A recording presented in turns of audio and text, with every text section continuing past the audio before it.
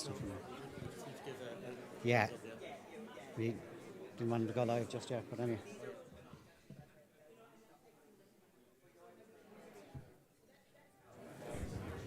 Okay, everybody, can I ask facilitators? We finished up just now, and we're going to go live in any second now. So,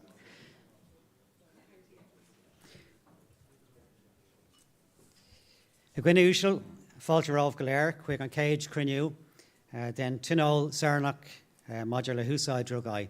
Ladies and gentlemen, you're all very welcome to the first Citizens' Assembly on Drug Use here in Ireland. My name is Paul Reid, and I'll be your chairperson throughout the proceedings over the next few Assembly meetings and throughout the whole process over the next few months. First thing I just want to say is, in a previous role, I was CEO of Fingal County Council, so it's really nice to be back and to welcome you all to sunny Fingal, where the sun apparently shines all of the time, but in Malahide, and I hope you'll all get a chance to see some of the village and the coastline around the area, because it's absolutely beautiful, and it's great to be back in Fingal. That's the last of my plugs for Fingal overall. It is a great privilege to join you all here today in this Citizens' Assembly process, and what's going to be, I believe, a momentous discussion, and probably the most extensive, engaged discussion on the issue of drug use that has ever been held in the history of the state. So we all really are part of something that has the potential to be really very significant. And there's not too many times in our either professional careers or indeed our personal lives that we get a chance to be involved in something that really has the potential to be as significant as I've said. And I certainly cherish that opportunity, and I know, talking to many of you over the course of yesterday evening and indeed this morning, do so too. And I think over the next few months we'll all realise it is part of something special in the next while. A key part of our discussions and our thoughts throughout the whole process is, I'm very anxious that we have a continuous theme running through all of the Assembly meetings, which is about the lived experiences of either individuals, our families, our communities, our society in general that has experienced issues related to drug use. And I'm very clear that we will bring that experience through for you to all see, including at today's, but in May at a very special one, where we'll give dedicated the Assembly to the lived experience of people. The Citizens' Assembly on Drug Use is very clearly set our terms of reference by the Houses of the Oireachtas for us to look at. And it's kind of three broad areas which they've set out in the terms of reference for us to look at, and that is around the whole issue of legislation. Do we need to bring forward any recommendations related to legislation? Secondly, in relation to policy, an assessment and evaluation of current policy related to drug use. And do we need to bring forward any recommendations related to policy, current policy? And thirdly, what's called operational issues, but in essence, the delivery of services related to whether it's prevention, recovery, addiction services, etc. So we have a very clear mandate across those three areas, but ultimately we are being asked to look at ways and come back with recommendations that can reduce the harm caused by illicit drug use here in Ireland. I'll quickly summarise. You will have the details of all of the terms of reference set for us by the Houses of the Oireachtas, but in quick summary terms, we will look at the drivers of prevalence and trends and attitudes, some good data we will bring forward to you. We look forward to the harmful impacts caused by drugs for individuals, families, their communities and society in general. We look at the best practice, what's happening nationally, what's happening in Europe, what's happening internationally in terms of any changes related to policy or legislation. We look at best practice also in terms of addiction services and recovery services, the lived experience that I just spoke about briefly. Look at all those trends internationally. Look at trends in terms of how other administrations and governments have looked at reducing supply of dangerous drug use. We look at the efficacy of our current responses here in Ireland, which are set out in the government policy. And as I've mentioned, we have a very clear mandate to bring recommendations back in all of those areas. Later this morning, we'll get a good chance to bring you through the practical workings of the Assembly, and you've started the dialogue around your table already, because I know, talking to many people yesterday evening, everybody comes to a process like this reasonably apprehensive. Don't be. This will be a very good process, well facilitated, that will bring you through the process as we work through each Assembly meeting.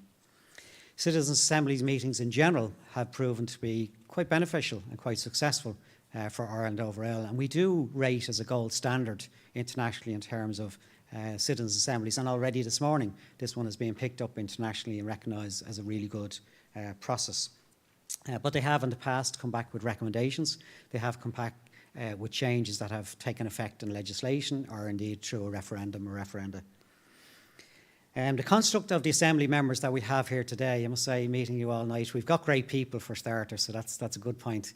But importantly too, we have, if you take the 99 members, yourselves and myself as a chair, as the 100th member of the Assembly, we have what I believe is like a microcosm of the Irish population. You have been selected through a random ratified selection process.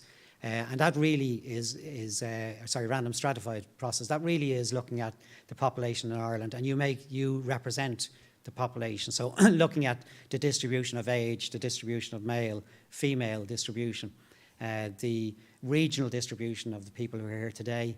And we have a whole mix of 12 different nationalities amongst the group here today. We have parents, we've students, we've people who are self-employed, we've people who are working for an organisation, we've people who are out of work at the moment, we've a whole range, we've some people with disabilities. So we've a whole range that really does reflect the population in general overall. So we're glad that you've taken up the opportunity to be part of that. You will hear and you will have very diverse views coming to, or maybe no views, which is actually representative a significant proportion of the population, which is good. Many of you said that to me already. But we will hear diverse views. You will come with diverse views. What I would say to you is just take stock and listen as we go through it. I certainly have learned a lot in the past few weeks since I've been asked to take up this role. And I know that you will learn a lot as we go through each Assembly meeting.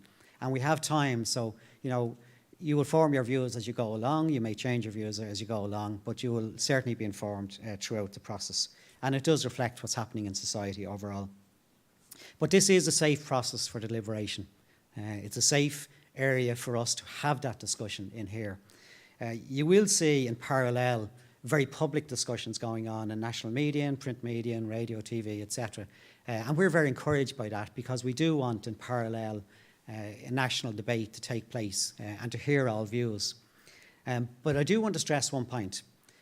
The only people who make decisions that come out of this Assembly are yourselves. You're the people who will draft recommendations. You're the people who will vote on recommendations. So the public debate and the various stakeholders who are involved in this debate are important and have views.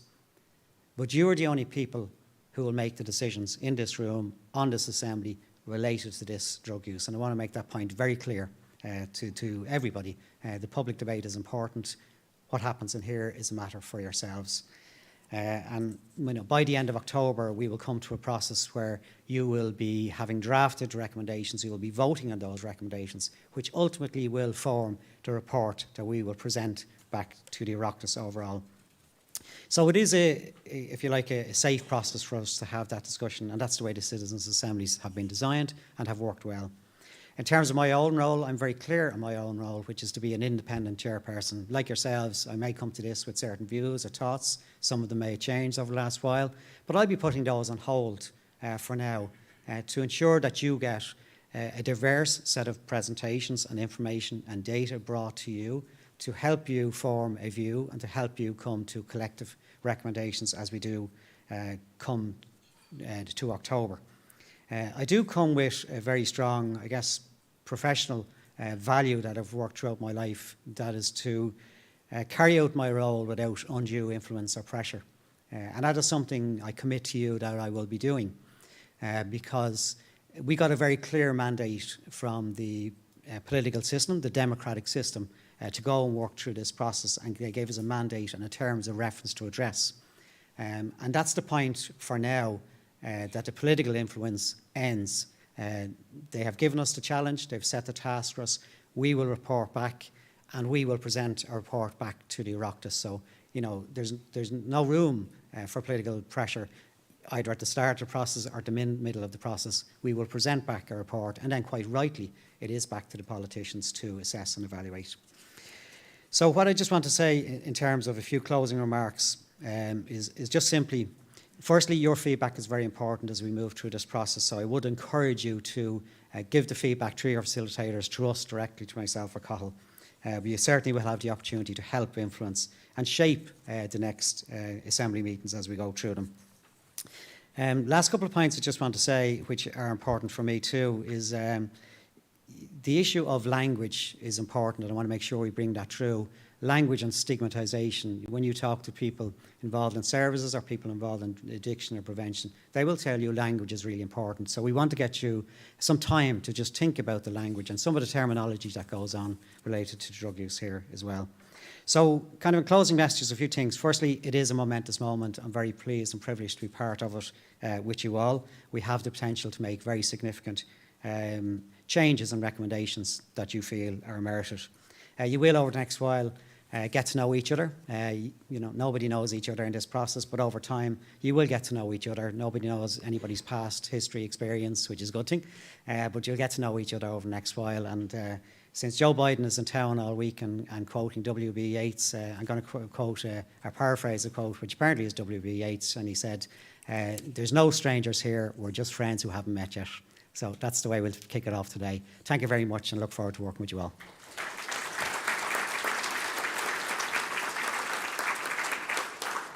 Thank you. And now we're going to play a video from An Taoiseach Leo Varadkar TD to welcome you all here today as well. Ag Airlach a chuoine úsla is cúis áthas dom an dheis seo a bheith a gom leabhart le bhaniu ag cruinniú tionscnamh an tional Saránach maidir le húsáid drugaí. Chairperson, ladies and gentlemen, I'm pleased to have this opportunity to speak with you today as the work of the Citizens' Assembly on Drugs Use gets underway. The Oireachtas established this assembly to consider an issue that affects many individuals, families and communities across Ireland. Far too many people are grappling with drug dependency or drug addiction. Far too many families have lost loved ones due to an overdose. Far too many communities have been living in fear of those who supply drugs in towns and villages across our country. So we need to find better ways to deal with the problems arising from the use of illegal drugs. That's why the government and the Dáil Seanad, the Oireachtas, have decided to establish a Citizens' Assembly to look at these issues. This assembly is being asked to consider and make recommendations in 3 areas: the legislative, policy and operational changes that the state and its agencies could make to significantly reduce the harms caused by drugs on individuals, families, communities and our wider society. Over the coming months, you'll be asked to carefully consider information and evidence from experts and stakeholders. You'll hear the lived experience of people who use drugs and those affected by drugs use. That's going to be really important. You'll also hear from frontline workers and community-based service providers. And you'll hear from other countries about their experience of dealing with this problem. So please inquire about the experiences of legalisation and decriminalisation in places like the United States, the Netherlands, Portugal and elsewhere. Has it really made things better or worse? Has it made a difference at all? Whatever happens, don't just believe whatever you're told, and I know you won't. Be sure to ask questions and interrogate the answers. Most importantly, the Citizens' Assembly gives you the time and space you need to discuss and debate the issues with your fellow members. For it to succeed, it needs a wide range of viewpoints and perspectives. It is likely that the issue of drug use will be a topic of wider public discussion, and you'll come across plenty of viewpoints and opinions on the airwaves and in the press. This wider public debate is welcome and is important. Nevertheless, bear in mind that the outcome of the Citizens' Assembly is entirely a matter for you, the members. The Assembly is designed to operate independently of government and the Oireachtas and of other stakeholder groups. It'll operate to the highest standards of transparency, fairness and balance in its proceedings. Citizens' Assemblies serve to enhance Ireland's democratic system. Previous assemblies have proven their worth in finding solutions to difficult issues from marriage equality and the Eighth Amendment to climate action and gender equality. And I expect this assembly will be no different. You've been asked to submit your report and recommendations to the Houses of the Oireachtas by the end of this year. The Oireachtas and the Government will then consider and respond to your report outlining the proposed course of action regarding your recommendations. So I expect the next few months are going to be both busy and interesting for you. My thanks to Paul Reid for accepting the invitation to chair this Assembly. Paul's experience will be invaluable to the work of the Assembly, and I wish him well. I also thank the people who are supporting the Assembly, including the members of the Advisory Support Group. And finally, I want to thank each and every one of you for your civic service, for accepting this challenge, for giving up your time. The government appreciates the important commitment that you've made in becoming part of this Assembly. Gur Mágaibh go léir, agus go n-éirí go geal.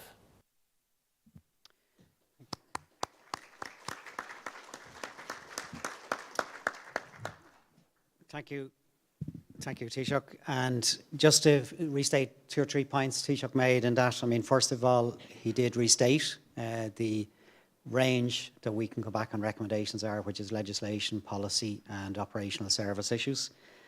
Secondly, I would restate the point he made about asking questions. So, you know, encourage everybody at your table or towards the table or towards presenters, please, whatever's on your mind, how simple it is, how complex it is, please continue to ask questions throughout the process. And as the Taoiseach has stated as well, there will be a wide range of views on this topic. There will be a public debate on this topic. But ultimately, this is a matter for you, the Assembly members, to make the decisions and make the recommendations on. That's where it counts. So thank you again, Taoiseach. So just a few procedural things from my perspective, just to say in terms of this opening piece. I just want to thank everybody involved in setting up today as well, the logistics that have gone around it. What we're just going to do now as well is ask everybody to just get ready for a photograph from the photographer, a group photograph. We're in Garrett's, it is Garrett, isn't it? Yes. We're in Garrett's hands in terms of, yes, Garrett, you can come up here now, in terms of how best we do this. So I'll let him direct us, but it's just one group photograph that we want to get, please, with your agreement. So I'll let Garrett determine if he wants us to stand or sit or kneel. Yeah, no, listen, I understand nobody likes having their picture taken. I'm going to stand at the back of the room, so we're going to face the opposite way to the stage. So we're going to be facing towards the windows there. You can sit down. I'm going to have to rearrange some people in the corners, but that'll just take a couple of minutes, and then we'll get it done nice and quickly, and we'll get your day started. Okay? So if you kind of point your chairs that direction as opposed to this direction, that'll make much more sense. Thank you. We don't really need to be live on air for this, do we? Jeez, I thought they know that.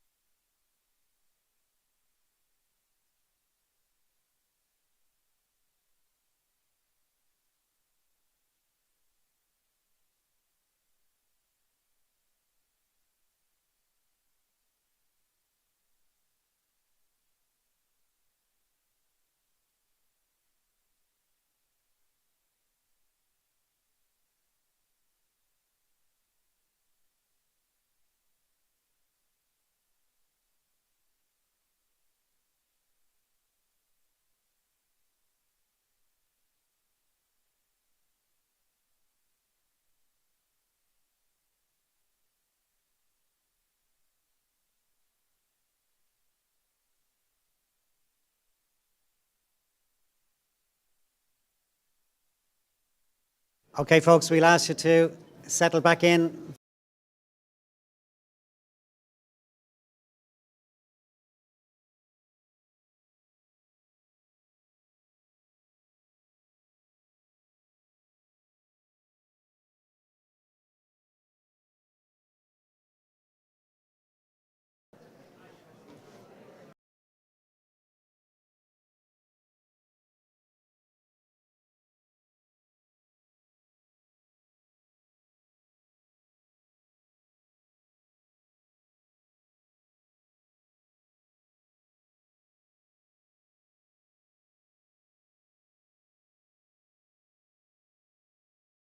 Thank you for settling back straight in. I'm just going to introduce our first presenter, which is Professor John Garry. John is a Professor of Political Behaviour and lead in the Democracy Unit in Queen's University in Belfast. And he's also, which I'm very pleased, a member of our advisory support group. John is an expert in the whole issue of deliberative democracy, which is what this process is about, and he'll certainly bring us through some of the workings of the process and things we need to guard against, etc., and how the process should work effectively. So very pleased to welcome John to present you all today. Thank you.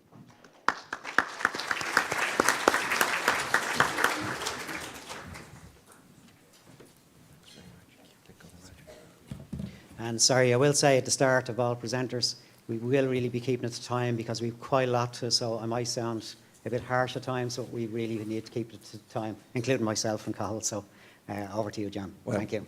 Don't worry, you won't have to call security to drag me off the stage. I won't take that long. It's a pleasure to be with you all here today to offer a brief overview of citizens' assemblies. Just to introduce myself a little bit to add to what has just been said. So I'm from Queen's University in Belfast, where I'm a Professor of Political Behaviour and Director of the Democracy Unit Research Centre. And as Paul has said, I'm on this advisory support group to this Citizens' Assembly on drugs use.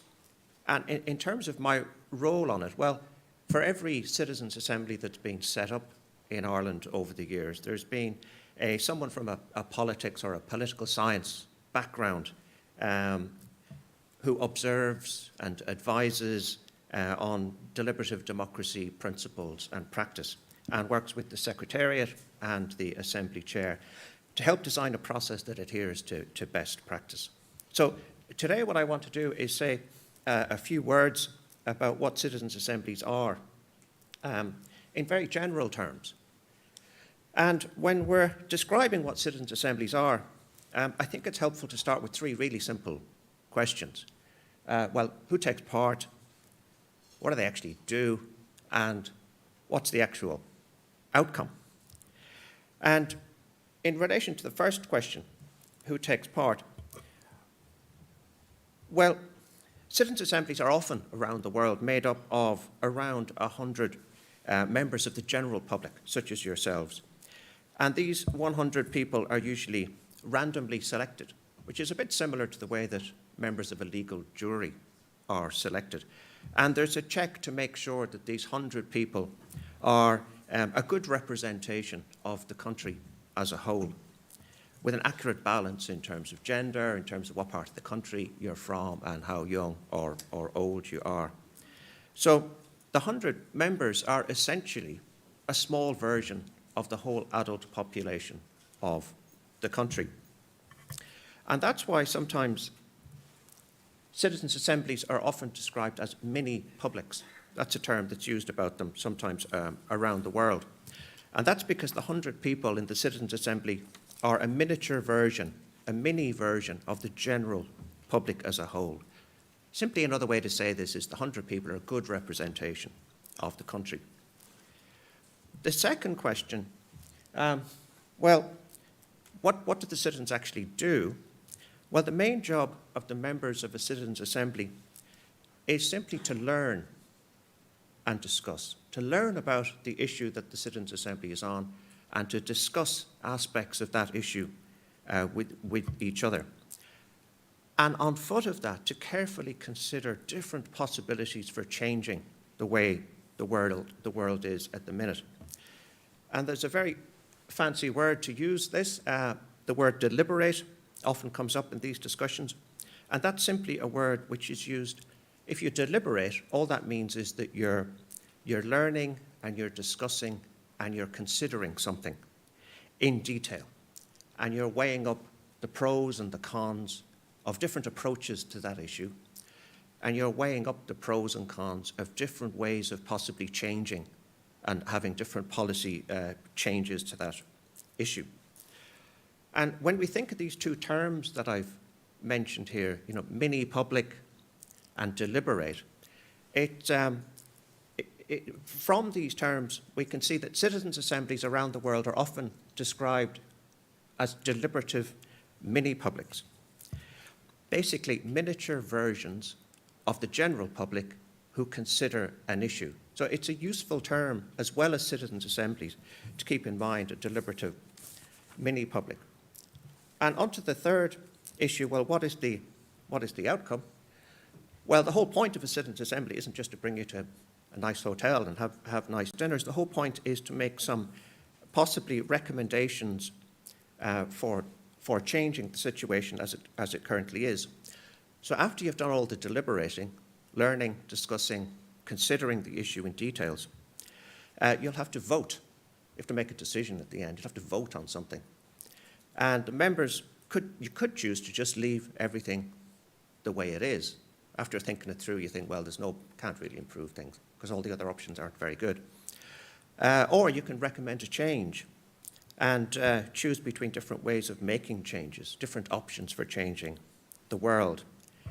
And as has been mentioned, the recommendations that are made then by citizens' assemblies generally, they feed back into the political system for consideration by the government and the Parliament. So as well as answering these three simple questions, it's useful to just reflect that citizens' assemblies are used increasingly all around the world. They're sometimes used on issues which some people regard as quite boring, such as changing the electoral system, as has been done in British Columbia, in Canada, or great big issues such as climate change, as has been done in the Climate Citizens' Assembly in the UK, or quite famously in Ireland on quite sensitive and divisive social issues, such as the issue of abortion in the 2016-2018 Irish Citizens' Assembly. And in fact, Ireland has become quite well known internationally as the country that has actually used citizens' assemblies quite a lot on important issues and has produced significant or real change as a result of these citizens' assemblies. And the recommendations from some previous citizens' assemblies, as has been mentioned, have led to referendums to change the constitution, which then allow changes in the law to come in.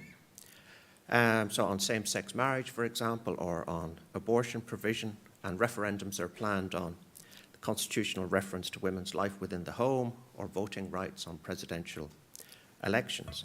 But it doesn't have to be changes to the constitution which come out of citizens' assemblies. As has been mentioned on this citizens' assembly on drug use, the potential recommendations that you may make could relate to changing the law or suggesting new legislation. Or it could be simply changing policy or policy guidelines. Or it could relate to the details of how laws and policies are actually implemented. That's where the change, recommended change, could possibly be. And as well as answering the simple three questions and describing, technical assistance, as well as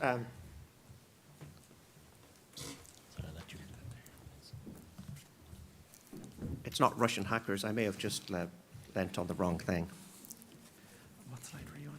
Go forward there, please. This is the tricky bit. I have to remember what I was actually saying so I can go back to the... It's freezing again. 2 seconds. Okay.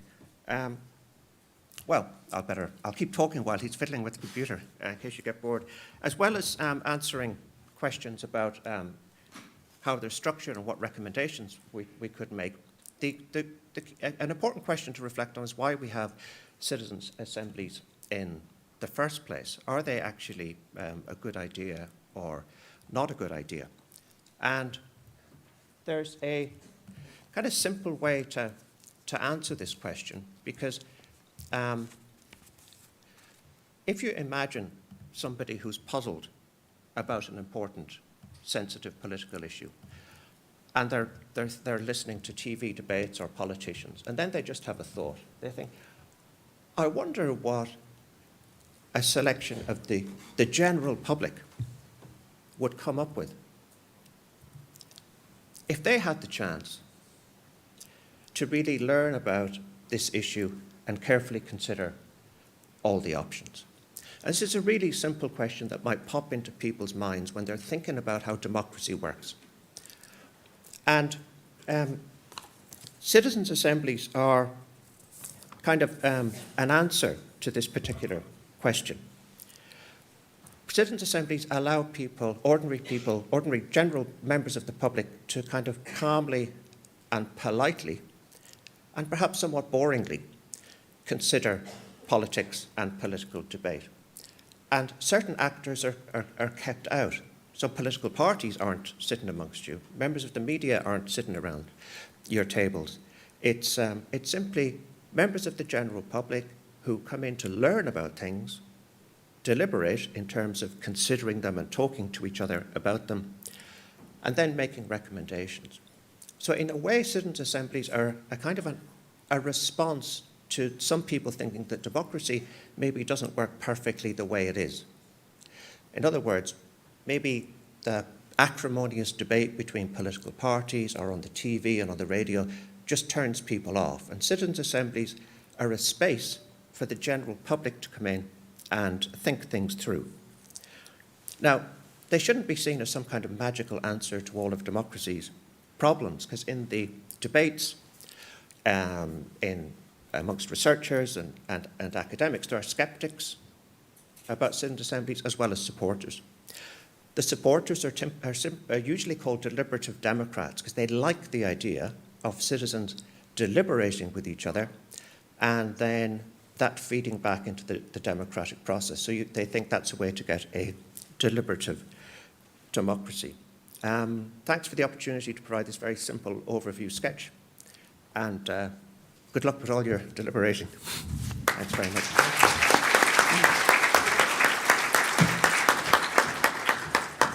Thank you, John. And despite the technical interruptions, you really kept the time, so we appreciate that. I guess 2 or 3 takeaways from me, just in John's presentation, opening piece. Firstly, very welcome, because it did give us a wider context about what a citizens' assembly is about. But I particularly picked up the piece around learning, discussing and deliberating. And it's something that we have time for, and the process gives us that time to do that. Secondly, looking at the possibilities for change. Like I said in my own opening remarks, you may change your view as you move along. You might feel there's a possibility for change today, and then you feel it's something different as we move. So that's important. And equally, the point made at the very opening part of John's presentation, you do mirror the public, and you're a kind of a minor public in itself. So you mirror the reflection of the population in general. So I think that's very well represented. So thanks, John. I know John is going to work very closely with us over the next few months to help us steer the assembly process, to help us make sure that we're sticking to the good principles of a citizens' assembly. So we thank John for his expertise presentation today, but really glad to have him on board. We're going to move, and we've made a couple of minutes in the early start of the process. We're going to move now to the next piece, which we just want to bring it through the overall, I guess, governance structure that we're working through in terms of the assembly process, how I will work with you as chairperson, the supports that we have around it, and we've one governance slide which the guys are pulling up right now. Just another 60 seconds. Another 60 seconds. I hate wasting 60 seconds, so we'll hopefully get it up just quickly and we can bring it through it. I guess, look, while the slide has been raised up, just maybe to help introduce this piece, we do have a very complex issue to discuss over the next while. And as I said, firstly, there will be lots of public debate on that. But to help us use our time effectively, because what might seem like a lot of time and a number of assemblies we have coming up, it's quite a big agenda. So I've been very anxious that we get the right supports around us, that we bring contrasting views to the assembly meetings, because there are very contrasting views on all issues related to drug use. So we've created I guess a process around this assembly, which is just up here, and I'll bring it through it now. But ultimately, and let me state from the start, there is only one decision-making authority in the room here today, and that's you, the assembly members. But to help you make those decisions and work through the process that John just described, firstly, we'll be asking today very shortly for people to express an interest, put your name forward for a steering group that will work very closely with myself, Cathal and the team in the Secretariat, through the next few months. And that's really, it's not an over-demanding on your time on top of what you're committing already, but it's just really to work with us as we work through each assembly meeting, to shape up the next assembly meeting, to give us feedback about what worked in the previous one, what might need to do differently. So to give us that eyes and ears from the tables to work with us along the way. So I assure you, it won't be over-demanding on your time, but only important input for us to shape each agenda. So if you feel encouraged, hopefully put your name forward. We will aim to try get the mix amongst the 6 people, so we have a reasonable age distribution, a regional distribution, again, just in terms of this one, so and gender. So please put your name forward if you can think you can give that time to help us, and we'll work through with you a group on that one. Alongside all of that for the running of the assembly, the first thing we've established, which is traditional with all of the previous assemblies, is a support group, an advisory support group, which I have put in place with the Secretariat over the last while. And I'm very confident and satisfied and really happy that we've got the people that we have got to work with us over the next while. And you'll see the background details of all of the people here. But we have in the advisory group some people who are academics in the field related to this that are important. But we equally have people who are, I suppose, practitioners operating within either the services or issues related to drug use in Ireland. And you'll see the names. I won't do all of the introductions now, but many of the advisory group are here today. You'll see them and meet them shortly. But we do have a great mix. Judge Anne Ryan has been a district court judge and has been particularly innovative in relation to drugs court issues as well. And Professor Joanna Hayes, who you'll see shortly, we'll do the introductions to Joanna, but lead associate professor in Trinity College, related to issues of addiction and citizen engagement. Joe O'Neill, who's leading the local drugs and alcohol task force in the Western region, so much experience on the ground. Philly McMahon, who may be familiar to from his sporting career and otherwise, but a strong advocate for people in addiction services and people using drugs, who've used drugs and need supports. Professor Mary Cannon, who's a professor of psychiatry in Royal College of Surgeons in Ireland, and brings strong expertise in terms of some of the issues related to drug use. Brian Galvin, who's working from the HRB, the Health Research Board, and you will meet later, key in terms of bringing us information and data. And we really have a good body of data in Ireland and internationally, and you'll see some of that later. Professor John Gary, who you've just met, and equally a person from the Lived Experience Group. So just let me talk about the Lived Experience Group. I said at the start that we were very anxious to bring through all of the assembly meetings lived experience of people who have either been through some of the services, through addiction, in recovery, or indeed currently have experience of people and themselves in terms of drug use. So we've got a good group here who've agreed again to work with us on this lived experience group, and one of the nominees from that group, not the 3 people who are already on the advisory group, will come onto the advisory group with us. But we've a range of people who have experience, either family experience related to this, personal experience, or some people who feel actually, well, maybe all drug use isn't bad.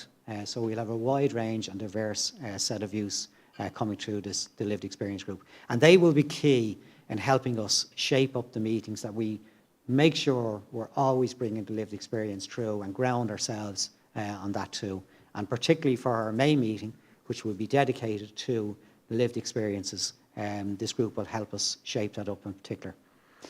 Later on, and as we move through the process, we have in place a legal advisory group. And in our September meetings, we'll be looking at the whole issue of legislation and legalisation, and how is our policy grounded in legislation at the moment, and if you were to change it, how would you go about it? What's possible? Does it need constitutional change? Is it primary legislation? Is it secondary legislation? So things that are quite technical, but quite important to this process. So don't be daunted by it. We'll have good experts who will work with us along the way, and we'll have good experts who will come in and present to us and help us understand what is the route if we were to go certain roads in terms of legislation. So my straight message here, you could have 50 people on these groups and you still would have not covered where people will say you haven't covered something, you haven't covered Y or X. We need to keep the groups quite tight, and I'm anxious that we do that, and we have done that. We will bring expertise. They don't have to be in this group. We'll bring expertise as we work along through this process. But the one point I'll say for all the people who are working on the advisory group, the lived experience group, firstly, we're really pleased and encouraged that they've given their time and commitment to work with us on this. But secondly, they know, and you know, and I know, you are the decision makers in here. People will bring advice. They won't be advocating. They won't be setting recommendations for us. They'll be giving information to help you, as John just quite rightly said, come to those views and recommendations. So that's the broad outline. You'll get to know the people, as I said, many of the advisory group are here already today. Most of them actually here already today, and you will see them and you'll meet others on the panel discussion as we walk through later. I know Cathal has a few things as well, just in terms of the working and the structures around. We want to bring you through, and maybe reference to the steering group again and how we go about getting your nominees in place. So, Cathal, do you want to add something to that, please? Thanks. So just continuing the point that Paul made, one of the most important elements of the Citizens' Assembly and how we as the Secretariat interact with you as the members is by creating feedback channels. So one of the feedback channels is a direct channel at any stage that any of you as an individual member of the Assembly wants to raise a concern or an issue with us, or flag up something or query something with us. You have a direct point of contact with the Secretariat, which is our dedicated email address and our dedicated phone number. And obviously, while we're here in the meetings, you can approach any of our team at any stage if you need to ask something or clarify something. But as well as that sort of direct contact, which is available to you 24/7, we also, as previous Citizens' Assemblies have done, want to create a steering group. Now, ideally that would be in place, but obviously with the short lead-in between the Oireachtas establishing this Assembly and us getting up and running and ready for today, today is our opportunity, as Paul said, to invite anybody who's interested in being part of the steering group to email us at the members' email address, which you'll all have received, and put your name forward. Now, ideally the group would be 6 people. We'd like a bit of diversity in the group, so it shouldn't all be, 6 of the same gender or 6 of the same age group. So we want a little spread of the group. So if we have more than 6 people, what we're proposing to do is use our famous random selection process to select 6 people that give us a bit of diversity and within the steering group. It's a group that has a very useful role because you 6 members of the steering group provide a point of contact for other members of the Citizens' Assembly, other members of the 99 who may want to communicate something to us through the steering group. We, the Secretariat and the Chair, meet regularly with the steering group. We consult with you in advance of the signing off of each programme for each of the meetings that are taking place between now and the end of October. And it's a very important part of the governance structure. So we don't need to establish the steering group today, but what we do need to do is invite you to send us an email as soon as you wish, but we'd like to have the steering group in place by the end of next week at the latest, and we'll just be contacting people to let you know who the final 6 are, and those 6 will, become part of the governance structure. And we will, sorry, apologies. We will, Cathal hasn't covered it, we will do that by Zoom, the meetings by Zoom, so don't have any concerns about travelling for meetings. We'll do most of it by Zoom, so you'll be fine.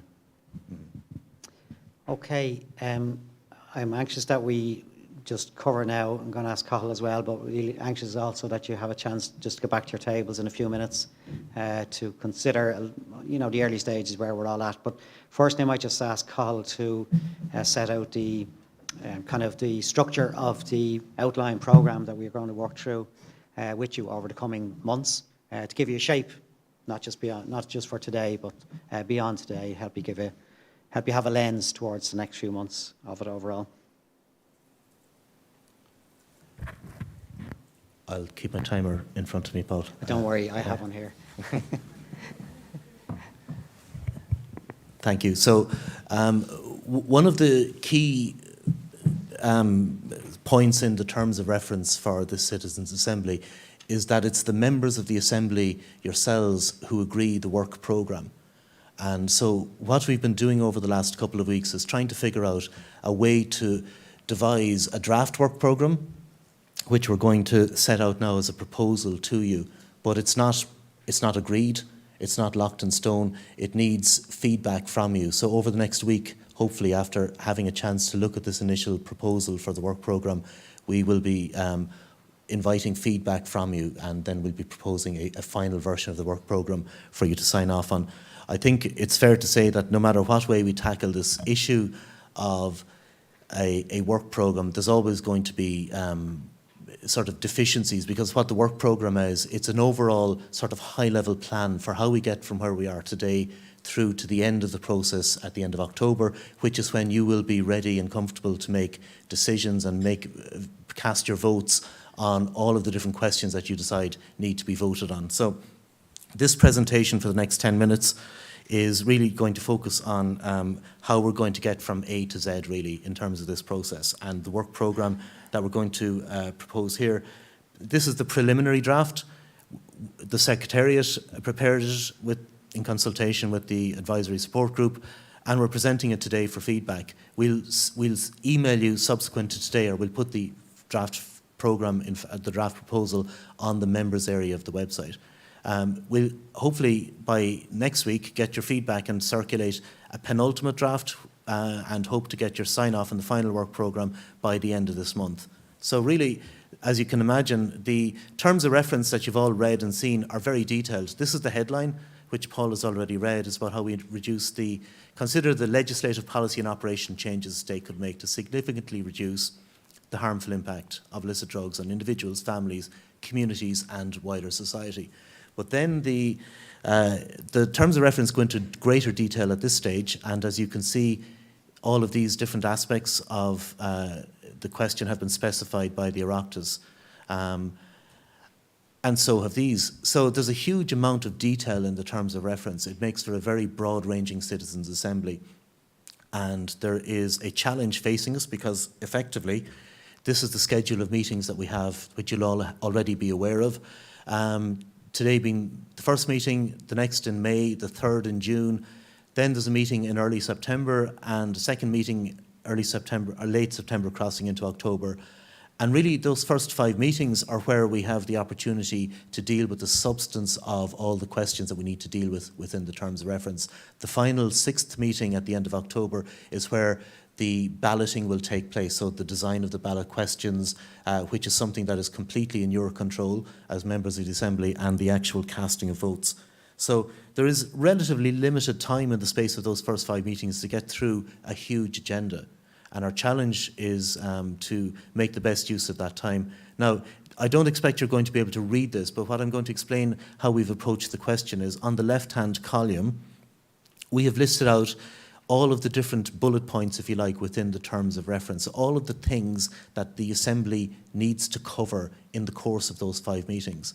And then what we've done is we've created a matrix which maps out at the top meetings number 1 through to 5, which are the 5 meetings beginning this weekend and finishing at the first meeting in October, the 5th meeting in October. This is where we're going to try and cover all of the terrain.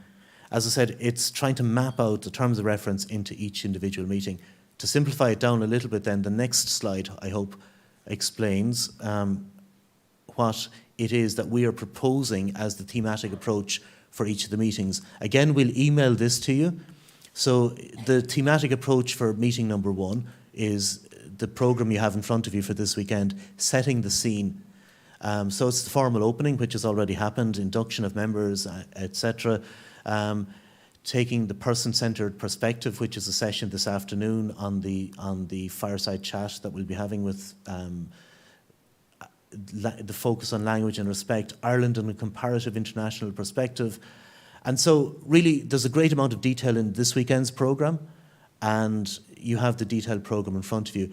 We will send out a proposed programme for each of the next meetings. As Paul has already said, our proposal is that the second meeting in middle of May will look at the lived experiences of people in particular who have experience of using drugs, who have dealt with different aspects or have different perspectives on drugs use, but also bringing into the equation frontline workers, people who are providing services to people using drugs. And that is the agenda, if you like, in a nutshell for the meeting in May. But between now and May, we have a lot of work to do to flesh out that and turn it into an actual programme that will bring us through the sequence of events in on the Saturday and Sunday in May. Likewise then, the third meeting, which is the meeting at the end of June back here in Malahide, will be focusing on health and community-based perspectives. So again, we're going to be looking at the questions around healthcare interventions and services and approaches to people who use drugs and may need an intervention, as well as community-based perspectives. So there's a huge amount of community-based organisations around Ireland that are funded and supported to provide interventions and support services for people with people using drugs in a problematic way. So there's a lot of different perspectives that we need to bring into this event in June. And again, we will flesh this out in our email to you after this weekend's meeting. The fourth meeting then, which takes place in early September, is going to focus on criminal justice issues and legal issues. And so I should backtrack a little bit by saying while the meeting number 2 in May is going to major on lived experience, also in meeting number 3 in June and meeting number 4 in September, we will also have a space in those meetings for hearing from people with lived experience. So our lived experience group that we've just established is going to support us in devising the programme and finding the people and the speakers that can bring the lived experience perspective into the room for each of these meetings. So the criminal justice question will involve bringing in obviously the the Gardaí, but also others within the system, the prison services, the probation services, the DPP, and others that we hope to invite into the room to give you different perspectives about what happens currently at the moment. The legal perspective, and again we'll be establishing a legal advisory panel with different legal perspectives in that process to help us bring what we're trying to achieve all of the time, which is a fair and balanced work programme, where every side of the argument is given fair and proportionate treatment in the proceedings. The fifth meeting in late September, early October, is around strategy, policy and public engagement. This is our proposal, but we will refine it in 2 ways, right? First of all, based on the feedback that you give us over the next week. But secondly, as we go through the process, we'll probably discover ourselves, or you will discover and highlight to us that we've forgotten important things and we need to focus more time on important things. So this work programme, this proposed work programme, is a high-level approach to how we're going to manage our time and how we're going to fit everything that we need to fit into the time that we have. But it isn't fixed in stone. So as we learn or as we discover that we need to focus more time on a certain issue or less time on another issue, we can adapt the programme for any individual meeting based in consultation with yourselves. And finally, the sixth meeting in the end of October is, we've called it Reaching Conclusions, but this is effectively the point at which you will be taking decisions on what you want to vote on. So I have created a slide here to keep things really simple, right? If you look at the left-hand column here, the 3 key questions that we need to come up with proposals is what maybe need to change in terms of legislation, in terms of policy, and in terms of operation or practice. And what you'll be doing at your roundtable discussions beginning today is be looking at simple questions. What works? What have you heard in the course of your proceedings from speakers that you know currently works? It may be happening right across the country and it's effective, or it could be something that's being done on a pilot basis that could be scaled up. But one of your key questions is, what is actually currently working? Second question is, what doesn't work? What are you hearing from the speakers, from the presenters, that tells you something isn't working in this country right now around how we approach drugs use? And finally, what could work? That is, ideas and suggestions that you might pick up in the course of the proceedings that you say, that's an interesting idea, that could be really well worth trying out in Ireland, or that could be really well worth recommending. Now, not everybody at your table might agree with your point of view, so what will be happening at each table is your facilitator and note taker will be taking notes. We will get the copy of that notes from each meeting and we will share it with you. So everything you say, while it's private and confidential, it's also being recorded so that it'll help us in the process of developing recommendations. So that's my timer saying I'm out of time, so I'm very quickly going to fly through, if I can borrow another minute, Paul. So 3 things at your tables. Identify questions where you need further clarification. The note takers, facilitators will identify where there's agreement or convergence at the table and where there's divergence. And these could be the guides that help us design, in conjunction with you, kind of draft ballot packets. So here's what happens. So each of the meetings, the 5 meetings, produces summary reports and table-by-table reports. collectively then they help us in conjunction with you, do initial drafting of potential recommendations or questions that could become recommendations. Then we come to the 6th meeting in October, which is 3 stages. We do the final drafting with you, so you, the members, control the design and instruct us on what you want the final wording of the questions on the ballot paper to be. It's a really powerful process, but you are in complete control of that process, and we're there to assist you. Very finally then, as I wrap it up, the balloting takes place. You cast your votes into the ballot box, and we figure out how many in the room are in favour or against certain propositions, and those agreed propositions then become the final recommendations that are submitted as part of the final report to the Oireachtas and presented to the government as well. That's how it all works in a nutshell, but I'm sure you'll discover a lot of this in practice as you go along. So thank you very much, and we'll be able to answer any questions during the Q&A. Okay. Thank you, Carl.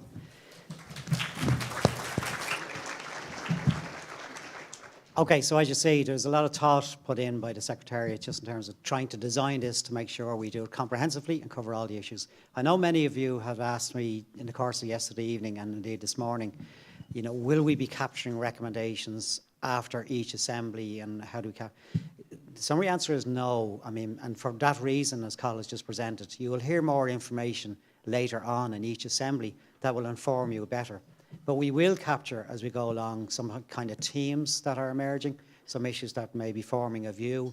So we won't capture a recommendation straight away, I think would be wrong, but we will start to capture themes, and then they will form into recommendations when you get further informed. So, okay, so right now, a good bit of information come at you, and we do want to have a roundtable discussion in a few moments. I'm going to pass across to the facilitators for each table for the next 10 minutes and just after this session, we will have Q&A just as well. So, a few people want to ask a question.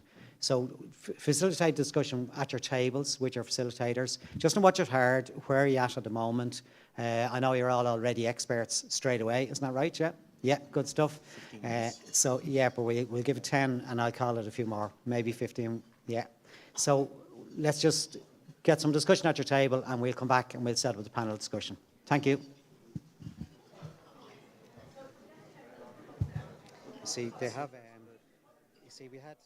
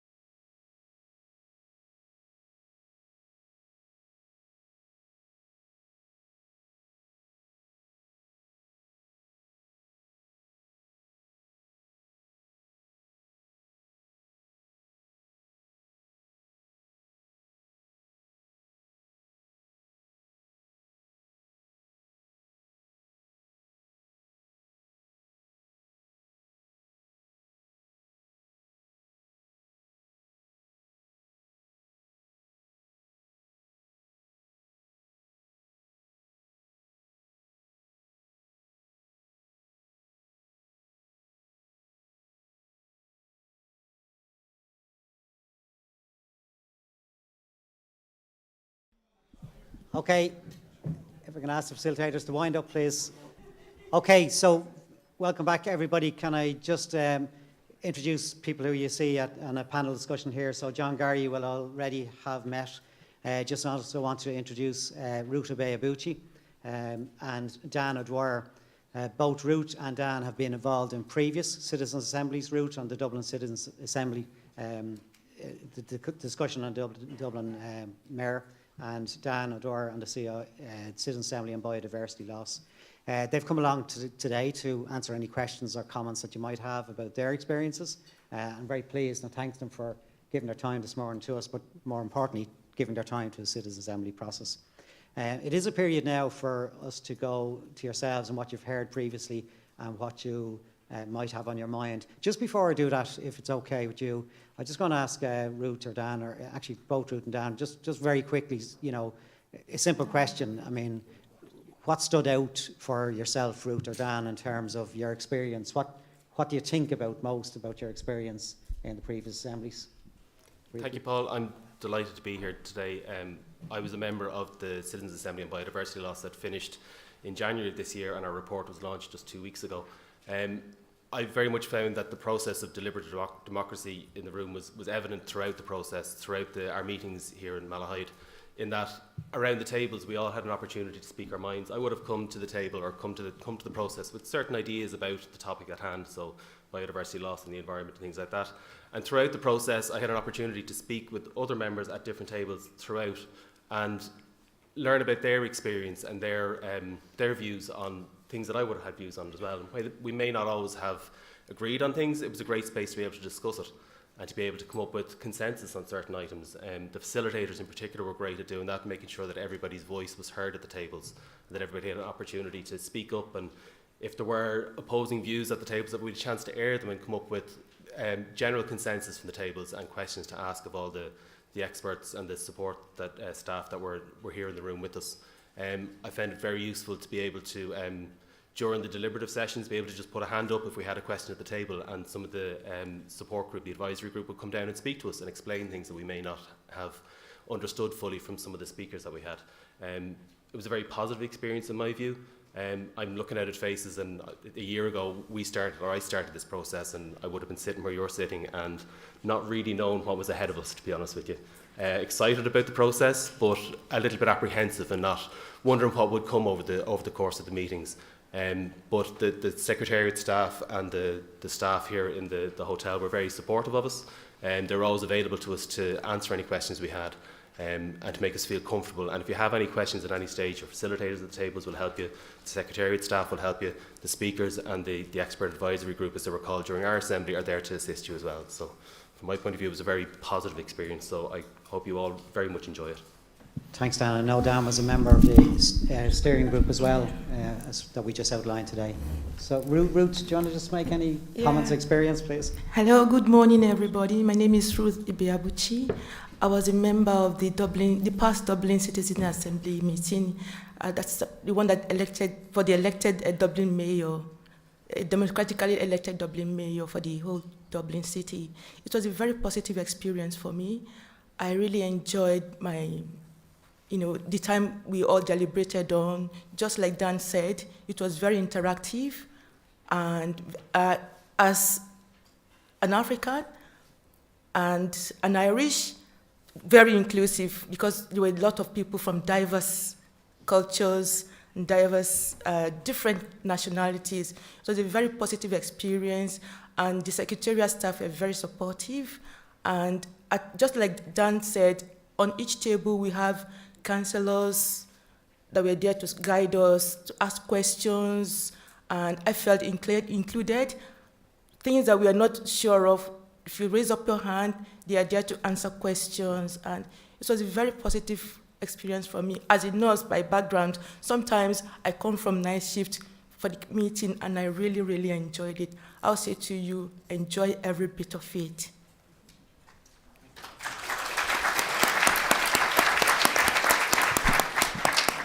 And thanks to Helen and Dan, who will be here for this engaged discussion, question and answers over the next while. Okay, you have submitted some questions and answers, and you've had a discussion at your table in terms of some question and answers.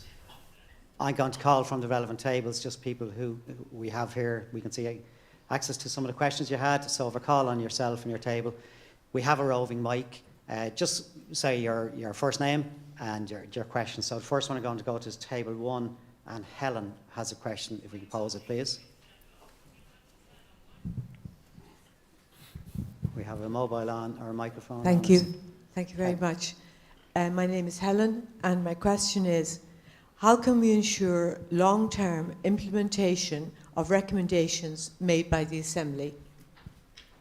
Okay, I might ask John to make a comment on his experience and indeed internationally, and then myself or Carl can make a comment. Well, ultimately, it's up to citizens' assemblies are initiated by someone. They're initiated by an existing political system and democratically elected politicians who form a government, and they set up citizens' assemblies, and they give it a remit, and and by setting it up, they're giving a commitment to follow through. And there has been significant follow through in the Irish example of citizens' assemblies. You know, citizens' assemblies have recommended change on same-sex marriage and the provision of abortion, and the governments didn't just run away from that and hide behind the couch. They set up referendums, which then led to the population as a whole voting to liberalise, and then it was legislated for. So there's good kind of form on politicians setting up citizens' assemblies and then following through. I mean, it's not, you know, the governments don't commit to in advance to implementing every single recommendation that might come out of a citizens' assemblies, because some citizens' assemblies make a whole raft of recommendations, and governments are not necessarily bound to put them all into effect, but they're bound to consider them. Not sure if that answers your question or not. It's the best one I can come up with. Thanks, John. And if I can just add a couple of comments, because I think it's a really good question. I think what we should take, first of all, encouragement from previous assemblies that have happened, and certainly very significant changes have happened in either constitution or legislation in Ireland. So that's a good sign. Ultimately, it is, as John said, it is the power of the elected members of the Oireachtas and government who have the decision making in relation to what recommendations they take on board. And that's the way it should be. They're democratically elected. But I do think as we go along the way as well, and Cathal and myself will help this process too, there will be a judgment we will have to make as we go along about, some people asked me last night, how many recommendations are we allowed to make? There's no number, but a judgment we make along the way around, you know, is it 180, is it 150, is it 10?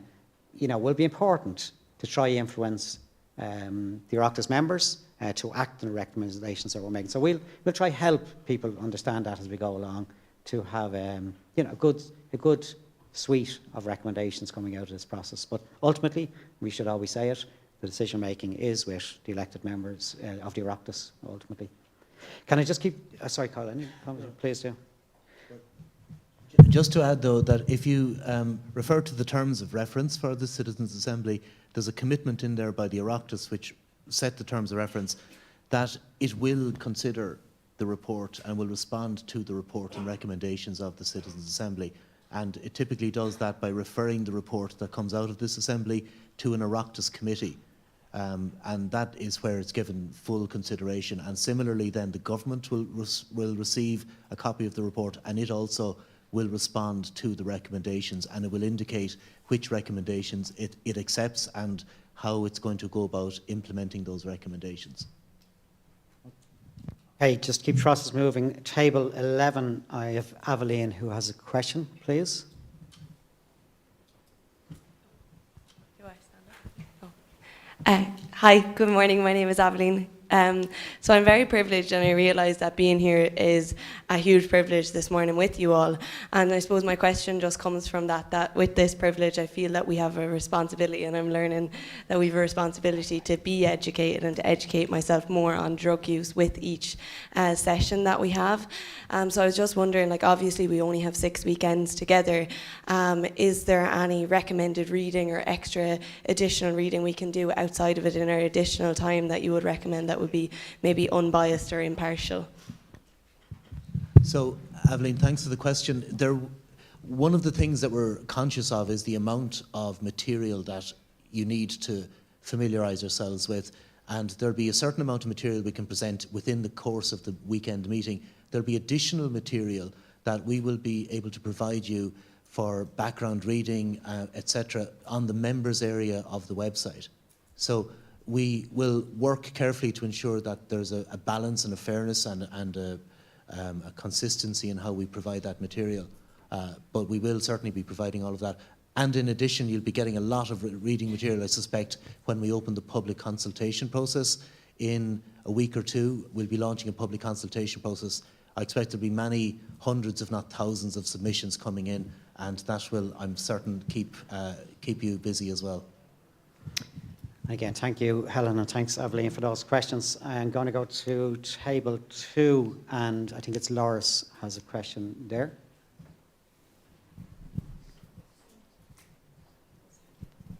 Oh, hi, my name is Loris, and the question from table 2 is, will we have the opportunity to get an insight into major changes made elsewhere in this area and how successful they have been, and particularly Portugal, because it has been spoken about a lot in the media recently? Thank you.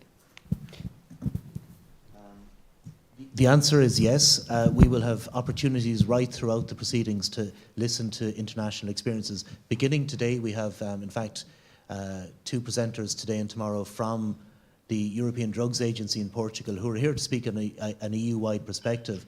But later in the process, we will have invited guest speakers from other parts of the EU, including Portugal. So yes is the answer. We haven't bottomed out on all of the details yet, but I fully expect Portugal and its model will be featuring in the proceedings.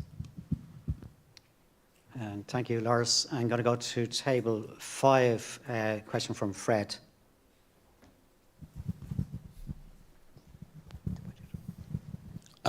Just have a question about the budget. So what is the budget allocated for this implementation of new policy for the drug use? Not enough is the answer to that one. But no, there is an answer, sorry. Can I clarify, Fred? Are you asking about the budget for the Citizens' Assembly or the budget for implementing policies? The whole process. So the budget is a work in progress. There is sufficient, in contrast to what Paul says, no, there probably is more than an adequate budget for the proceedings, but it depends on a lot of variables. We will be publishing full details of the budget on the website as we get a better sense on expenditure. But it's safe to say it is a very significant investment, you know, by the taxpayer to ensure that this process runs smoothly, and we'll be doing everything to ensure value for money, but it is a fully funded process, and we'll be publishing all details of our budget expenditure on our website for full transparency. Can I go to, and thanks, Fred, for that. Can I go to table 4? I think it's Martin.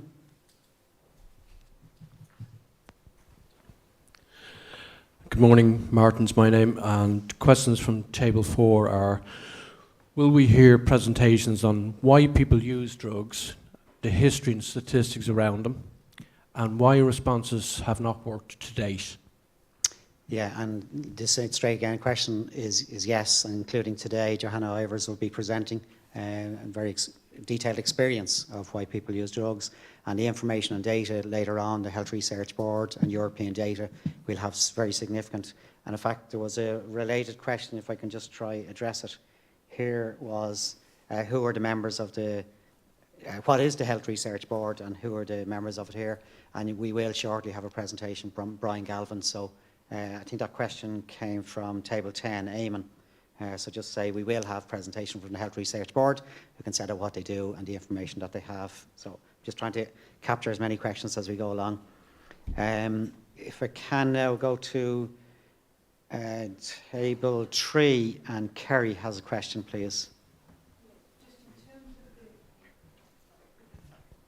Just in terms of the steering group, is there a formal terms of reference for the steering group, or is that something the steering group develop or draw up themselves? There is a formal terms of reference, and we'll email that to you even before this weekend is over. We'll send out those terms of reference. Okay, that's great. Thank you. Thank you, Kerry, for that. Question again, I guess, on process table 6.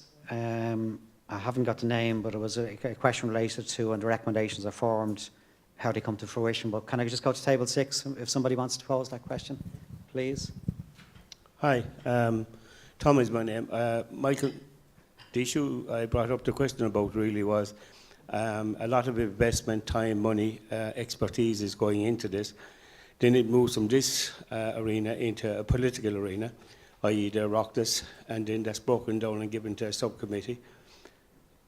I just see there's really the umbilical cord is cut when this process is finished. And I just wonder, there's nobody there to safeguard if we make 2 recommendations, 10 or 20. And I know also that there is a political side where you just mentioned funding. So I think there should be something from the Assembly. I know it's a political, the Oireachtas is a political situation, but there should be somebody minding that along the way. What will that subcommittee do? Will they meet on their own? Will they even refer back to the Citizens' Assembly for a clarification or for anything else? Or will it just be like a lot of reports the government do in times of crisis, just put them there, have a look at them and just move on?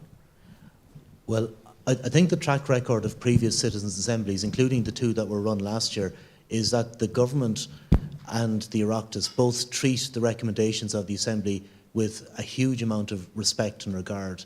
So it's one of the reasons why the Citizens' Assembly model in Ireland is so well recognised internationally as being a successful example, as John Gary said earlier, of deliberative democracy in action. It's because the Oireachtas and the government both treat this with a huge degree of respect. There will be accountability in the sense that the Oireachtas Committee and the government will give a detailed response on the public record in the Dáil, and there, as we've seen over the years, there is significant follow-through in terms of implementing the reports and recommendations of the Assembly. So I will be confident this will follow in a long line of successful citizens' assemblies that have taken place.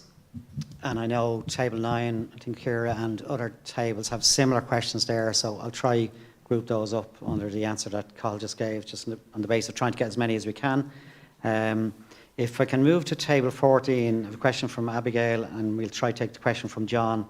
We'll take the 2 questions together at that table, please, Abigail and John. Hi, good morning. My name is Abigail.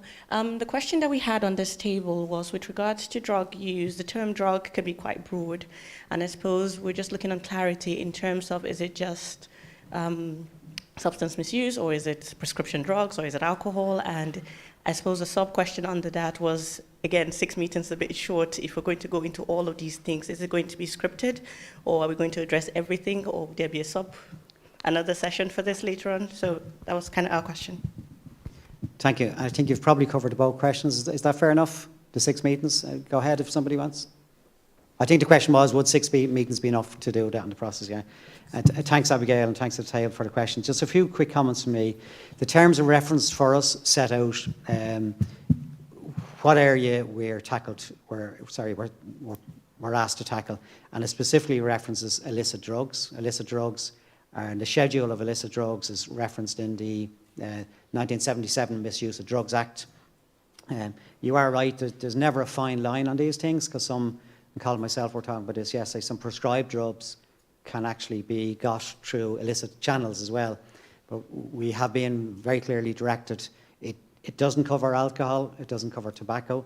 It's very clearly, that was a decision. It's not up for change, that decision of the Oireachtas, so we're very clear about that. We know there's interrelationships. We know that it's never simple, and there's big cross relationships with mental health issues as well. But specifically, we're not tackling alcohol, it's not tobacco, it's illicit drug use. Hope that helps, Abigail, on that piece of it. Yeah. Do you want to take the 6 meetings? The 6 meetings is the classic number of meetings for a citizens' assembly.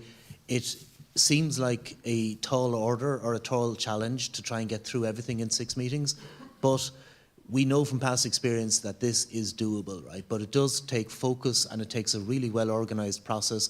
It takes a really kind of strong partnership between the members of the Assembly and the chairperson and the steering group and the Secretariat and the various advisory groups that are helping us in the process. So it takes a lot of effort, but it is achievable, and we're determined that this is going to be a successful assembly that will work efficiently and with focus, and we will get to the point in October where I'm confident that you will feel confident concluding the process and making a recommendation. So that's our intention.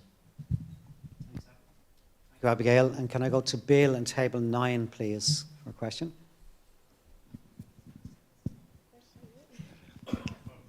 Hello, my name is Bill, and we wondered at our table the whole area of confidentiality. How important is confidentiality with regard to the Assembly? I.e., how much are we allowed to disclose to people outside of this group?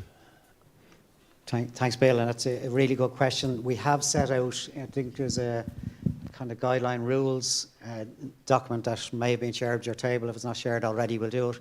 But specifically on that, there's an answer, which is, look, first of all, we want to allow the debate to happen in here throughout the whole process in a very safe way. So it would be clear that we'd be asking you not to publicly comment on the specific issues that we're addressing during the assembly process. Obviously after it, you feel free, but during the process we'd ask everybody not to make specific comments or express views. Let's all get through this in a very safe way and deliberative way. Of course, feel free, people will use social media to say, I'm at the assembly process, you know, here, enjoying it, whatever. You know, that's all general commentary, but we would expect not to make specific comments about issues as we're going through the process. Indeed, in terms of media or anything like that, it will be held through the Secretariat and myself in terms of public media commentary. Is that okay in terms of an answer? Clear? Thank you. Yeah. Could I just add to that? We have published a set of rules and procedures of the Assembly, and those will be circulated at the coffee break at 11, so you'll have a chance to read them. And there is a rule in there about media and public commentary. There's also a rule in there about the right of members to have their privacy protected.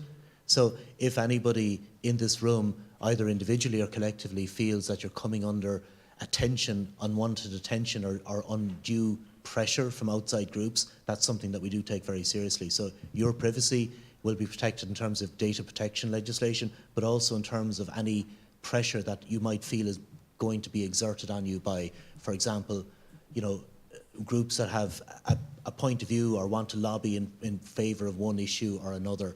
So that is not part and parcel of the Citizens' Assembly process. The deliberative democracy process is intended to be a safe space, as Paul said earlier, and as John said earlier, a safe space for careful and thoughtful deliberation. So we'll be taking a grim view if anybody is approached by lobby groups or others to pressurise them in a particular direction.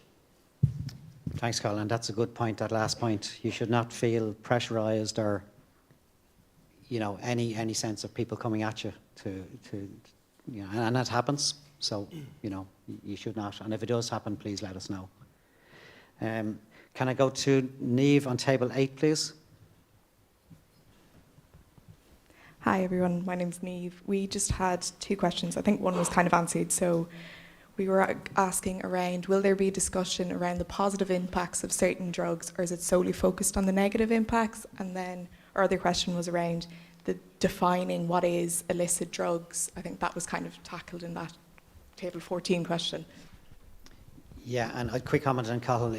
Even in the lived experience group, we will have a voice, a person that has a view of people who may have a view, people they know that may have a view of, you know, not negative experiences, let's say, of drug use. So that's an advice we want to bring through as well. So, Colin. Yeah, no, absolutely. I think the terms of reference ask the Assembly to look at the drivers of drugs use and public attitudes towards drugs use. So that includes, you know, a spectrum of opinion, some which believes all drugs use is harmful and others that believes some drugs use is not harmful. So we'll be hearing all sides of the argument, or all different perspectives, and we'll be making sure that that balance and fairness in the presentation of perspectives is central to the proceedings. And as Paul said, one of the ways we're doing that is through this lived experience group that is a way in which we can be advised, if you like, by people who have diverse experiences of drugs use.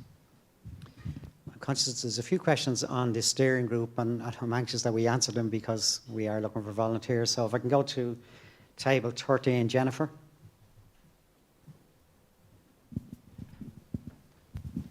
Hi there, I'm Jennifer. I think it's been addressed in part already, but I understand the steering group to be an intermediary between the mini public and yourselves. I just wanted to get some more clarity on the agenda of meetings and frequency of meetings and the role in more specific detail, please. Well, you're right. In a way, it is an intermediary in certain circumstances, but that's not to say that there isn't a very important direct line of communication between each of the 99 members here and the chairman and myself and my team in the secretariat. So there is always a direct channel of communications, and we hope to get to know each and every one of you very well over the course of the proceedings. The steering group then, if you like, is on those occasions when we need to consult with the members, but it's not possible to convene a meeting, even by Zoom, of all 99 people. The steering group will be a point of contact for you when there are particular things to be discussed and agreed on, including the design of the programme for each meeting that takes place between now and October, if that answers your question. Carl, if I may. So please do, yeah. If I may speak to that for a second, Carl has described the function of the steering group. I was a member of the steering group for the Citizens Assembly on Biodiversity Loss. Just to clarify as well, it doesn't add a great amount of work to you. If we met a couple of times between meetings, usually for an hour on Zoom.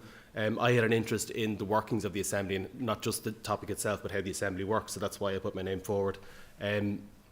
While you're there as an intermediary between the members and the Secretariat, every member has the ability to talk to the Secretariat, have they a concern or a worry, and they're very responsive and they're very supportive as well.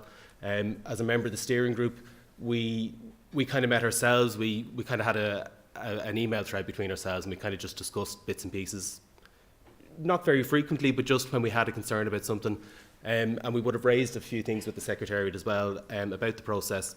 Nothing too serious, but just bits and pieces we thought were working well, or things that we thought might have been not working great within the rooms during the meetings. And we found it was a good opportunity for us as 6 people to represent the 100 people. So we would go around the tables or introduce ourselves at our tables at each meeting, just to say I'm a member of the steering group. If you've any concerns, you can talk to any of us or talk directly to the Secretariat yourselves. It's up to yourselves as a steering group how you manage that.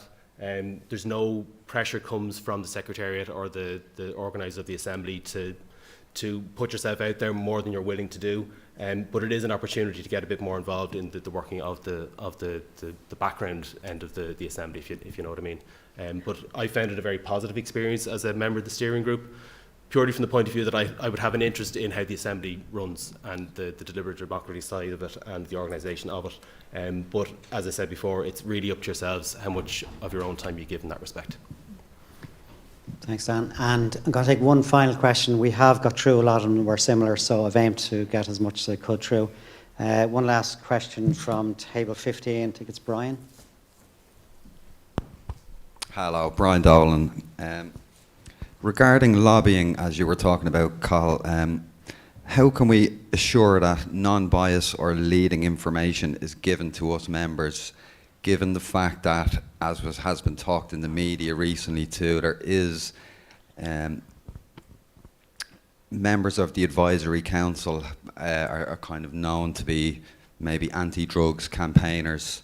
So how can we assure that we won't be influenced in a particular direction, given that we're all kind of meant to be coming into this with non-bias to begin with?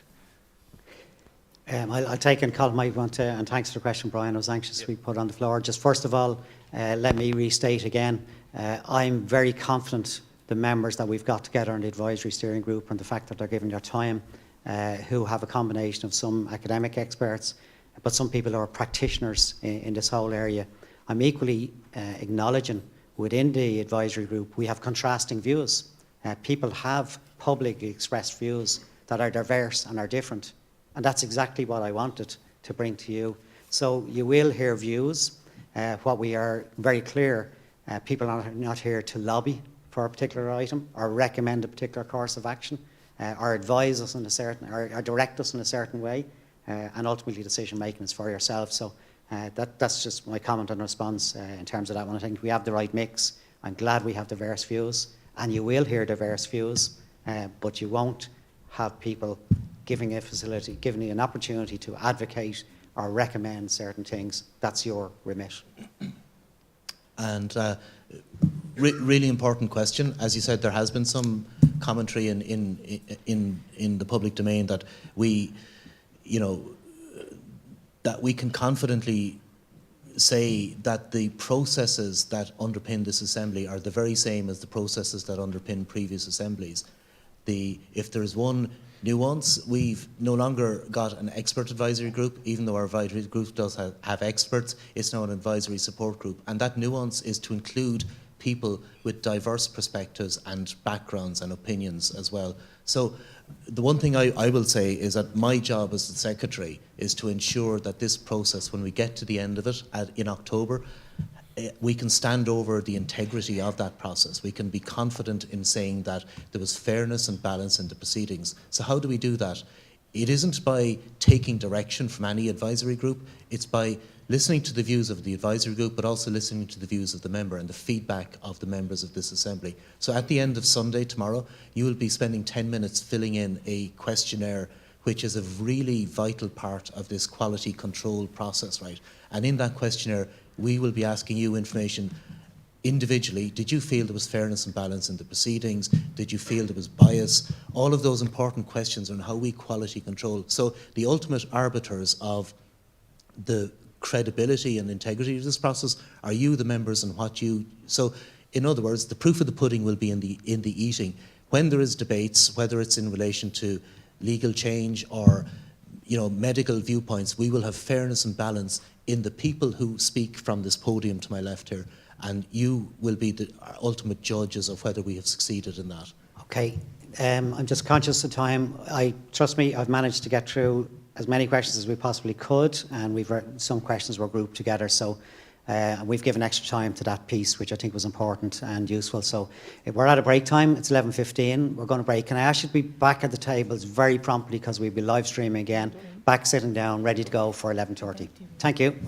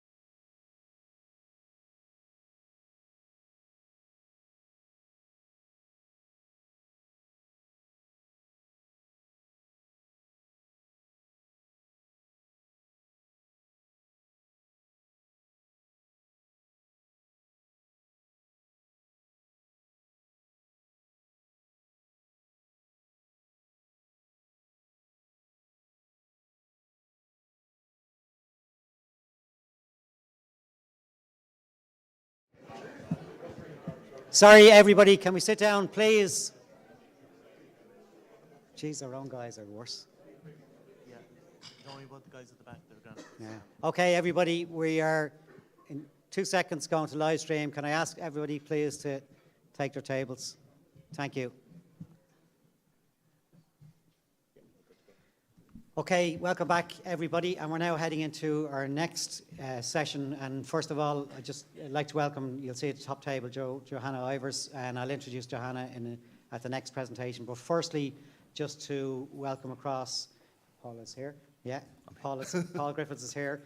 Paul is, first of all, thanks to Paul for travelling from his home and his base and his work base in Lisbon, which is the headquarters of the EU Monitoring Centre for Drugs and Drug Addiction.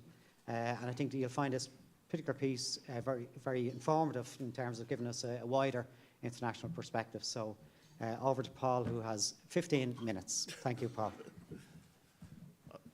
Good morning. Thanks, Paul. I've been strictly told I've got to keep to time. I'll do my best.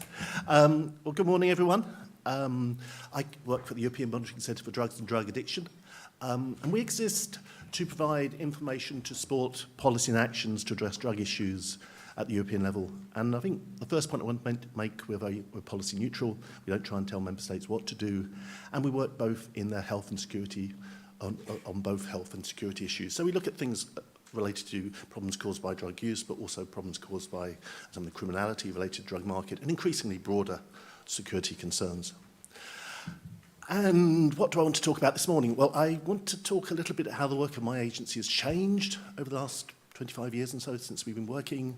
I want to make some personal observations. These are not an EU position, it's my personal views about why this has happened, and I hope these are helpful for your deliberations as you go forward in this process. And really what I want to do is highlight the complexity in this area and why there's no simple solutions or magic bullets. And if there were, we would have found them, trust me. And the background to this, I want to say, and I really want to emphasize points, how important scientific evidence is. It's really important to understanding how we should respond to drug problems. But in a complex area like this, it's never going to be sufficient on its own. And that's why, to determine the overall policy framework. And I'll say a little bit about that and why I think exercises like this are so really crucially important and valuable. And I've only got really one point, and it's a very simple point, and that's the drug issue has always been a very complicated one. But it's got even more complicated over time, and I think this is likely to continue as we go forward. And reflecting this, when we try and provide information to inform policy deliberations, the needs have evolved considerably. And the result of all of this is, at the time I've worked in the monitoring centre, the focus of our work has got ever wider, and the policy areas relevant to our work have become ever broader. And we're dealing with things today that I've never thought we were dealing with 20 years ago or so, or even 10 years ago. And you can see this in the conclusions we made to last year's EDR. The EDR is a sort of overview general report we do on the drug situation in Europe.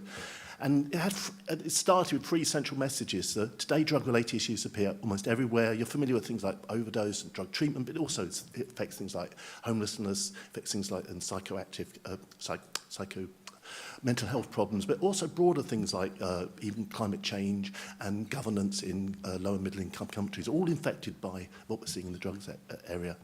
And also we're seeing a much more broader problem. Almost anything today with a psychoactive potential can potentially be used as a drug. And the result of this is, I think, that drug use can affect everyone, either directly or indirectly, and often in ways that I think are a little bit hidden. And I think that's one of the things that you'll discover as you go through in this journey. But it was all a lot simpler when I started, certainly 25 years or so ago in the monitoring centre working with the UN. Our real focus then was heroin use and drug injecting, and that was after the 70s and 80s when a big epidemic of opiate use hit Europe. Policymakers didn't really know how to respond to that, and there was a lot of focus around what the main issues we were looking at, things like HIV risk behaviour related to injecting, and then the associated criminality that was associated with addictive behaviours. And very much the lens that we looked at that was through plant-based drugs that were produced outside the EU and they were transshipped into the EU and consumed in Europe. And we did look at other drugs a little bit, but mainly in terms of estimates of drug use, background prevalence figures from surveys and general and school populations. Over time, however, life has become much, much more complicated. We saw in the 80s the emergence of a synthetic drug, ecstasy, suddenly appeared. Again, it was a different group. It wasn't a marginalised group of consumers. It really hit policymakers a little bit by surprise. Later, we saw then the appearance in the 90s of the new psychoactive substances, the NPS, as they're called, drugs that were chemically different to those controlled under the International Drug Conventions and marketed to avoid those sorts of controls, often sold to young users as being safe and legal products and changed over time. The work we're doing now, when I'm working on this year's report at the moment, Varun, he'll be speaking to you tomorrow, and we're looking at increasing our focus on things like crack, and, cocaine use, and crack cocaine use became a major issue, major drug in Europe now. Methamphetamine, I think, is going to be something we really have to worry about for the future. But we're also looking at drugs like ketamine that were imported in some country and the caffeinones, and many of these things we wouldn't have been discussing 10 years or so ago.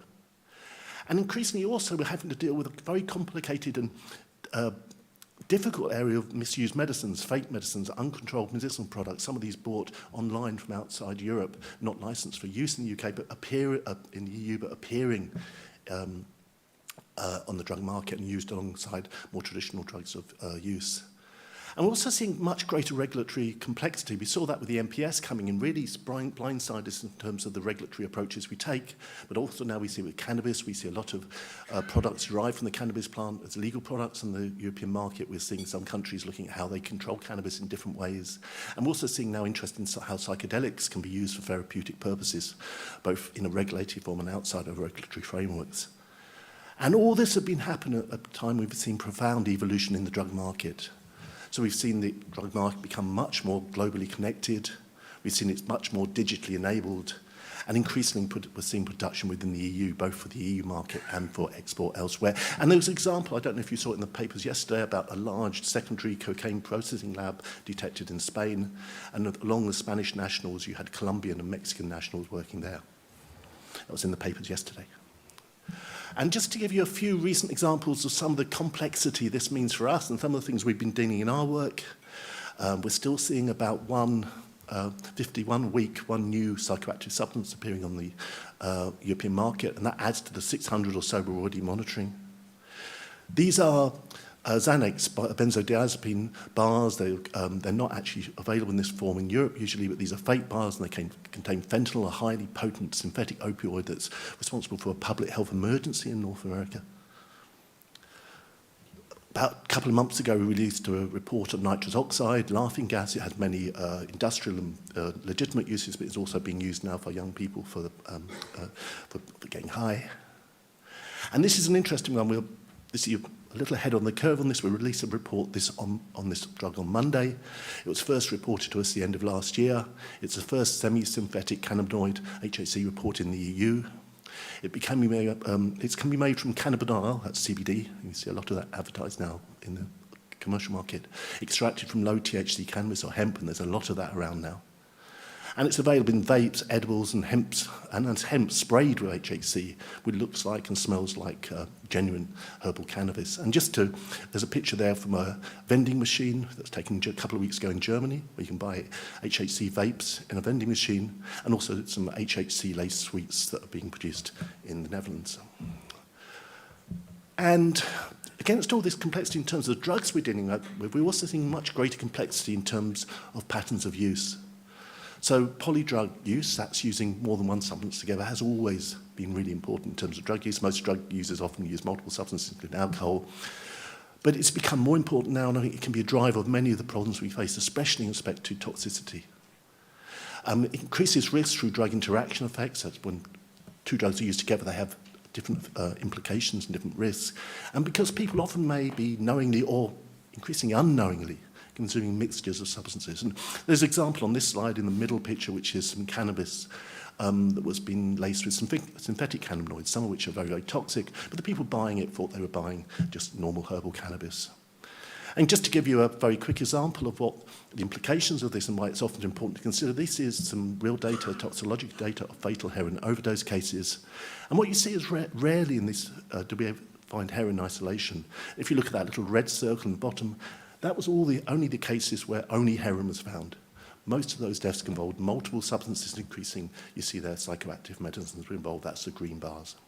So we can't think about drug use in isolation. That's my point. And the other thing that's happened over the last decade or so is that synthetic drugs have become much more important and create new challenges for drug control and for public health. They can be extremely potent, increasing the risk to health. They can be produced near to consumer markets, reducing the risk of detection, and manufactured from a wide variety of hard-to-control precursor chemicals. And very small volumes can represent large number of potential street doses, potentially increasing health risks and making interdiction by law enforcement more challenging. And just to give you an example of this is very much a back-of-the-envelope calculation, but I think it's useful as an illustrative example, how much pure drugs is required to make 10,000 street doses. In the past, we needed to move large containers of plant-based drugs from outside Europe into Europe. These days, you can put hundreds of thousands of potential street doses in an envelope and put it in the parcel post. So all this complexity I'm talking about is happening during a period of also rapid global change. And the world has changed and is changing rapidly in ways that have profound implications for all areas of our modern life, including the drugs area. And many of the drivers that are impacting on drug use and drug problems are external and common to other policy areas. And at the EU level, part of the way we've dealt with that is to increase the resilience and preparedness of foresight exercise. That's where we look at things that might happen, not will happen, but could happen in the future. And how do we make our policies more resilient to them is now regarded as a key element in the policy formation process. So you don't need to just think about addressing the problems of the past or today, it's how do we make sure our policies are resilient to the problems of the future. And just to give you an example of this that show that many of the important global drives for change lie outside the drugs policy area but may impact profoundly on it. This is an exercise we did with policymakers and experts in Europe looking at the things that are likely to impact on drug use over the next 10 years. And it was things like climate change and increasing demographic imbalances that were going to be important, but they're not things we normally think about, but we need to. And really, it's this hyperconnectivity, it's globalization, digitalization has transformed the drug market, certainly over the last years. The reason we have such high availability of drugs today is that trafficking gangs have been very adept at using the vast increase in intermodal container transport to smuggle large volumes of drugs in a way that was just impossible in the past. And at the same time, we see the digitally enabling of the drug market. So seeing people being able to buy drugs online, and on darknet, but also increasingly on the open net or through social media applications. And I'm sorry if up to now it's all sound a bit pessimistic, and I didn't want to do that because I think there's still quite a lot of hope here. Whilst national policy perspectives differ in Europe, there's far more consensus than there used to be. So there's a lot more agreement in what we should be doing than when I started in the field, where you really did have very polarised perspectives. And I think that's a part of your journey, I suspect, will be starting at different perspectives but coming together in your journey. There's much general thought for a balanced approach that addresses both supply and demand holistically and recognises the role that prevention, treatment, harm reduction can play. And within the European context, we always frame that in respect for human rights. We have much better evidence of what can work and better understanding of things that don't. And overall, by global comparison, the situation in Europe, and we have many problems, but it still looks in many ways more positive than it does in other parts of the world. And just in terms of think about overdose deaths, we probably see about 6,000-7,000 of those annually in the EU, probably 10 times that with similar population in North America, over 10 times that many. So we do have policies that do have traction. They're not perfect, but they're not totally imperfect either. And we do know, and I think we increasingly have evidence, that policy approaches can make a difference in respect to both the societal costs that are associated with drug consumption, and that difference can be both positively and negative. And again, I think just showing the importance of the deliberations you're going to be having over the coming weeks. And finally, just to make some concluding observation, I think we all need to recognise that all policy options tend to bring with them both costs and benefits. And what good evidence does, and it's really useful in understanding what these are likely to be, but it tends to be framed within a specific context and linked to a specific set of outcomes, often things that we can measure. But at the broader policy level, there might be other outcomes that are also important. There's also, in such a complex area, there's always going to be considerable uncertainty. And we cannot assume that what works with one group or in one context or in one country will necessarily work exactly in the same way elsewhere. And also, as I've made the point already, as our problems we face change rapidly, we need to ensure that our policies are appropriate to not just the problems we're facing today, but the problems we're likely to face in the future. So finally, drug problems don't exist in a vacuum, but interact with, complicate and exacerbate problems in other policy areas. Some people have called this a wicked problem. It's where there's incomplete or complete knowledge. Number of people and opinions are numerous, and the problems interconnect with other problems in other policy areas. And my last remark is that complex, multi-sectoral policy issues are likely to require complex, multi-sectoral approaches. Thank you very much, and I wish you good luck on your journey.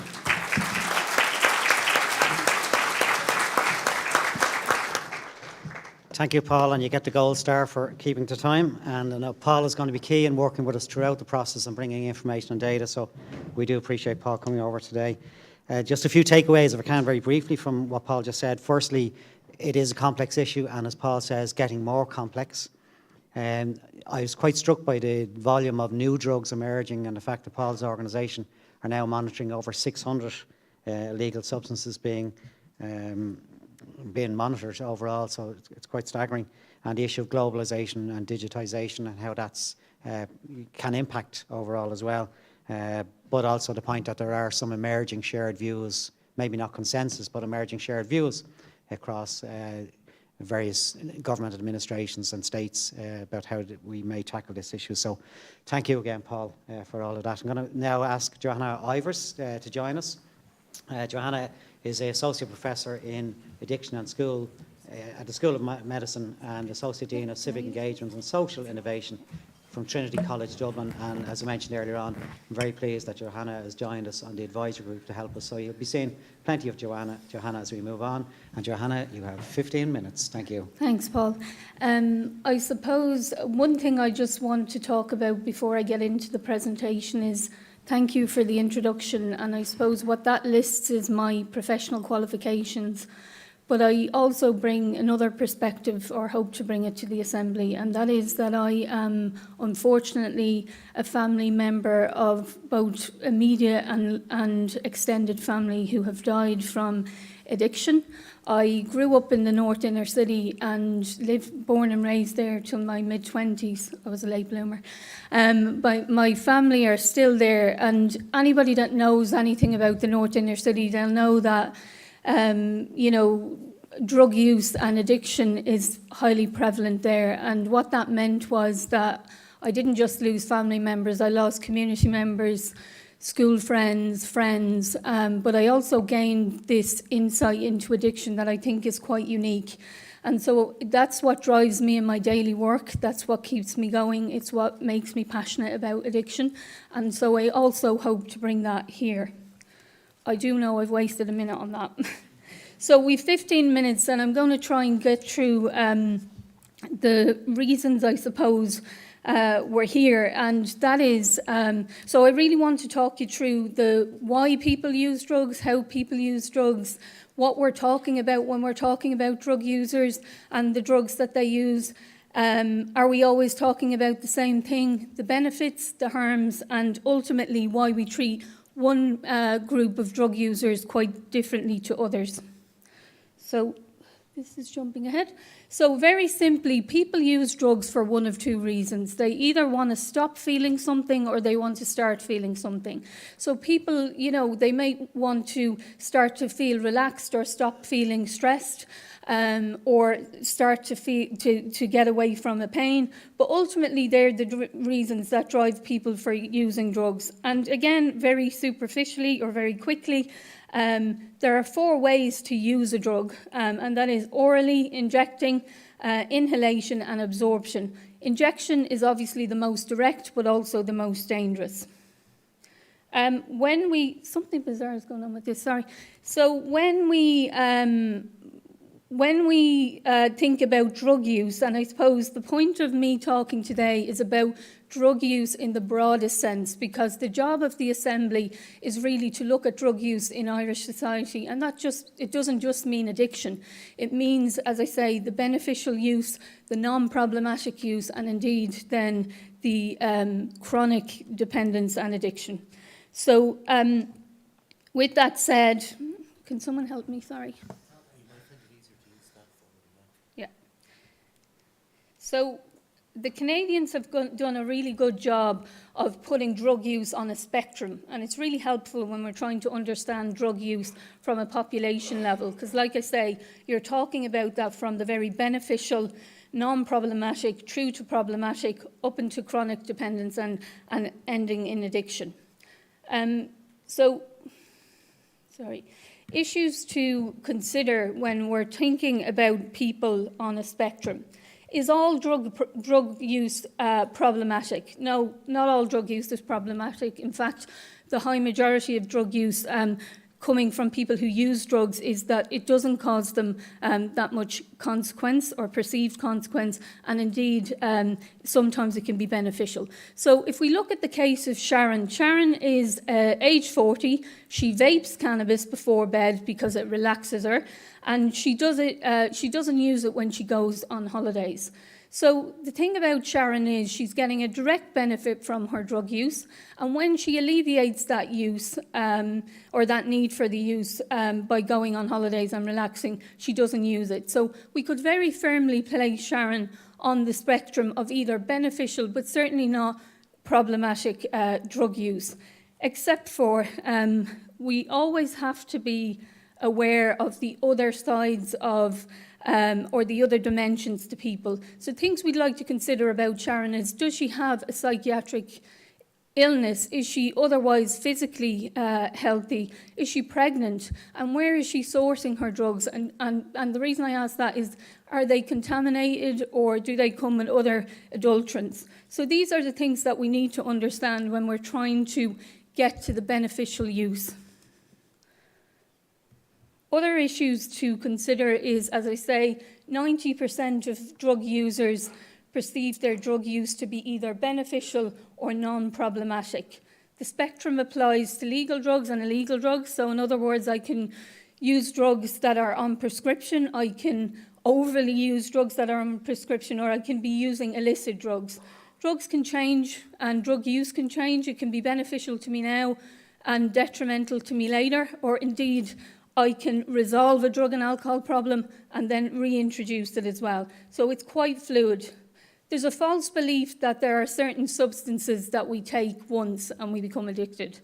For the same reason, a drug can be problematic and non-problematic to the same person at the same time. So in other words, I could take a drink, the alcohol is not the problem, but if I get in my car, it causes me a problem. The other thing is, Paul mentioned knowledge and science and evidence base. The knowledge of risk and changes over time, and I think the very key example of this is wine. A couple of years ago, we were all told, have a couple of glasses of wine, it'll improve your cardiovascular health. Well, guess what? A couple of glasses of wine now, we know, will contribute to your risk of cancer. So I suppose this comes to the crux of why we're all kind of here. This notion that drugs are the problem, we should keep people away from drugs, or no, people are the problem, we should keep the people away from the drugs. The trouble is we're rarely talking about the same thing. We're often talking about different people using different drugs that have many different, as Paul has pointed out, outcomes, adversities. The contexts are different, and so often we enter into this conversation when we just think we're simply talking about drug use and drug users and making something available and everything will be fine. But it's a little bit more complex than that.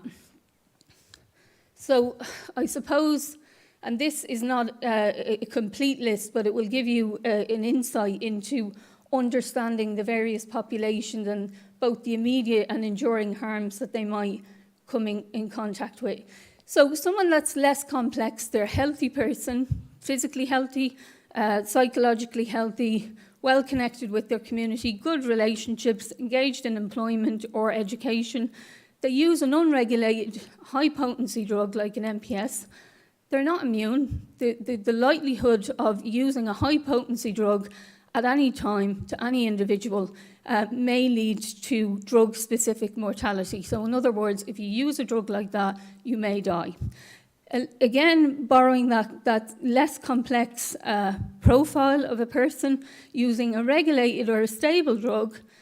So again, we'll talk about alcohol. You could see that person over time could have a drug-related mortality. So in other words, it won't kill them immediately, but it may lead to mouth cancer that could kill them. As we move along that spectrum and we start to consider other populations and other types of drugs, we again see the more complex person who has less social and personal capital. So they may not be connected with community, they may not have access to job, they may not have access to employment, supports or education, and their capital is pretty low. Again, they're not immune to that high potency unregulated drug. They take it, they may die because of the risk of that drug. But as we move on then and we take the same profile of person and we look at that regulated stable drug use, so again that can be prescription or non-prescription, we can see that can lead, so again drugs like benzodiazepines, methadone, heroin, again that can contribute to their risk of death and addiction over time. So what I'm trying to labour is that we're talking about very complex issues when we lump drugs and drug users into the mix. And what we need to, I suppose, when we try to understand and classify those harms, it becomes really important, because this is an illustration taken from a paper by David Nutt and co. It was a pretty controversial paper. Lots of key strengths, lots of limitations. I think the biggest limitation being that Paul says we've moved on in drug use, so the categorization in there of harms no longer apply as they did maybe 13 years ago. But what these guys did was they broke down the harms that drugs cause, not just to the individual, but also to the people that are in their immediate space, so their family, their community, and then society. And it looked at those harms in terms of physical, psychological, and social harms, so biopsychosocial as we talk about. And again, looking at those key things that if I use a drug, it may kill me. If I use a drug over time, it may lead to my death. If I use a drug, it may cause me damage now or down the line. It may lead to dependence. It can lead to immediate impairment of my mental health or a long-term effect. It can contribute to the loss of tangibles, so my job, my relationships, my financial stability, and equally, as I say, relationships can die off. As we move then into the people who spend time with people who use drugs and are either in their community or indeed in society, again, we look at those psychological harms, physical harms, both to others and, as I say, community. And you're looking at things like injury that's caused through drug use. You're looking at maybe crime that's committed, environmental damage, adverse family events. And these are a big ticket item. When we're talking about harms, and I was glad Paul mentioned it, they're not always visible harms, but we're starting to get to know that literature that talks about the hidden harms and the adversities that people deal with. And so when we're talking about drug use and drug users, we can't separate it from those types of harms. But in saying that, we also need to stop villainizing and stigmatizing drug users and drugs and the people who use them. We have a way of, I suppose, if a drug is a medicine, we downgrade it and we look at people differently. If someone orally takes a drug, we look at them differently. If someone is from a certain social class and takes a drug, we look at them differently. So why do we stigmatize drug users in the way that we do? And we very much do. So when we think about, you wouldn't think I did this for a living. But anyway, when we think about stigma and how we stigmatise certain people and certain users over another, this, I mean, obviously I have a keen interest in neurobiology of addiction, but this picture really sums it up for me. If we're talking about pain from, you know, whether that's a social pain, so you're talking about a childhood adversity, poverty, some kind of form of abuse, that's, you know, a social pain. A physical pain can be a gaping fracture. We see here that the body doesn't discriminate how we manifest pain. It manifests itself in exactly the same way, in exactly the same site. And ironically, we treat that pain, be it social or physical, with the same drug, because we either give people morphine for a gaping fracture, or someone might enter into taking heroin, which is an identical drug for exactly the same reason, but by some reason we want to stigmatise those users. Because there's this old hang-up that addiction is and dependence is in some way a moral failing or a genetic fate. But actually we know from science that yes, someone can have a predisposition, but it doesn't necessarily have to be activated. But if they do have a pain or a trauma, that will raise the likelihood of them to go on to be dependent or addicted. And if they find something that will numb that pain, they'll hold on to that for a while. What does science tell us absolutely about people who develop an addiction? And I think if we get to grips with this over the course of the process, it will be job well done. So people who have a co-occurring psychiatric illness, people who experience pain, be it physical or social, or carry a physical illness, people who have limited opportunities to work, education, and meaningful relationships, all go on, or are all more likely to go on to be addicted. But what I want people to consider is the level of complexity and the weight of the issues that people who are addicted to drugs have to get through, the barriers that they face. I'm out of time, but thank you.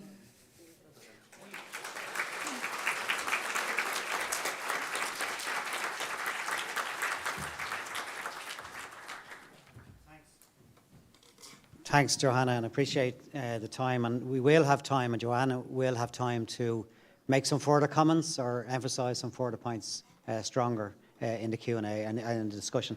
If I can, just a few comments I took away from Johanna's presentation. First of all, thanks to Johanna for referencing or outlining her own personal lived experience in relation to drug issues, because I think it really grounds us all of the time. This is not a conceptual issue, this is a real issue that affects people and families and still does today. Secondly, just in terms of the Sharon case study that Johanna outlined, we were talking about somebody who uses a drug and may feel it beneficial and not problematic, and that's been the experience of Sharon. But I think equally, Johanna qualified then, there are other considerations you have to consider, not just the actual drug use itself. And I think I really like the slide and the message around the understanding the different population types and the risk factors associated with different population types in terms of users of drugs and other factors, and how it's not so simple as we keep message keeps coming through. And finally, just thank Johanna again for stressing this, because she's been one of the strongest advocates and something that's close to me as well. Just the whole issue of stigmatisation and language, and I'm really anxious that we get a time to think about this with yourselves and talk about it, because it's a very prominent and very real issue, and maybe reinforcing some of the issues that we're trying to solve. So let's make sure, and thanks indeed, Johanna, very clear. And again, we will have more time.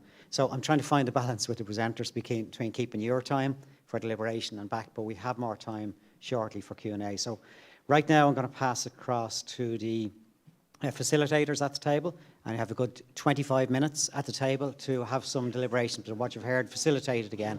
Thank you.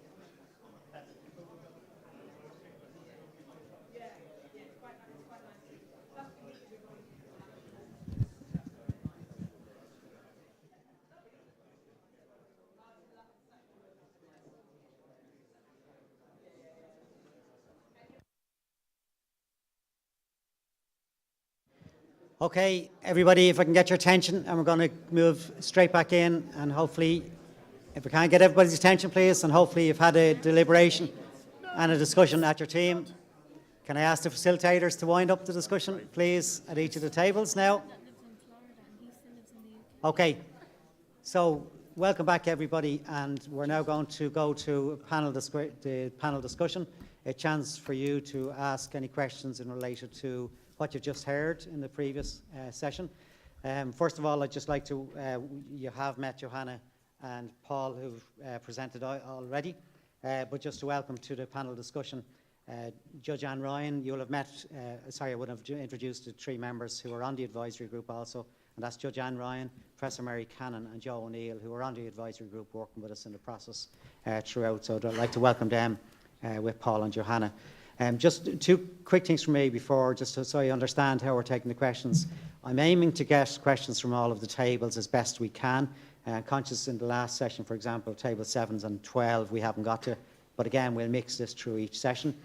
If any of you has any particular concerns that you had a good questions, which they all are, it hasn't been answered, just to say the ones that we don't get to in these open sessions, we will be responding to them and it'll be on the site. So you'll see responses to all of the questions raised. So just bear with us, we're trying to get the mix, but we'll respond to all of the questions raised and they'll be up there for your review. So on that basis, can I just go straight into a question which I have from, I'll try to get one from table 7 straight away. Yeah, sorry, table 7, if I can go to Adrian.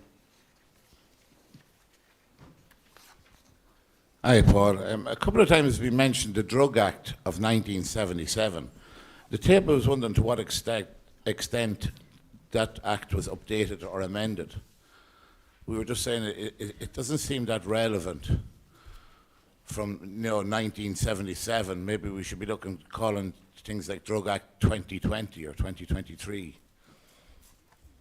And one of the areas, Carl will come in, just one of the areas where you will have the opportunity is to, we have a very clear mandate in terms of reference to look at the policy and current policies and to suggest where things need to be changed. But I'll just give Carl a chance. Yes, so the reference to 1977 is when the legislation was first enacted. That's not to say nothing has changed since 1977. So there are a series of changes made to the Act and to the schedules of the Act through statutory instruments and so on. So there is ongoing updating of that Act, but the reference to 1977 is the original year that it was enacted. Thanks for that again. And can I go to table 3? Sorry, I'm just trying to again mix it. Okay, table 3, Kerry, please.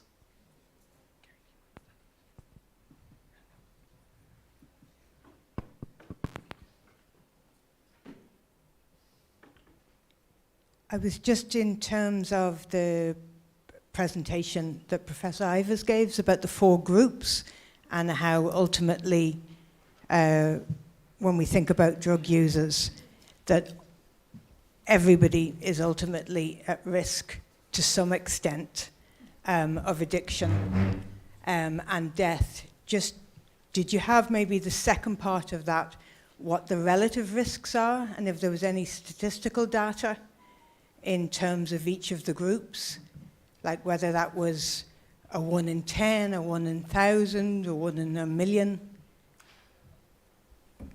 Again, I'm going to stick to the fact that it will depend on the person, it will depend on the drug, and it will depend on the context. So it's when it comes to unregulated drugs like, let's say, pills or powders that you don't quite know what you're taking, it is a case of each time you take something like that, you're taking a risk. We can't go down because to the point of 1 in every 10 times. Unfortunately, I mean, that would be study dependent and it would be based on batches of that drugs. Drugs are that inconsistent, unfortunately. But I suppose I don't have them to hand now, but when we talk about so not the immediate risk to death, but the long-term risk to death, and we talk about other ailments and morbidities, we can look at risk in terms of cancer and things like that. Is that what your question's about? No, it's just when you had the 4 different groups and the way it was presented, it looked like ultimately anyone who takes drugs ultimately is at risk of addiction and death. And I think the way you were presenting it was a way to break down stigmatism, to show that like addiction is not about moral judgment or that way that it can come to any of our doors. But it also looked at an idea of like drugs are bad because drugs ultimately lead to addiction and death. So I was just interested in like the statistical data there, Okay. in terms of drug use among different categories of people. So if you did have it, great. I'd be really interested in seeing the rest of the presentation and the study. But if the data isn't there, that's fine. Well, I don't have absolute data now, but I suppose just to clarify a point, I wasn't saying that all drug use ultimately leads to. I was trying to paint a picture of risk, and I suppose an earlier statistic I talked about in terms of a broader population is that when we look at people who use drugs, almost 90% of people use a drug and transition out of that drug use. Mm-hmm. When we're looking at risk to dependence and addiction, we're generally talking about a 10%. Does that satisfy the question? Yeah, that makes sense. Yes. And So I apologise for that confusion. Yeah. Okay. And that 10% is across all 4 groups. Thank you. Sorry. Do you want a quick response? I just want to move on. Yeah. Go ahead. Thank Johanna. you. Well, I suppose I was presenting 4 groups in terms of immediate and long-term risk, and then the non-problematic and the clinical group are 2 distinct groups. Does that make sense? Thank you, Kerry, and I was particularly interested in that slide, as I said earlier on. I thought it was really good, and thanks for asking the question there. Can I go to Adele on table 12, please? And this might be a question for Paul, I think, but go ahead, Adele. Yeah. Hey, just thank you, Paul and Joanna, for those presentations. They were really powerful. We were just wondering, you talked about the monitoring in the EU, or the EU monitors the drugs that come in, about 600, I think you said. We were just wondering, what does that involve?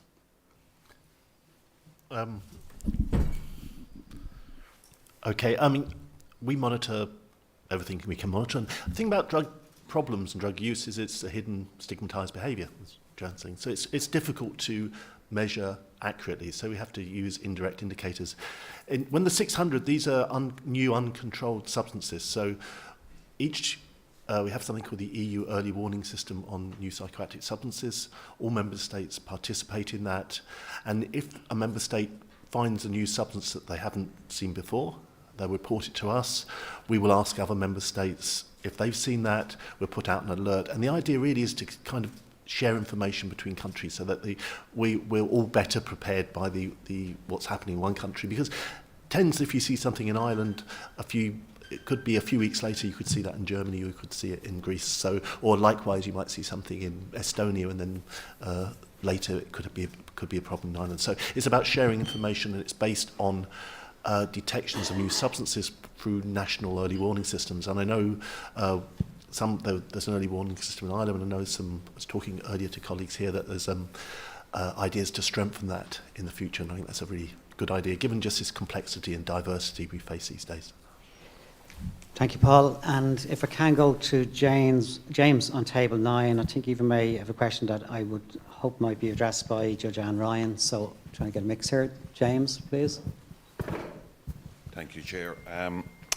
Question for Paul. He put up a slide there with an example of test tubes, and you mentioned a new drug or newer type drugs was 2 mgs, and the equivalent was 200 in cocaine. And you alluded to it being it's possible to post it around the world.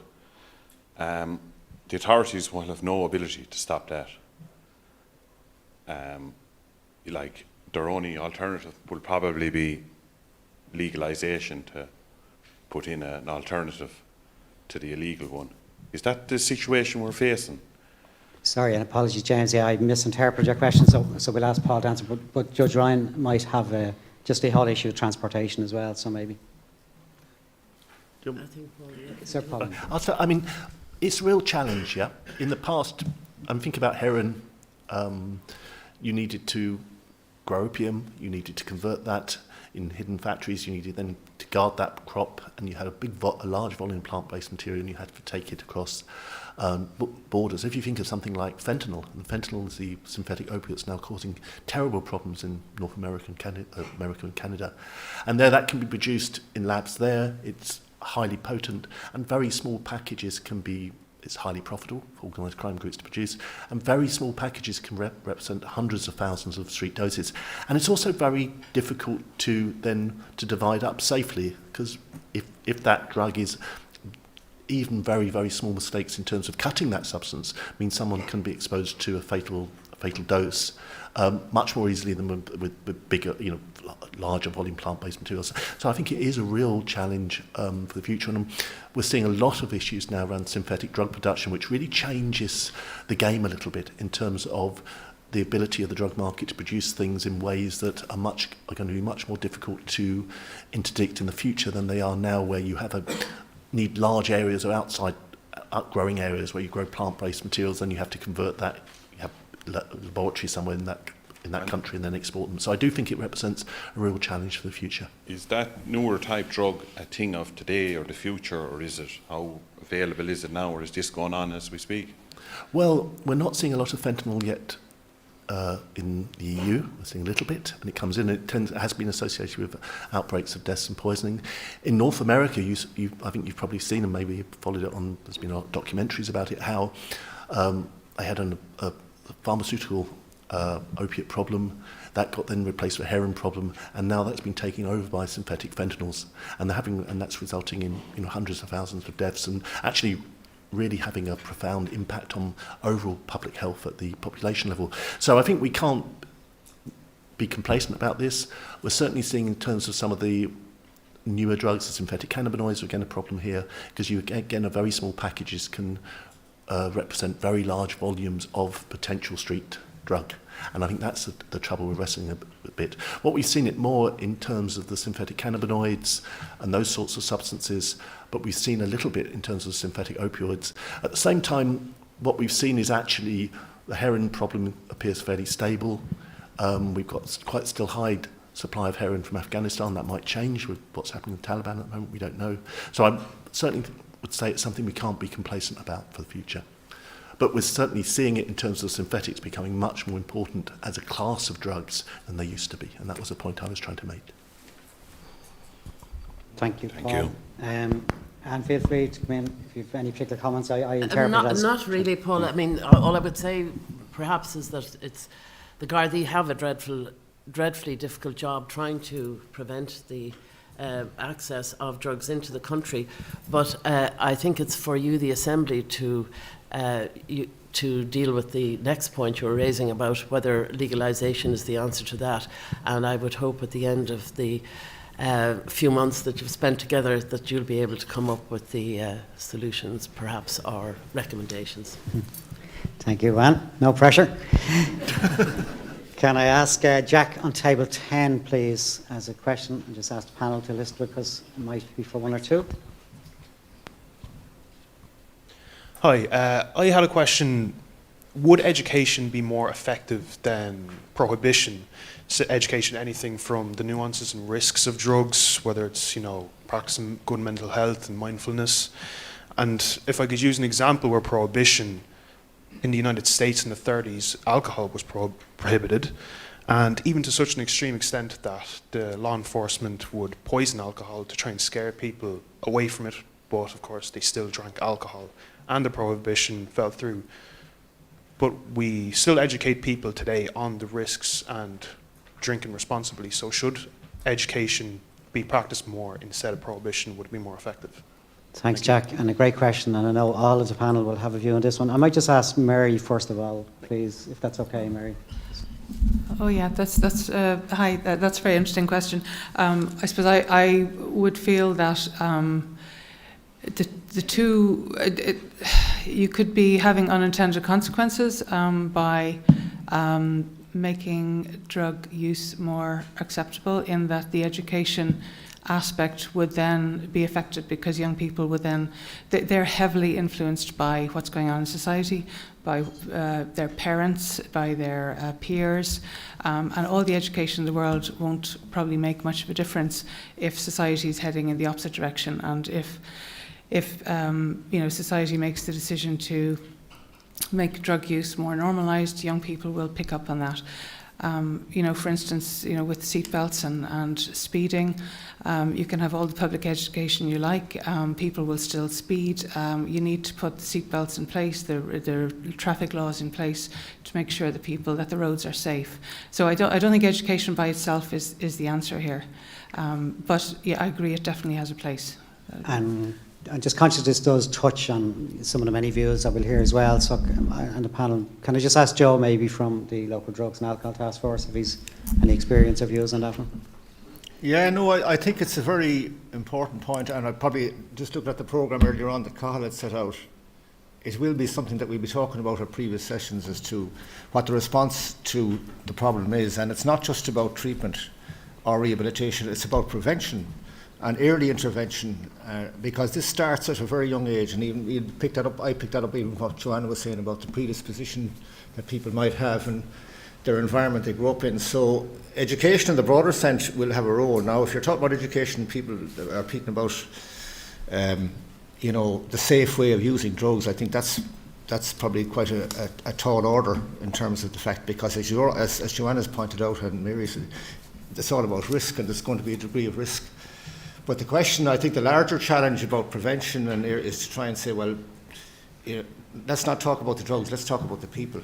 And why is it that certain people are more predisposed, if you like, to using drugs than others? And there are various things going on around the world that we can learn from. I think it's something that we're working on at the moment. None of them are perfect. There's no perfect solution to this. But there's a lot of work going on in places like Iceland, where they're looking at focus particularly on young people and, if you like, what you might call them, to give them more protective activities. So that this famous thing about people are saying, we have nothing to do in our neighbourhood, we're hanging around street corners at night. And it's trying to counter that to some degree, and give some people would probably do is we can identify just out of boredom, I'll try something different, or a guy showed me how this stuff when I tried it or whatever else. But so that's the wider sense of being educated. But I think it is a big part of the prevention, and in terms of trying to lessen, I suppose, the predisposition to get into a situation where you become dependent or something like that very quickly. Thanks, Joe. I'm going to try to keep things moving. And there's a question by Joanne on table 11. It might be for Johanna, please. Thank you. This is the question from our table for Professor Ivers. Joanna, what would you describe as the benefits of drug use? Well, sorry. When we talk about benefits, really it's down to the individual. So identifying the benefits of drug use is really crucial, because if you're trying to intervene with someone, whether it's at a population level, at a GP practice, and you're trying to move someone from one bottle of wine or 2 bottles of wine to 1, or in addiction-specific services where you're trying to get somebody to manage their drug use, identifying what a person is gaining or benefiting from is really your point of intervention, because you're trying to replicate what it is that they're getting from that. And again, not to fudge an answer, that will be dependent on the person. So as I say, people use drugs because they feel good, they might be self-medicating, they're trying to feel a different way. When you identify whatever that benefit is, that's where your intervention is. And whether that's from, if we take Sharon, who had low level risk, she identified it as being relaxing. So is there another way to tap into that? Or, as I pointed out, is that just okay? It's not causing her consequence, and should it be left there? So I suppose the point of benefits is a way of kind of tapping into what a person is getting from using a drug. Thank you. Sorry, and a great question again. And if you don't mind me just coming to you again, from your experience in the drug court and courts in general, how do you, or have you ever had to come to those kind of judgments in terms of? No, never. Never. I suppose, to be honest, the people who unfortunately would have appeared before me in the drug court, you know, it's the end point where the criminal justice system has now been reached and it has to be dealt with, and the drug court gave people that chance to be able to go through a programme and come out the other end, hopefully free of, many of them free of drugs completely, but others, you know, maybe have managed halfway through. But the programme is such that, linking into what that question about the education as well, the programme is so well organised from the point of view of the treatment end of things and the education end of things, that giving people who have been through addiction and who have been through then, as a result of their addiction, ending up in the courts, people who've been through all of that, their dignity is gone, their self-esteem is gone. They're really at the bottom of the pile, if you like, in many ways, and they're facing custody. And our way of dealing with it was, custody is not going to help them. We need to go through a different programme. And the education programme that was run was absolutely first class. It meant that people who were illiterate began to write. People who had given up education at primary level went on and did their FETACs. People went to college, and suddenly this person that had no self-esteem could stand up and do a PowerPoint presentation for us. I mean, it's just quite incredible what education can do. And I think in that way, it fills a huge gap. It's not education just about the drugs. It's education to give the person back a sense of identity, of dignity, of where they're coming from. And because they get more power in themselves to do something like that, then they're in a better position to say no to things that they know are not going to be positive in their lives. I mean, I could go on and on. Sorry, Paul, maybe. No, but that, no, you know, and I do think it's terribly important. Thank you. And I'm really anxious that, certainly in the next assembly, that we do get some time, or the assembly that Anne is available for, that we get some time for Anne to outline what she has been doing through her career, just in terms of a very innovative way of looking at a very challenging issue. So thanks, Anne. And you can see it was well appreciated. Thank you. Table 8, can I just go to Alana, please?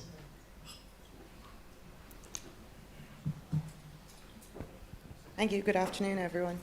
Thank you for the very informative presentations. They've been really interesting. I suppose the question we had here is, if a certain drug was to be legalised, or a portion of a drug, or a portion of a synthetic drug, how and where would that drug be sourced from? And can we regulate that? Can we fund the regulation of that? Thanks. And can I go maybe to Paul in the first instance on that one? Paul? Not me, another Paul. Paul, hard up your end. Yes, I mean, that's a big question. I hope you were listening. I think one of the... It's a complicated... one of the issues is, I think there's a lot of concerns that people use substances that they don't know what they're consuming. Many of the problems come through mixtures. We know, for instance, that benzodiazepines, when you mix them with opiates or you mix them with alcohol, is more damaging than using individually, and a lot of drug users use things in combination. Or they might be using things like cannabis, thinking they're smoking cannabis, and adding synthetic cannabis, but in fact they're consuming synthetic cannabis, cannabinoids, which can be very toxic. So there is real issues about poor quality mixtures and using unregulated, unknown substances. And you see different approaches to countries trying to do that, including some countries now. They provide drug testing services where they try and inform people if there's toxic chemicals involved, more toxic chemicals, so, or different things than they think that they're consuming. But it's a complicated issue because a lot of the issues, pure drugs are dangerous. And often it's a dose effect. So if you take a lot of an opiate, if you take a sufficient amount, it will kill you. And if it's a pure opiate, it will kill you just as much as if it's an unpure opiate. And one of the problems is making, I think they tried this in New Zealand, where they wanted to produce sort of NPS substances and make them legally available. The problem is the dose problem, which is if you take a very small amount of a pure substance, the risks are much lower than if you take a large amount. But how do you stop people who consume substances tend to take bigger and bigger doses? And so it's really, I think there is an issue there about the fact that you have a lot of contamination into the supply chain in the illicit drug market, and that clearly causes problems and it clearly results in toxic events. But I don't think at the same time simply making pure substances available will solve all the problems associated with drugs and consumption. So it's a complicated one to address. Can I just ask Johanna, I mean, the question was, it does touch on two big issues, which is legislation and regulation, and, you know, having the legislation doesn't necessarily guarantee anything. So have you any views just about, you know, if there's legislation change or regulation change, what protections did that give? So if we regulate drugs and I don't understand the question, sorry. Maybe if you want to read it again, but I just think it touches on two big issues. Ilana. Yes, so we're talking about decriminalising something here. Yeah. So a portion of a drug or a synthetic portion of a drug. How would we possibly regulate that? Is it through testing here, testing at source? What if the source is illegal? Do we have to find legalised sources? How do we even go about it? And can we fund it is the biggest question. You probably won't know the funding. No, I don't have the funding. I kind of feel a bit out of my depth with that one. I don't know that I know the answer, sorry. Yeah. No, I actually just, the reason I wanted to take it was because I think it now touches on three areas. You brought another one in. Legislation, criminalisation or decriminalisation and regulation. So let's just put on hold. We'll certainly respond to this, but I think it is one that's going to be a theme throughout this, and particularly we will come to the Assembly meeting in where we'll have some of the legal expertise coming in with us as well. But I know many of your questions are actually operational. How would you control it after it's legalised? So I understand where you're coming from, but let's just put on hold for now, which gets to the heart of all of this. But too early in the exam question, just right now, is my answer to that one. Can I just say, we do have a couple of minutes left, so we're tight, but I have time for another question. And again, it comes back to the education issue, but kind of anxious to take it again. So Luminita on table 15.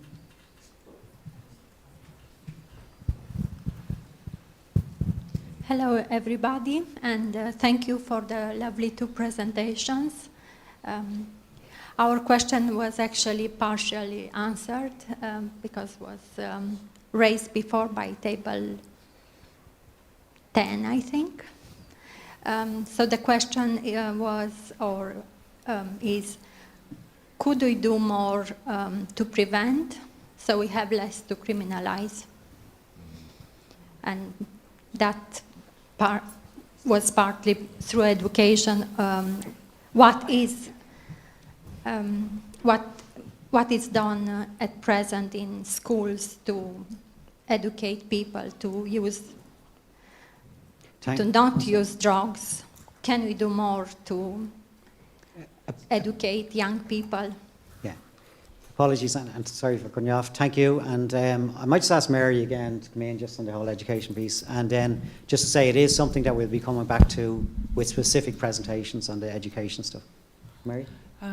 Yes, it's a very interesting question. Of course, we should be doing more in schools.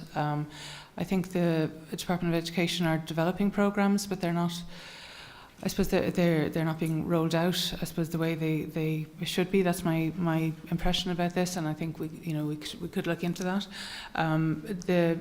It's an issue that I think teachers don't feel comfortable tackling. So perhaps we need another way to get the education into the schools rather than expecting the teachers to do this on top of their normal job. People with lived experience developing schools is one thing that used to be used. Of course, we have to be very careful about that and protect people from over sharing of their experiences.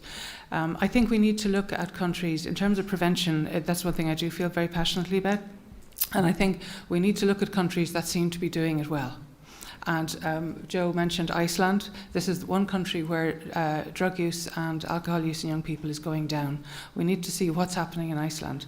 Unfortunately, most of the countries, Europe, as Paul mentioned, we're doing okay in general. Like, for instance, with cannabis use, about 1% of our young people in Europe use cannabis on a daily basis. Now, if we look at the United States and Canada, we're talking about 10%. Now, this is young people who use drugs on a use cannabis on a daily basis. And to get back to the First Lady's question, they will have a 1 in 3 risk of addiction. Really high in young people because of the way their brains are developing. So I think I don't think we should be looking to countries that are going the wrong direction. We should be looking at countries that are going the right direction in terms of prevention. So thank you. Do you want to come in on that? Thank you. Can I just, we are at 1 o'clock, but if I could just have one last quick fire question, but I think it's important, and I'll ask Johanna maybe to respond to this one. So Tom on table 6, please.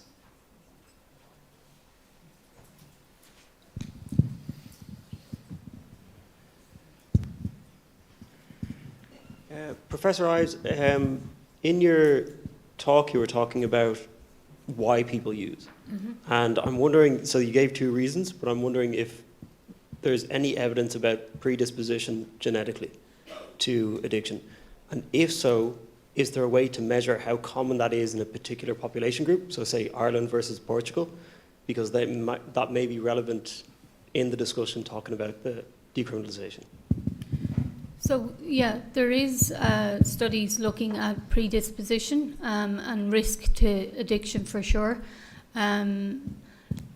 Whether or not we could, they're relatively small and relatively expensive, so that's why they're small and infrequent.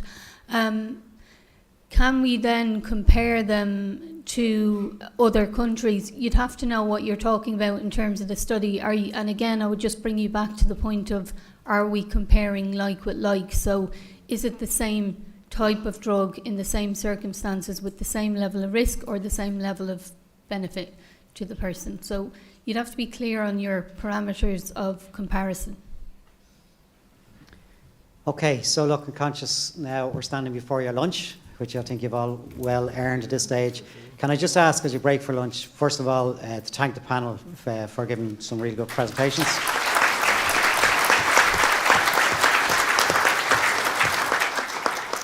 And secondly, a little task for yourselves, if you can be back in the room seated about 3 minutes before 2 o'clock, because we'll be literally going straight in, and it takes a while for us all to shuffle back to our seats. So 3 minutes before 2 o'clock back, and enjoy your lunch. Thank you.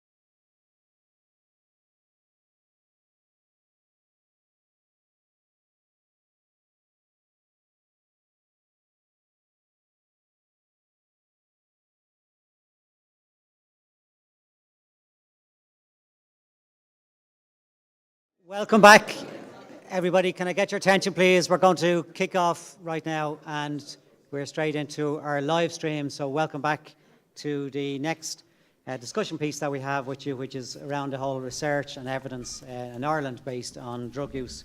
We're joined at the panel by Anne Doyle, Deirdre Morgan and Brian Galvin, who are from the Health Research Board. Indeed, Brian is working with us on the advisory group to support us through the process, and also joined by Owen Quigley, who's also from the European Monitoring Centre for Drugs and Drug Addiction. And we will have a panel discussion with all panellists shortly. But firstly, I'll be calling on Deirdre Morgan and Anne Doyle to make a 20-minute presentation, shared presentation, and I think Deirdre is up first. Thank you. Thank you very much. So today I'm going to provide a very brief overview of drug use in Ireland, including how many people in Ireland use drugs, what drugs they use, how often they use them, how drug use trends have changed over time, and how we compare to other European countries.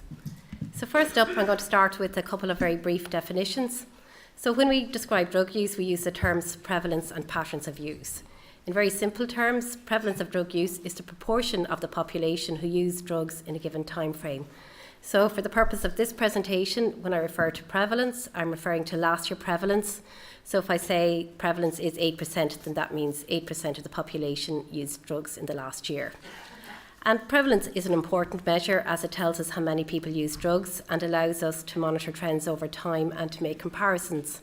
However, to get a fuller picture of drug use, it is important to have information on patterns of use, as it is generally a person's pattern of drug use that determines the likelihood of them experiencing drug-related harm. So, for example, somebody using cocaine every day is much more likely to experience harm from their cocaine use than somebody using it every few months, and the same with other substances. So how do we measure drug use in the population? So the information we use to describe prevalence and patterns of drug use is mainly obtained through surveys, both of the general population and specific subgroups. And all the surveys that I've cited here today are done throughout Europe, including Ireland, according to best practice guidelines. So in Ireland, we have undertaken a national drug and alcohol survey approximately every 4 years since 2002, and to date we have completed 5 of these studies. Households are selected randomly, similar to the process used to select the members of this assembly, and this ensures that the participants in the survey reflect the demographic characteristics of the Irish population.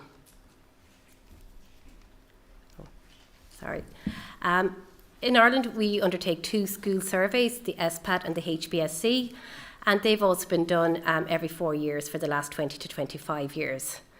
And these surveys are important because adolescence is a time at which many people start to commence substance use, and it's important to monitor changes in this group. Also, this group are particularly vulnerable to drug-related harm due to their relative mental and physical maturity. And finally, in recent years, web surveys have become a popular way of getting information from a large number of people who use drugs. And in Ireland, in 2021, Ireland participated for the first time in the European Web Survey on Drugs.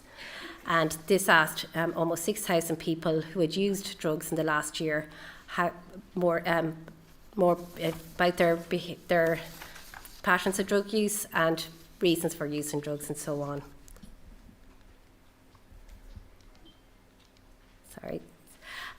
So the remainder of the presentation is focused on findings from our surveys.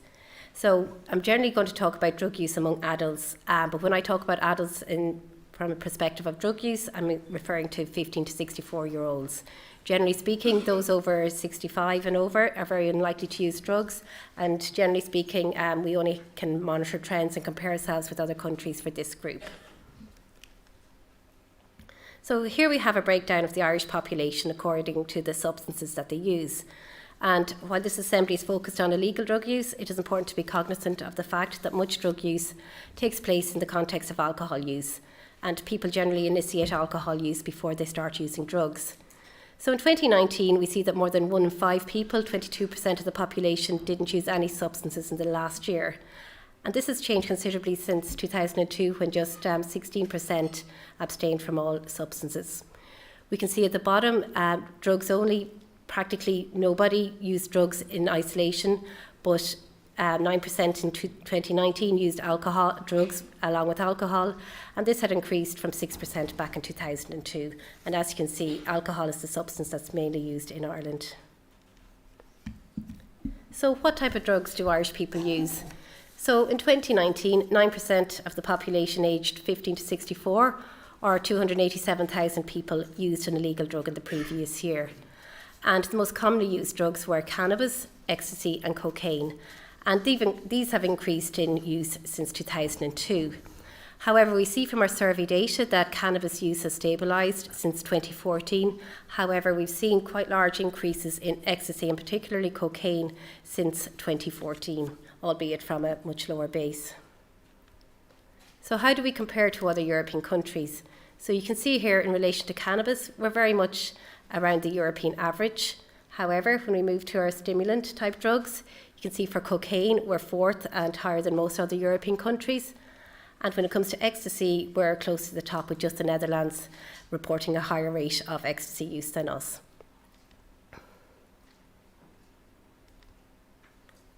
Oh, sorry, it's very sensitive. Okay, another change that we have seen in our survey data is an increase in polydrug use. And polydrug use is using more than one type of drug in the last year. So in 2019, we see that among people who use drugs, just over 1/3 or 34% used 3 or more different types of drugs in the last year. If we compare that to 2002, just 14% used 3 or more types of drugs in the last year. And when we look at our survey data in 2002, practically all people who had reported the use of an illegal drug reported the use of cannabis. However, now we're seeing a much wider range of substances being used, and this has led to increases in stimulant type drugs such as cocaine, ecstasy and amphetamines, also hallucinogenic type drugs such as LSD, and also new psychoactive substances.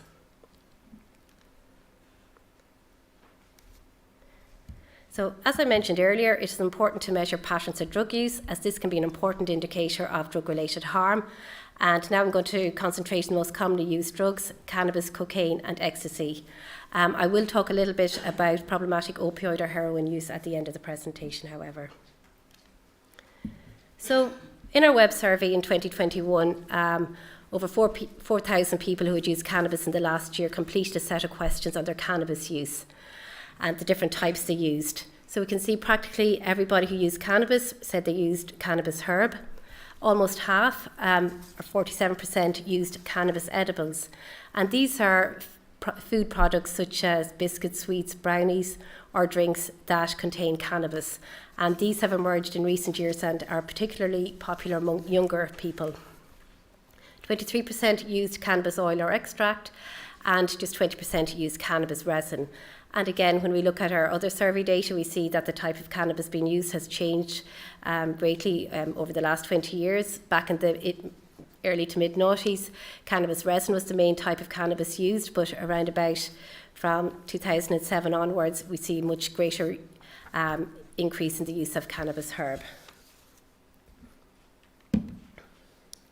So I'm going to talk a little bit about patterns of cannabis herb use, as this is the most commonly used cannabis type in Ireland. So in our web survey, we asked people how often they used cannabis and also how much they normally used. So we can see here 35% are reported frequent use, and this is defined as use at least once a week. A further 24% could be considered intensive users, and these are people who reported daily or almost daily use.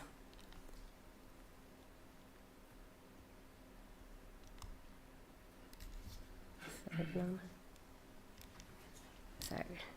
Okay. This graphic shows a comparison of infrequent users who use herb a few times a year with intensive users who use it almost daily.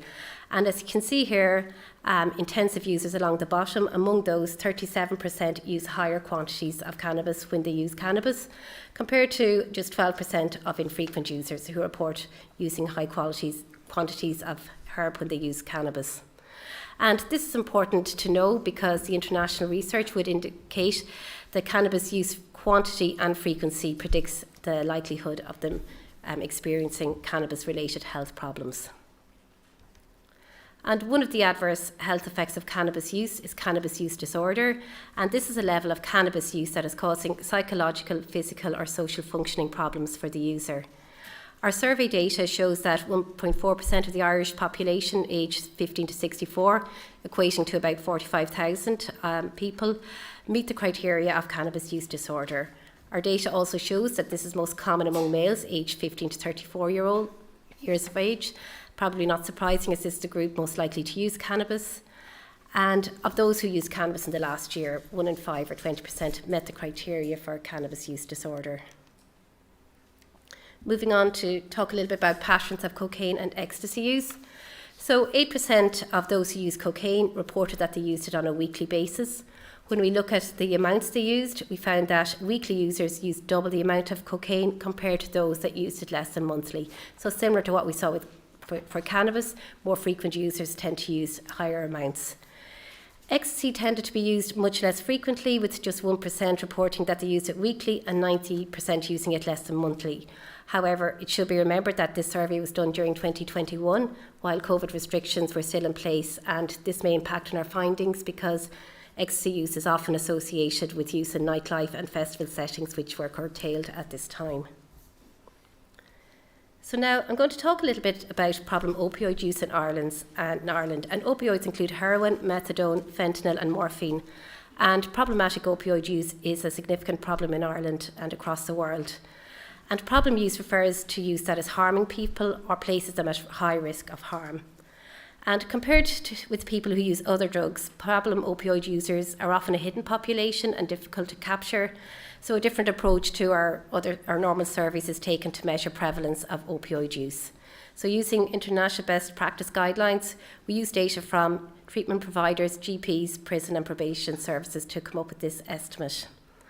So in 2019, we found that almost 20,000 people used opioids problematically in Ireland. And we can see here the breakdown that this is very much an ageing cohort, with almost 3/4 of people with problem opioid use in the 35 to 64 age group. And this differs considerably since 2006, and we can see major changes in the profile of the people who have problem opioid use. While the overall numbers are similar, we can see that in 2006, 1 in 5 people with problem opioid use were aged 15 to 24, compared to just 1 in 25 in 2019. And this is very encouraging because it shows that much fewer young people are using opioids in a problematic way. So at this stage, I'm going to hand you over to my colleague, Anne Doyle, who's going to talk to you a little bit more about the profile of people who use drugs.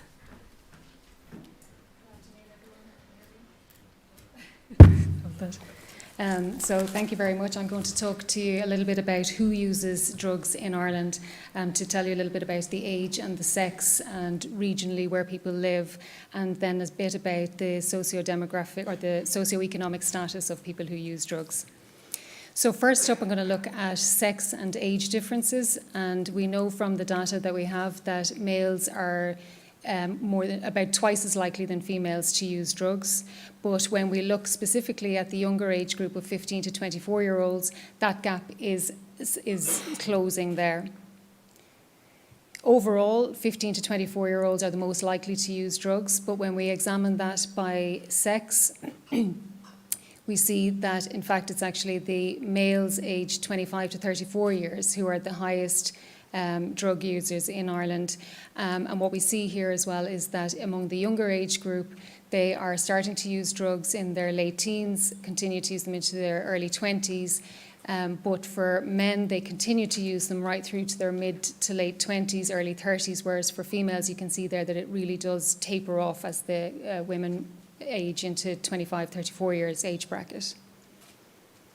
So looking at the age of initiation of substances, I've included alcohol here as well, and we can see from this figure that there's been a delay in the age of starting drug use, including alcohol. So the bottom line there represents data from 2002, and the top line is the more recent data from 2019, and we can see that young people are starting to delay substance use. So that in 2002, it was 16 years of age. It's now 17. Cannabis was 18, it's now 19. Ecstasy was 18, it's now 20. And cocaine was 20, it's now 21. And the reason why we're looking at the age of initiation is because the earlier you start using substances, you're more likely to experience problems. So for example, there, if you start drinking alcohol at 15 years of age or earlier, you're 4 times more likely to develop alcohol use disorder than someone who starts drinking at a later age. Early cannabis use is a predictor for cannabis use disorder, as Deirdre talked about earlier. And early cannabis and early alcohol use is a predictor of future use of cocaine. So looking at the region that people who use drugs live in, just a reminder there that, as Deirdre said, about 9% of the population use drugs. But when we look at the geographic spread of people who use drugs, we can see that it is more concentrated in the Dublin area. It's 13% of the Dublin population use drugs, whereas it is evenly spread throughout the rest of the country. And looking at the socioeconomic status of people who use drugs, looking at the employment status, the student population and the unemployed are more likely to use drugs. So 17% of our student population use drugs, 14% of our unemployed use drugs, 8% of employed people use drugs, and 3% of those who are engaged in home duties use drugs. And when we look at drug use across society, we use data from the census, and there's a number of indicators that are used to determine the deprivation, including income, employment, and education. And the left of this graph here represents the most deprived areas, and the right is the least deprived area, or what could be called more affluent areas. And what you can see from this graph is that the 2 blue bars on either end of the scale represent the most deprived and the least deprived, and it's very equally spread. So basically the take-home message from that slide is that drug use is spread across society. And similar to the previous slide, when we look at specifically at cannabis use and specifically cannabis use among school children, we see that social class, again, does not determine whether a child uses cannabis. And in this instance, social class was determined by their parents' job. So among boys and girls, they were just as likely to use cannabis regardless of what social class they fell into. But where we see that cannabis use is common across all socioeconomic groups, what we do see is that problem cannabis use, such as cannabis use disorder, is higher among individuals with lower education levels. And when we look at the impact of drug use on communities, we can see here that it differs to the previous slides, where people from the more deprived areas are significantly more likely to report problems within their communities with drugs. So the first one here is looking at problems with using or dealing drugs. So you can see 44% of those in the most deprived areas reported a problem with using or dealing drugs in their area versus 20% of those in the least deprived areas.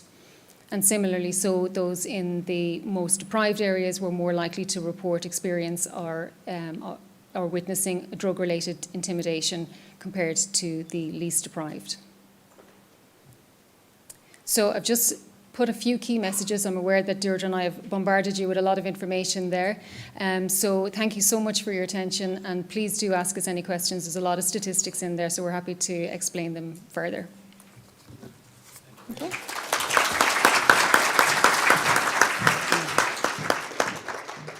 And both Dan and Deirdre get bonus points for finishing before their time, so very impressed altogether. We'll give you more time back in the Q&A, I've no doubt. Just to say, as the information is presented, as Anne had said, there's a lot coming at you just there. We certainly will have the slides up on for your consideration and review on the site for you all to see.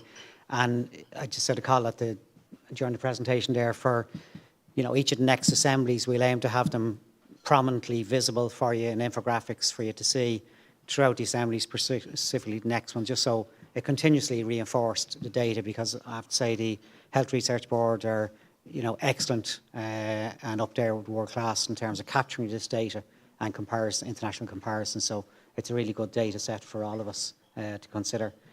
I think now we're going to give you some time over at your tables with the facilitators for the next 15 minutes, just to consider what you heard and to pose some questions, and then for us to have a really detailed discussion with the panellists. So thank you. That was excellent.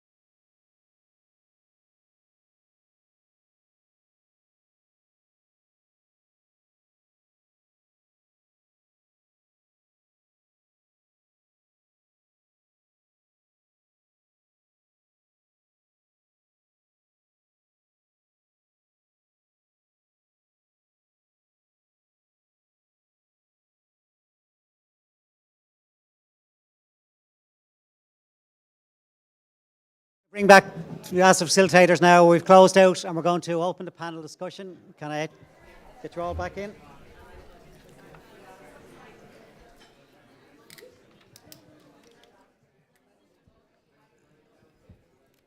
Okay, everybody, we're back on live stream and we're back with the panel discussion. Can I ask the first? Sorry, just before I go to open the questions, just a few quick reflections just as we head into the Q&A that I certainly took up from both Deirdre and Anne's presentation. Firstly is the point that Deirdre made about patterns of usage being important, and I think that's there was some good data to reflect that as well.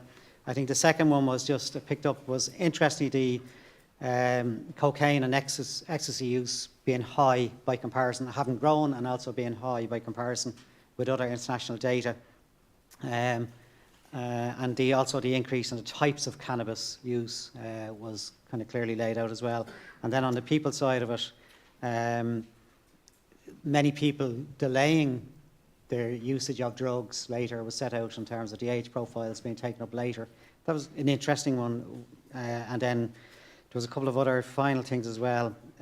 Actually, the issue of drugs usage being nearly equally prevalent across all socio-economic profiles or communities was interesting, but also the fact that those areas of higher social deprivation suffer more and suffer more harm. So, you know, there's important trends coming through all of that. But look, if I can open it out, first of all, to table 4, firstly, to Rebecca. Hello. So my name is Rebecca, and the question from our table is, according to research, why do you think that women stop using drugs earlier in their lives than men? We wondered if it had anything to do with reproduction. I suppose you're right. I think we don't capture that in our surveys, but it would appear that, you know, women are getting to, dare I say it, they're maturing a little bit quicker perhaps than men, and they are getting to an age where they're focusing on their career and they're focusing on perhaps having a family, and so we would think that would be the main kind of driver for the tapering off of female drug use into their late 20s, early 30s. Thank you. Okay, anybody else? There's quite a number of questions just around the issue of leakages with alcohol, etc. But if I can just go to, I think it's Liam on table 15 first, please. How are you doing? Yeah, our question is just in terms of cannabis being a gateway drug. Should alcohol not be considered more of a gateway drug? And in some cases, does cannabis not kind of conclude people's drug taking, as in if they get cannabis, they wouldn't maybe do a harder drug? Do you have any research on that? Thanks. Thanks, Liam. Yeah, I'll take that. I think, yes, you are correct with alcohol. It probably is the main gateway drug, and generally people don't take drugs that don't use alcohol. And we see the age people start drinking at earlier than they start using drugs.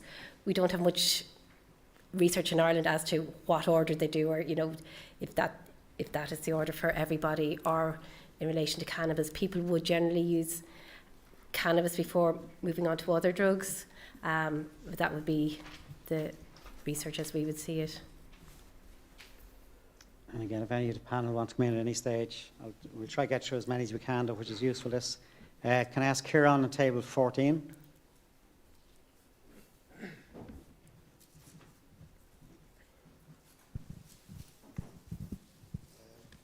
From the information we received there's no significant difference in the use between the socio-economic classes, but there is in the deprived areas, and we were wondering how does that show up? Is it very significant as opposed to the overall issue? And similar in the unemployed, so the impact it has on the society.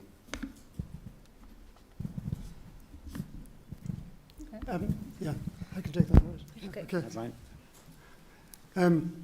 I think Anne's side showed that the actual drug use is more or less the same across society. When you look at the high impact of drug use, the numbers coming into treatment with problematic drug use are far higher in the more deprived areas. And we've only just looked at that data now, but it's quite stark. What we would like to do as well is look at deaths as well and make that same comparison. So drug use at a population level is the same, okay, across society, but the harms, the more serious effects of drug use are felt more keenly in the more deprived areas. Okay, thanks, Brian. Can I ask Maura on table 7, please? Just 1 second, Maura. We get a microphone to you. It'll be easier for everybody to hear it. Thank you. We're wondering, is the high number of young males aged 25 to 34 using drugs related to them being at that period in their life in the workforce and so having the money to buy them? And like Table 4 asked, is the lower number of women in that age bracket related, their lower use of drugs, is that related to the fact that they're at childbearing age? Or is it other factors? Yeah, I think so, and we'd see the same in relation to alcohol use. We, obviously in the surveys we don't ask people why they use, but we can only surmise based on the data we have. I do think the fact maybe women mature quicker and they get settled down and they're, thinking about having a family, that I'm sure that does play a part. With obviously, if you have more disposable income, you probably have more money that you can spend if you're using drugs in, as part of your part in recreational settings. So I think that, that's likely to be the case, but we cannot be sure. Thanks. And again, I'm trying to get as many questions in as I can, and then we'll open it more to the panel. Just Kyle on table 2, please.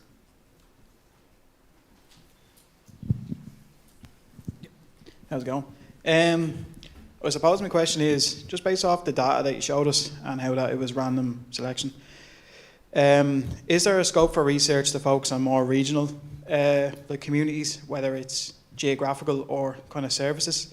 Like there was a 9% of people who are employed take drugs, but if you look at the likes of the service industry, like hospitality, where cocaine use is prevalent, or even through users who use gambling services, is there a scope for maybe more focused data to get a better representation from the population of where drug use is, because those percentages seem quite low? Yeah, absolutely. And I suppose from the surveys that we've looked at, they are representative of the entire population, but it would definitely be interesting to look at specific targeted populations. Budgets are probably an issue as well for that. But I don't know if you wanted to add anything to that, Brian? Or Yeah, I think a good example of that is there was a big survey of higher education students done, I think 2019, and it was a very big sample, and it showed, I think, far higher levels of drug use than the population. But that's part of a government programme to deal with drug use at their level. So it would need to be incorporated into that as well as a policy measure. Okay, Helen on table 13, please.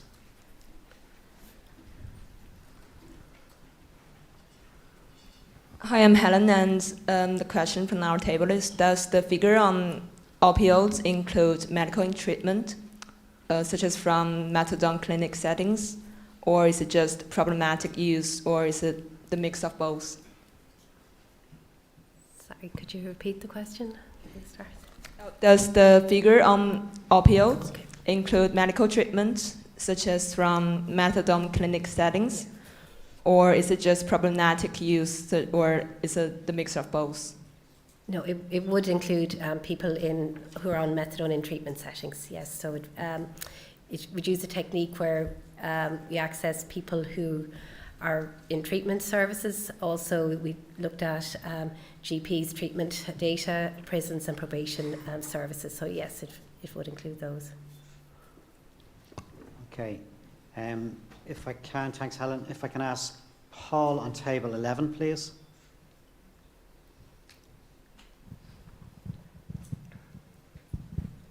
Thanks, I'm Paul. The question from our table is, we note that the age of initiation into drug use has increased since 2002. I'm just wondering if the panel has any information on why that might have happened.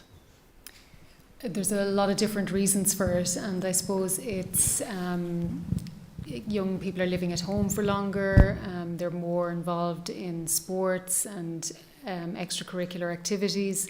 The whole social online presence has made a difference to socialising, so it's basically no one thing is, we don't know why they are delaying it, but there's a multitude of different reasons for it. So I have there's a lot of more reasons, but not just one in particular. And can I ask Eamon on table 10, please?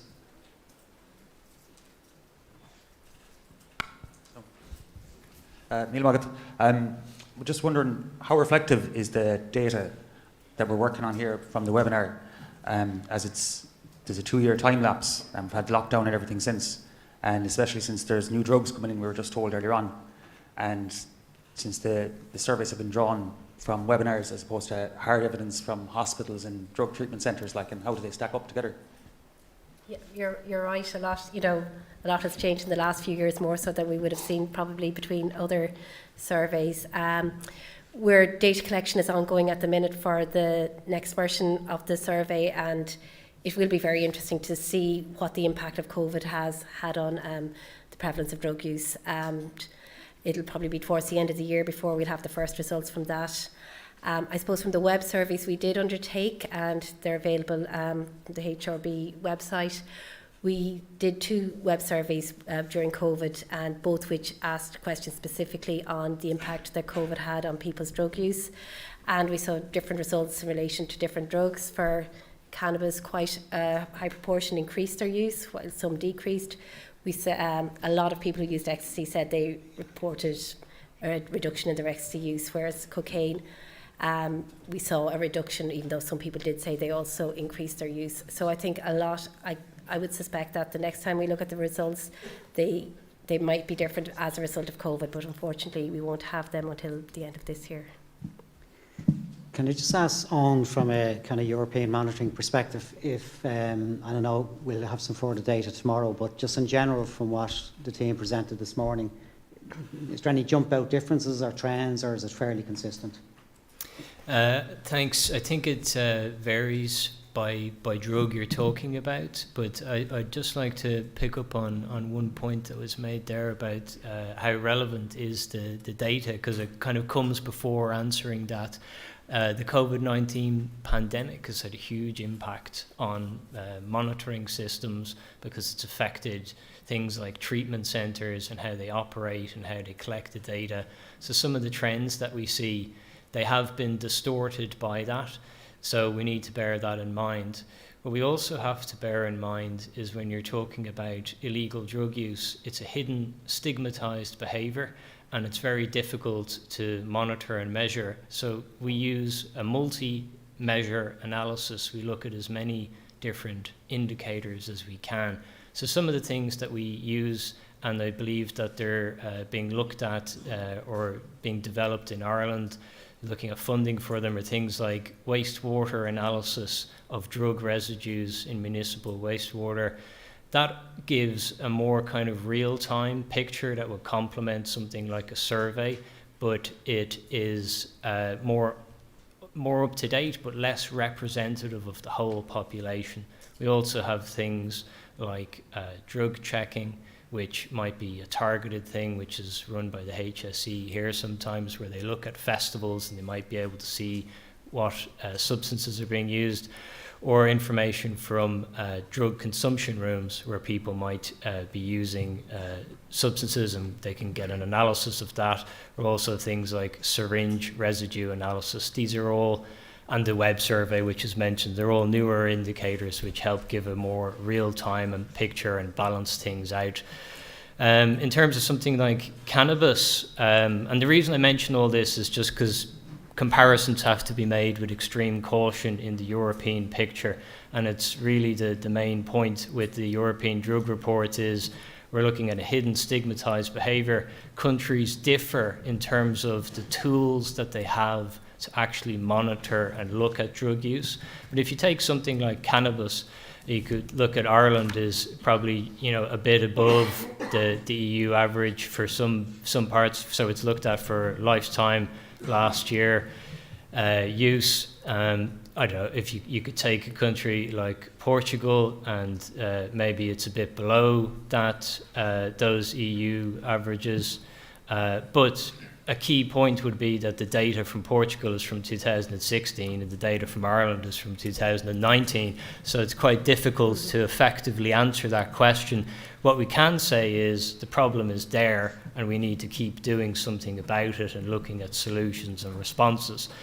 In terms of things like injecting drug use, yes, it's a very serious issue in Ireland. There's a large population of people who are injecting drugs. There's a significant opioid problem with other substances being used as well. It features prominently in the top group of countries where drug-related deaths are an issue. So that's something that is probably a bit different than some other European countries. But a key point with that is Europe has many drugs problems. It's not one thing, and they differ in terms of how each country experiences them. Thanks for that. Oh, I know we'll hear more tomorrow as well. Just can I go to Eliza on table 6 with a particular question? There's 2 questions on the table, but one particularly around the different socio-economic groups and what drugs might be taken amongst different groups. Our question kind of, it's basically 2 questions in one. So although the economic classes, they had the same amount of drugs, did the drugs differ? If they did, would legislation bringing the drug use in put extra pressure onto mental health services like that's already stretched? It's a really good question. And well done for getting your 2 questions in together, so fair play to you. And in good time. Well, in terms when we were looking at it, we looked at all drug use because if you try to distill down to drugs like cocaine and ecstasy, yes, they're increasing, but the proportions that use them are so low that the results wouldn't be very stable if we were to look at it across a whole range of different socioeconomic groupings. So that's why we've just looked at cannabis and all drug use, and that was found to be consistent. I suspect, you know, when we do look at, you know, problem opioid use, you would see regions such as Dublin where it would be much higher than compared to the rest of the country. But just with our surveys, they wouldn't be powerful enough to be able to look at it in that level of detail for us to have very reliable results. So that's why we haven't presented them. Okay. Can I ask maybe Alana on table 8, please?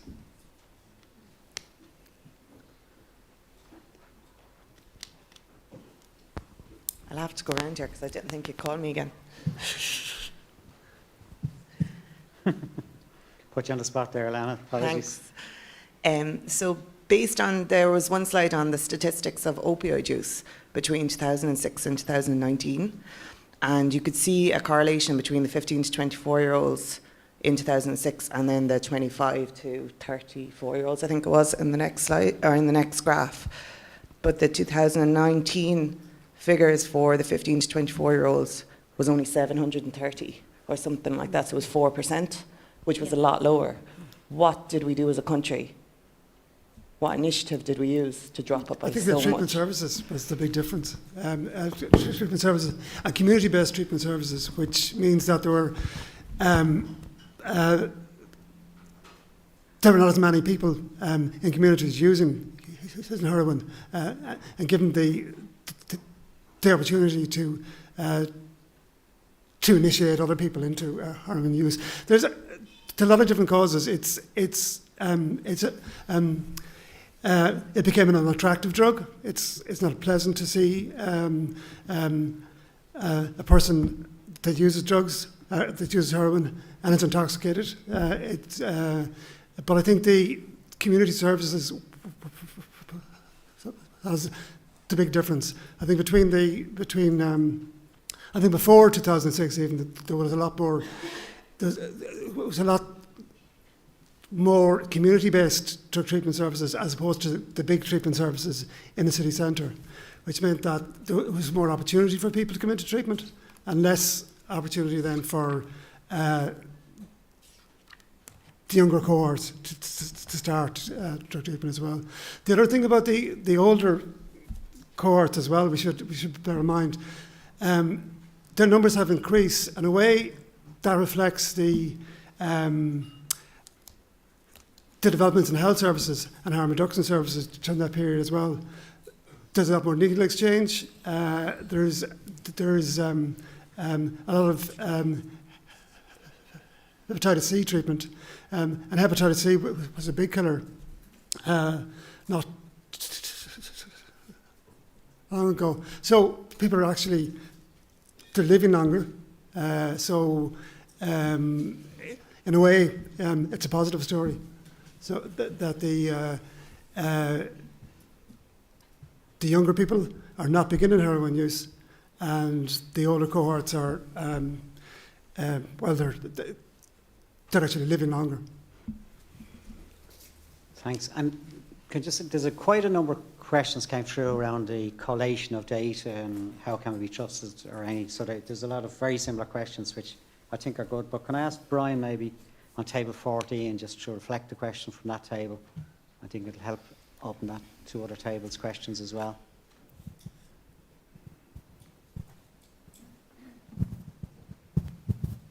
Hi there.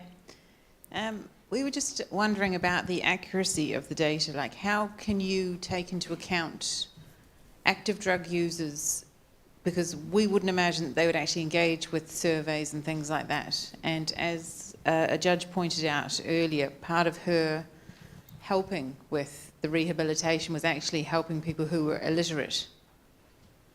So is there a better way, like the sewage system testing, that would actually also validate your surveys and reach more people? Yeah, okay, thanks for the question. One survey is not like the gold standard going to measure absolutely everything, and I think we've moved to a stage where it's recognised that a lot of different approaches is the best way to measure drug use. So yes, having wastewater analysis that will complement your surveys, and each method has their own, strengths and limitations. A household survey, you're more like, it can be more difficult to find the people who might be more likely to use drugs, or younger single people. It might be harder to catch them at home, or they may be less likely to want to participate. However, with your household surveys, they are representative of the population, and they're done the same way over time. And again, it is drugs are illegal, so we don't know, or we cannot know whether people have told the truth. We just, their confidentiality is always assured, but we can never be 100% sure that they've told the truth in all the questions. I suppose with wastewater analysis, yes, it is very good for showing us what type of drugs are being used, but it gives us no information as to who are using them, or the numbers of people, or the patterns of use. Web surveys, we found the last survey we did, we found that we had huge engagement, and almost 6,000 people over a period of just a few weeks engaged with the survey, and we had a very positive response to that, and people seem to be very happy to share their experiences of drug use. Again, we can never go back and corroborate and just double, to be sure what they're saying is the actuality. But, as I said, their surveys are one part of a large suite of measures to look at drug use. Okay, and I've one which I think might be a short question, and hopefully about an interesting one as well. Avrik from table 5, please.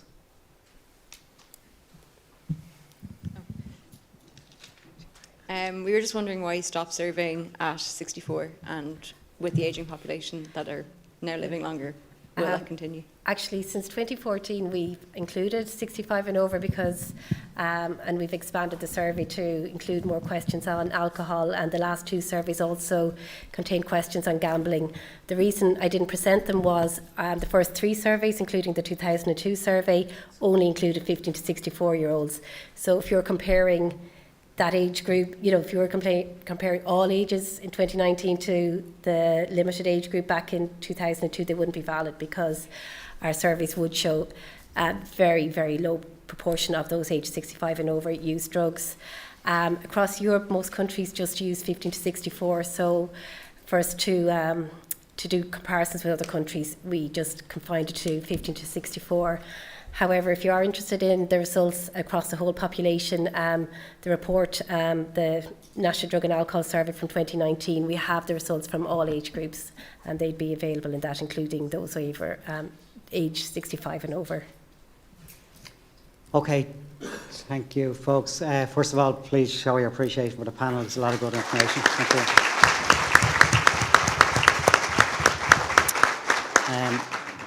Just again to restate the questions that you have here, we'll respond to all of them which haven't been posed or asked, but there was a lot of duplicate questions, so I think we've tackled quite a lot in that session.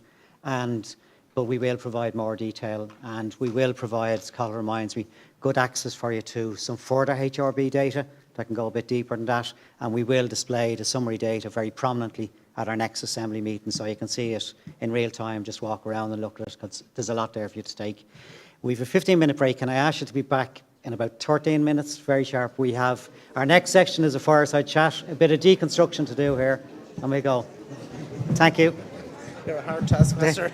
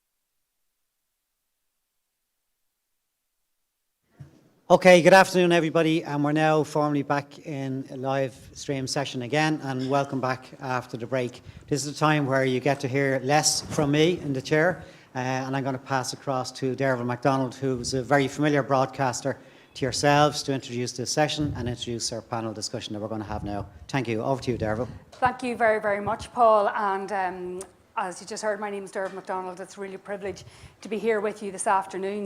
This year marks the 20th year that I've been in journalism. Most of that time was spent as a legal affairs writer, covering civil and criminal justice policy, and also working on the front line in our court system. Our court system, both civil and criminal, is a very small, only a small lens through it to view the issue of drugs, but it was a significant one for me nonetheless, seeing the impact of drug use in our district courts, where we prosecute a lot of minor offences, including possession, public order. I saw that right up to our more serious divisions of the courts, where the state was trying to crack down on cartels and serious users. Perhaps most heartbreakingly, where you really saw the impact of drug use was in the childcare divisions of our courts, and also in our family law divisions, where you really, really get to see the impacts of it. What I've drawn from my own experience, just that very, very small lens, is that many of us come to the issue of drug use with very fixed opinions and views about it, while at the same time perhaps being blind to the reality of the lived experience of those who use drugs. I'm stealing a line from one of our panellists today who tweeted earlier this week, some of us use drugs recreationally, some for medical reasons, some of a dependence, and these are all very different things. Thank you, Sharon Lambert. You might be fortunate enough not to have experienced the trauma that have led many on the path to drug use. You might be fortunate not to live in an area of high social deprivation, where the impacts of drug use and the lack of treatment services are most felt. You, or someone you may know, may have dabbled in drug use but had the resources, whatever how those resources presented themselves, to prevent that recreational use morphing into something more serious, a dependency, a criminal conviction, or worse. You might think that drug use is a matter of public health. You may think that criminalisation still plays its part.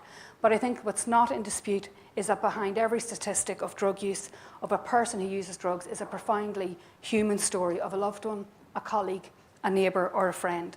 And no conversation can take place without them. As the chairman has said, this person-centred perspective, the lived experience, is something that is critical to your deliberations. And obviously there's going to be a dedicated forum about that in May. But to set the scene, as it were, today, I'm joined by an incredible panel who are going to speak to that lived experience. I could do a fireside chat individually with each and every one of them, but they're going to talk to us about the causes, the consequences, and what they think should change. I'm joined by Pauline McKeown, who is the CEO of the Coolmine Therapeutic Community, the first specialist drug treatment centre of its kind in Ireland, which I think celebrates its 50th anniversary. 50 years this year. Andy O'Hara to my left, who is the coordinator of Ishka, an amazing organisation that provides advocacy for people who use drugs and, critically, is led by people who have direct experience of drug use in all its guises, and you'll hear from Andy. Dr. Sharon Lambert from the Applied School of Psychology at UCC is not just one of this island's foremost academics on trauma. She also has first-hand experience having directed services for homeless and people who use drugs. Last but not least, joining us from a van somewhere in Fermanagh, I think, is Philly McMahon, the former Dublin GAA player, who, if you'd been listening to the news over lunchtime on the Saturday with Colm One Going programme, spoke so powerfully to this issue. For those who don't know, Philly's brother, John, was a heroin addict who died in 2012, but Philly has been remarkable. He has used their family's life experience, John's stories, to become an incredible advocate for people who use drugs and for their families. You'll have an opportunity to ask questions of our panel. I don't need to ask you to take part, because having listened to the last session, I know you will. Okay, Sharon Lambert, I'm going to start with you, because let's start with a really, really obvious and uncontentious issue, which is the fact that human beings have been using psychoactive substances since the beginning of time. But if we'd heard, even with the caveats around collecting data, we do have some of the highest drug deaths. We do, in certain areas, some of the highest drug use. Paint us the picture, as you see it, of the reality of drug use in Ireland. Well, I suppose there's been loads of speakers this morning that have presented the statistics, and some of the things that have stood out is that you know, 90% of people who use drugs do so for exactly the reasons you said. I think they discovered some cave recently where they said 3,000 years ago there was evidence of somebody using a psychoactive substance. So people have always done that, but then you have a group of people who experience very significant harm. And I think it was Professor Ivers, you know, spoke about some of the reasons that drive that. So then the question is it the drugs that are the problem? Or is it the other issues which you have touched on, like poverty and stress and trauma? So some people who take drugs, lots of people take drugs and they do so for different reasons. But some people who take drugs, what it does for them manages emotional pain, and that causes them a huge amount of social difficulties. And actually we need to tackle those things that cause emotional pain, like poverty and marginalisation and exclusion, and the other things that can happen as a result of that. And Pauline McKeown, using drugs that we've heard is a rite of passage for many, but not everybody's outcomes, as you've heard from Sharon, are the same. Some walk away, others suffer profoundly. For you, what is it that distinguishes the divergence of those paths? I think what distinguishes the diversion is basically the social community capital that someone would have around them. So, for example, in Coalmine, the clients that we would work with would be people who are homeless, people who have maybe came directly from the prison, homeless pregnant women, women with young children, traveller community members. So it's members of our society that are coming from deprivation and multiple adversities. A piece of research last week from Dr. Sarah Morton looked at, well, it was titled "You Can't Fix This in 6 Months." And I think it's a very apt title because what it was talking about is the complexities and the multiple complexities that women face as a result of the homelessness, poverty, transactional sex at times too, abuse, domestic violence. So all of those multiple adversities are there, and therefore access and treatment isn't always easy. I want to go to Philly, if you can hear us okay. I know I should perhaps explain that you're doing live punditry this afternoon, and that is why you're sitting huddled in the back of a van. But so much of the trauma that leads to drug use, and particularly when it morphs into dependence, it's undiagnosed, it's unresolved, as was the case with your brother John. Can you tell us a little bit about him, Philly? Yes, first of all, apologies that I'm not there physically. I was there this morning. I look like I'm in one of Joe Biden's Secret Services vans here, but apologies I'm not there physically. And yeah, well, I suppose for us, it wasn't until later in John's pathway in terms of addiction, his mid-20s, late 20s, that we discovered that John had schizophrenia. So for a long time, based off our education as a family, what possibly the wider social education was based off it being incriminating to take drugs. We kind of are educated to, I suppose, be ashamed, to be embarrassed, and that stigmatization was crucial in all of that education. So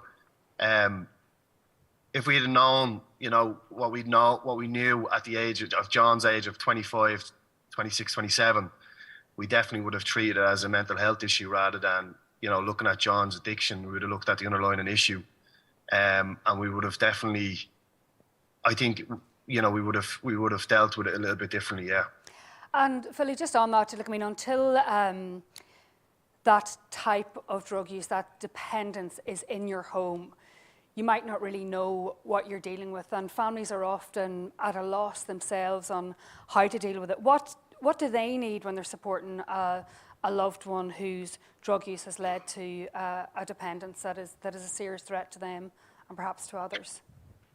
Well, I think it's important for the Assembly to understand, first of all, what it's like to have somebody that's struggling with addiction in your family.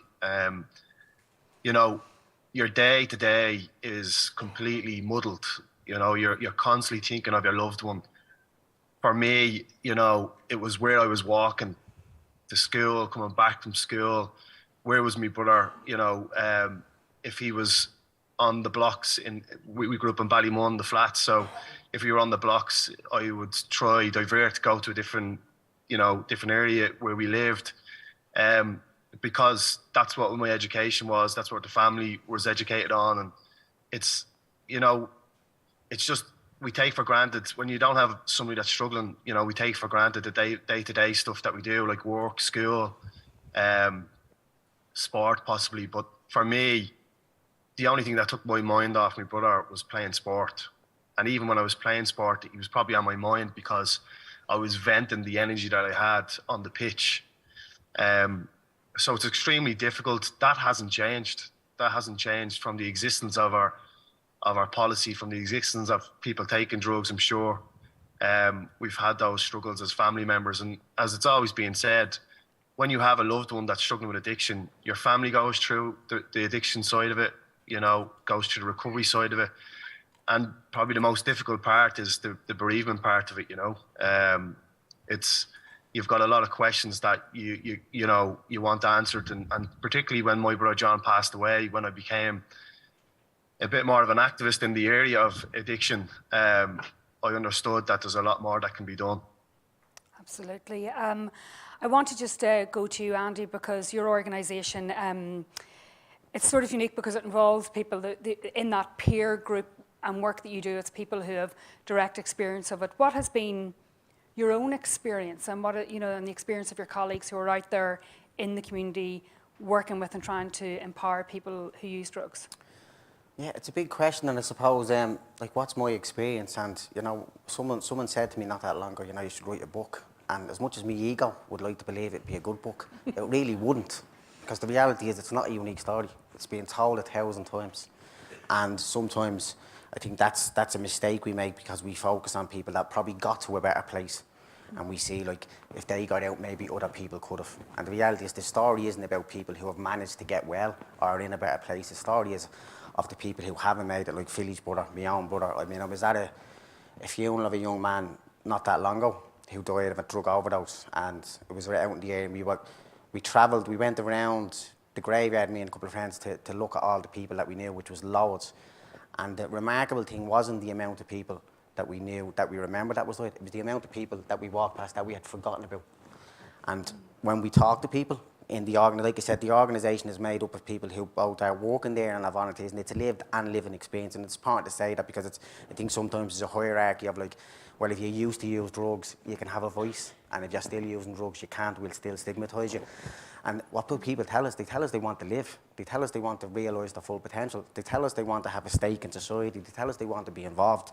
Like you mentioned earlier on, I think one of the big things we find, we're really lucky because of the work we do. We just get to meet people where they're at, and we just get to see the magic, because people are brilliant and people have so much to offer, and they're dehumanised, they're stigmatised, they're criminalised, and they're written off. And now, when we're talking about people who use drugs, what do we mean? In our case, you know, it's really the people who've been most impacted, but who have the most knowledge. But they're the people who are excluded the most, and they've been excluded for most of their lives. So their experience of engagement is poor. But when we do outreach, we do groups, all peer-led, all have peers involved, we do research, we do different things.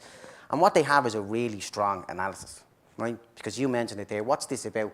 It's about looking at drugs and drug policy and looking at the causes and the consequences and the responses. And what we get when we do workshops, we just set them up and people explore the issue through their own living experience, and they have a really strong analysis of what's going on. And these are the people that you work with in particular, are those who have experienced, I suppose, the worst impacts of it, because it is, you know, chronic dependence, it is death, it's that real devastation that we see in communities.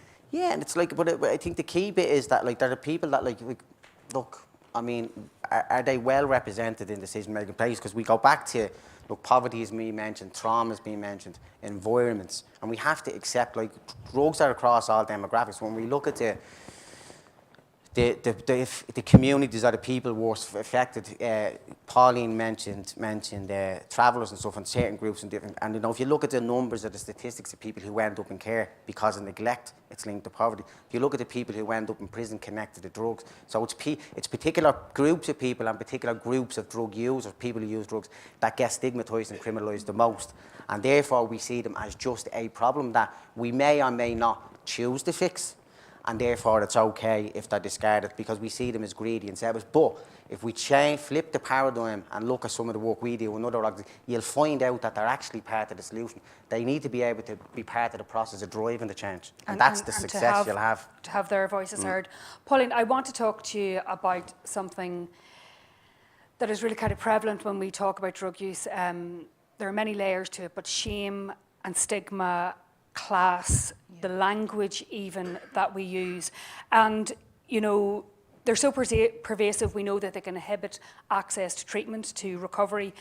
To what extent, I wonder, does this stigma actually increase the risk of drug use, particularly intergenerational drug use? And I suppose a question that I often ask is, what is it that middle-class drug users have that those on lower incomes do not? Yeah, well, I think that the stigma and shame just has a significant role because it's discrimination, as Andy has said. So based on where you're from, based on your experiences, you may not get offered the same service, or you may not be able to access the same service.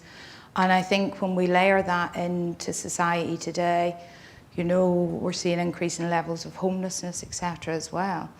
And, you know, that's the children who are going to grow up and have a rite of passage to experiment potentially with drug use.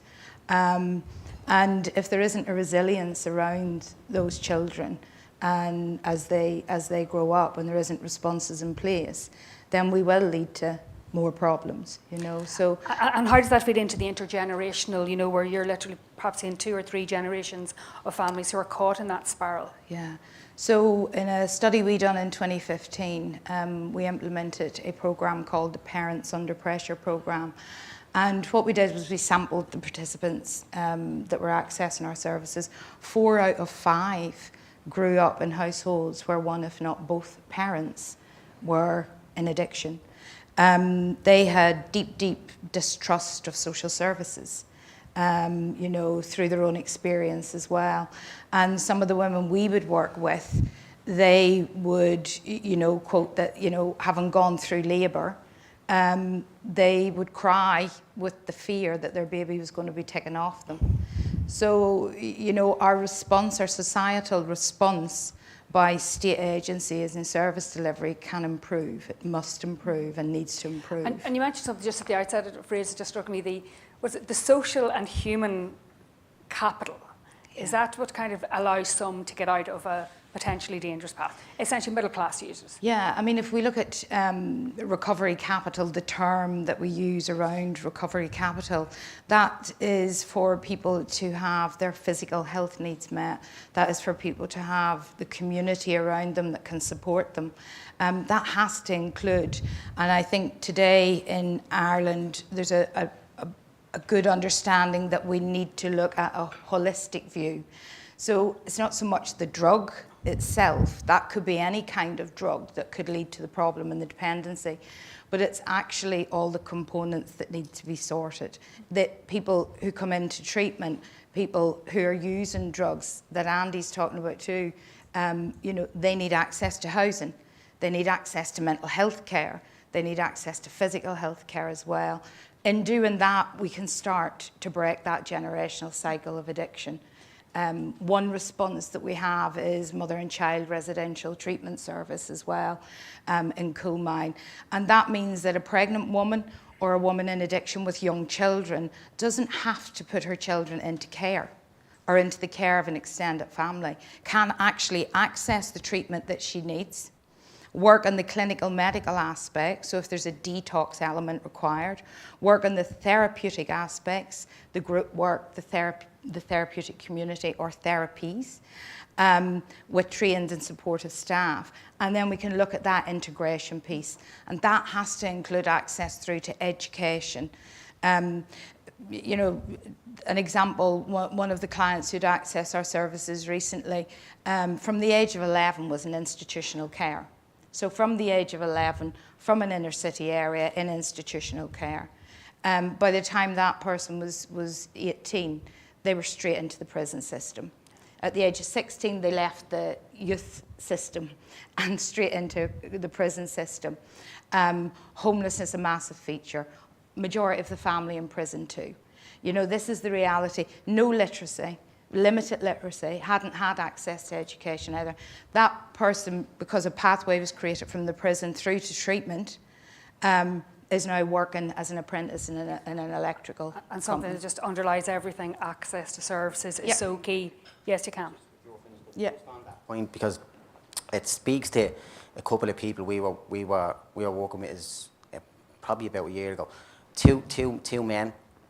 Two had very similar experiences of drug use. Two came from very different backgrounds and had very different outcomes. They both experienced a lot of, but one of them was from council estate in the north side, one was from a very wealthy background on the south side. Two of them had a very powerful experience of drug use. Both heroin intravenous drug users. Both had experienced trauma. Both had their partners die. Both had issues with their children. But the guy from the north side had got his kids taken off him. He went and committed crimes and he got criminalised and he got sent to prison. When he came out of prison, he had no house. He became homeless. That guy went in and out of drug use and is still doing that. And then when he tries to get back into treatment or go to treatment, it's about 18 months to go. The other guy, very powerful story, but along his journey, he had a system around him. So his kids never went to care because he had a family who had resources and stuff.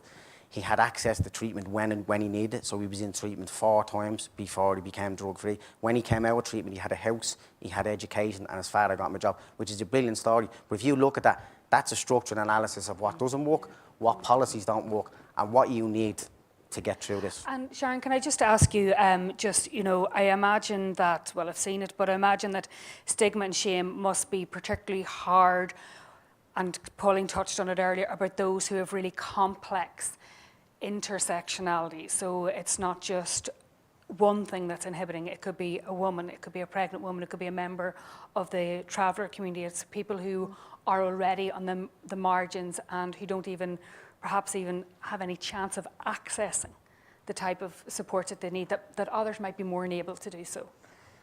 Yeah, so in relation to stigma and shame and substance dependence, almost everybody who's in substance dependence experiences stigma and shame, and it actually delays accessing help. And sometimes when I think about it, I think when I was a teenager, we didn't speak about mental health, and when somebody died by suicide, it was often... In euphemisms. It was a farming accident. And then, you know, we totally changed the way we think about mental health in this country. And now, if I was not feeling great in the morning, I can go to a GP and I can say, I'm feeling quite down. And there's, you know, we still have some way to go, to be honest, in that. But, I mean, it is nothing compared to where we were in the 80s and 90s. Where we are now with drug use is where we were then with mental health.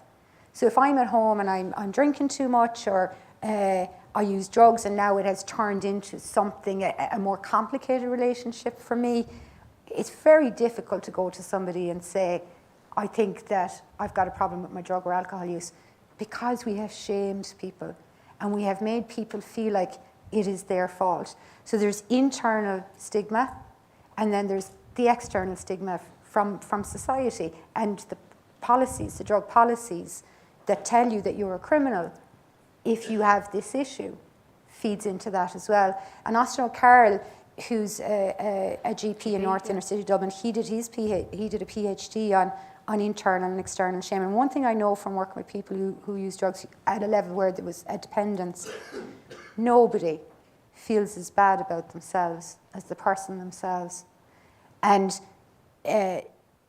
you know, and it can be so difficult for them to come forward. And if we don't create a compassionate, caring environment that says, I understand that you're struggling, and I want you to get help. And we don't think that this is your fault, and we don't think you should be treated badly. But one of the most important things that has been said on this stage is about social capital. So I'm Dr. Sharon Lambert in UCC. If I developed a dependence issue in the morning, my social capital, so I'm actually from a working class background and I've benefited from social mobility. I did not know what social capital was when I was young. I wish I had. Because when you were in an area, if you're a traveller, if you're a member of a working class community, one of the things you don't know about is social capital. So you think that you exist in this community because you're just not as good as anybody else. And you don't understand societal structures. It's something, Philly McMahon, you have described well, I suppose sometimes the so-called war on drugs as, in fact, a war on class. We see it with young men in particular who perhaps get a conviction at an early age, the difficulties they have in accessing work and something else, or everything really. What role does stigma and that shame play in areas of high social deprivation, the kind of community that you came from? Yeah, well, I suppose that anybody who believes that the war on drugs works are wrong. It's something that came from the States in general. You know, you had alcohol prohibition fail, and a lot of the resources were put into the DEA, which then transpired across to Europe and other countries. And unfortunately, when you look at the population in our prison right now, it's heavily populated by people from working class communities. Now, the question is, why is that? Considering that there's drugs in every profession, there's drugs in every social class, in every community. So then why does our policy facilitate for one and not the other? So essentially, that's what that means. A social class, it's a war on social class rather than war on drugs. Thanks, Philly, for that. That sort of brings us into one of the more perhaps challenging areas, and that is the issue of how we as a society approach drug use. And it's an area, I think, that's laden with complex concepts. There's often a lot of confusion, especially around terms such as regulation, legalisation, criminalisation. Sometimes they're conflated, so bear with us, if you will, as we delve into this topic. Trigger warning, you may hear a lot about Portugal in this section. I'm going to go to you, Sharon Lambert. If trauma, and I know it's a broad generalisation, but if trauma lies at the root of drug use, the kind of that serious, the dependence, the chronic dependence, are we right to criminalise people who use drugs? Well, I suppose the first thing to say is not everybody who is drug dependent has experienced trauma, but we've done lots. That's why it's just more broadly. Yeah. But like all of the studies, including the research that I've done myself, will show that it's anywhere between 80 to 90%. And actually, one of the issues we have with how we measure and define traumas is about 17 different scales out there that measure trauma. None of them cover all of the different traumas that someone could experience. So that's the thing, is that we know that a very significant amount of people who have drug dependence have experienced a psychological trauma. So if they have struggled to access the services, and we've spoken about access, if they've struggled to access the services that they needed at the time that they needed it, and then they found this substance that says, I can function, I can cope, and I think sometimes about the Two Norries podcast, because they have a lot of people with lived experience on that. And what you often hear is people say, if I hadn't found that particular drug at that time, I think I would have died by suicide because I couldn't cope with my own emotional pain. So, like, if that's what people are telling us, then how can we turn around then and harm them further? Because, Andy's talking about the people who do, come through recovery and they go off and they do apprenticeships. If they have criminal convictions, I work in a university, I can tell you that it matters. There are people, absolutely fantastic students, who come into us, into universities all of the time, and they will apply for various different jobs or placements, and lots of those places do. When it comes to that guard box, which you have to tick. Yeah, and then you have to sit there and you have to watch them retell their story over and over and over again about something that is 12 or 13 or 20 years in the past. And I think, why haven't they been allowed to have their conviction spent to be able to move on? And because if we don't start to really look at this in a health way. But Sharon, it's interesting because sometimes the strongest opposition to any decriminalisation or liberalisation often comes from the families of those who have lost loved ones, who perhaps they support prohibition, perhaps because they don't want to see any use extended. And what do you say to those people today? I mean, Philly talks, really quite well about drug-related bereavement and how complex and how complicated it is. I've done a study on it myself. I have a PhD student, Daniel Callahan, who's looking at drug-related death. It is not the same for everybody, but there are lots of similarities. It is a complicated grief because it's a grief that carries shame and stigma.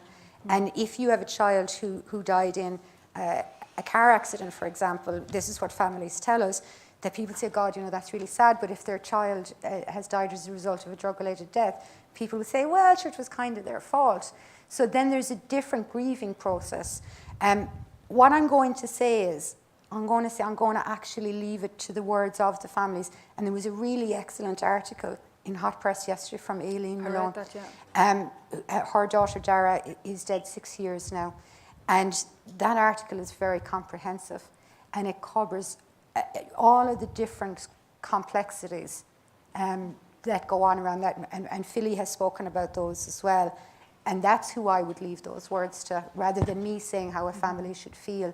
I think that article yesterday from Aileen But you Malone is appreciate excellent. perhaps the complexity of the response. There is no one size fits all from everyone. I think what we should do is we have to look at research and say what do we know, and we know that the further you push people into the margins, the more dangerous you create situations. My PhD student just finished looking at people who use drugs, who have lost somebody who is using drugs. And if you're drug dependent, if I was using heroin, I can't just stop now this minute because I will become very unwell and I mightn't be able to manage my own emotions.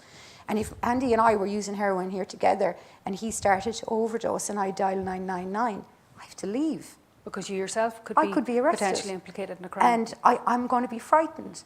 And then, God forbid, if somebody dies, then what's the impact? So it's really, really complicated. And the last thing I'm going to say about this is it can be a very emotive issue and it can be very polarized. I think that the most important thing is I know that I don't know everything. I know that I don't know everything. And I have to always be prepared to know that and to listen to other people. And I haven't walked in other people's shoes either. And sometimes when we've lived particular lives, particularly people who might have lived a particular privilege, it can be very difficult, really difficult to understand how hard life can be for other people. Yeah, and I suppose, Philly, one of the things we're talking today really is about the conversation. It's about communication. And to some extent, I think it's true to say we've probably glamorised the nefarious work of a lot of the drug cartels, whether it's in our TV screens, books, podcasts. There's certainly a market out there for this material. But I just wanted to ask you, is the stigma of a criminal conviction for younger people, is it, like Sharon said, a huge barrier? Have you seen that? And also maybe to ask you, what are your views on the effect of the criminal law on supply and demand? Well, first of all, I'd like to kind of start with the glamorization of the media in around criminalisation. This policy that we currently have works, and that might sound strange because I've been somebody that's advocated for change, but it works for certain people. It works for solicitors, it works for the media world, it works for politicians to an extent, judges, but it doesn't work for the people that actually need it to work for.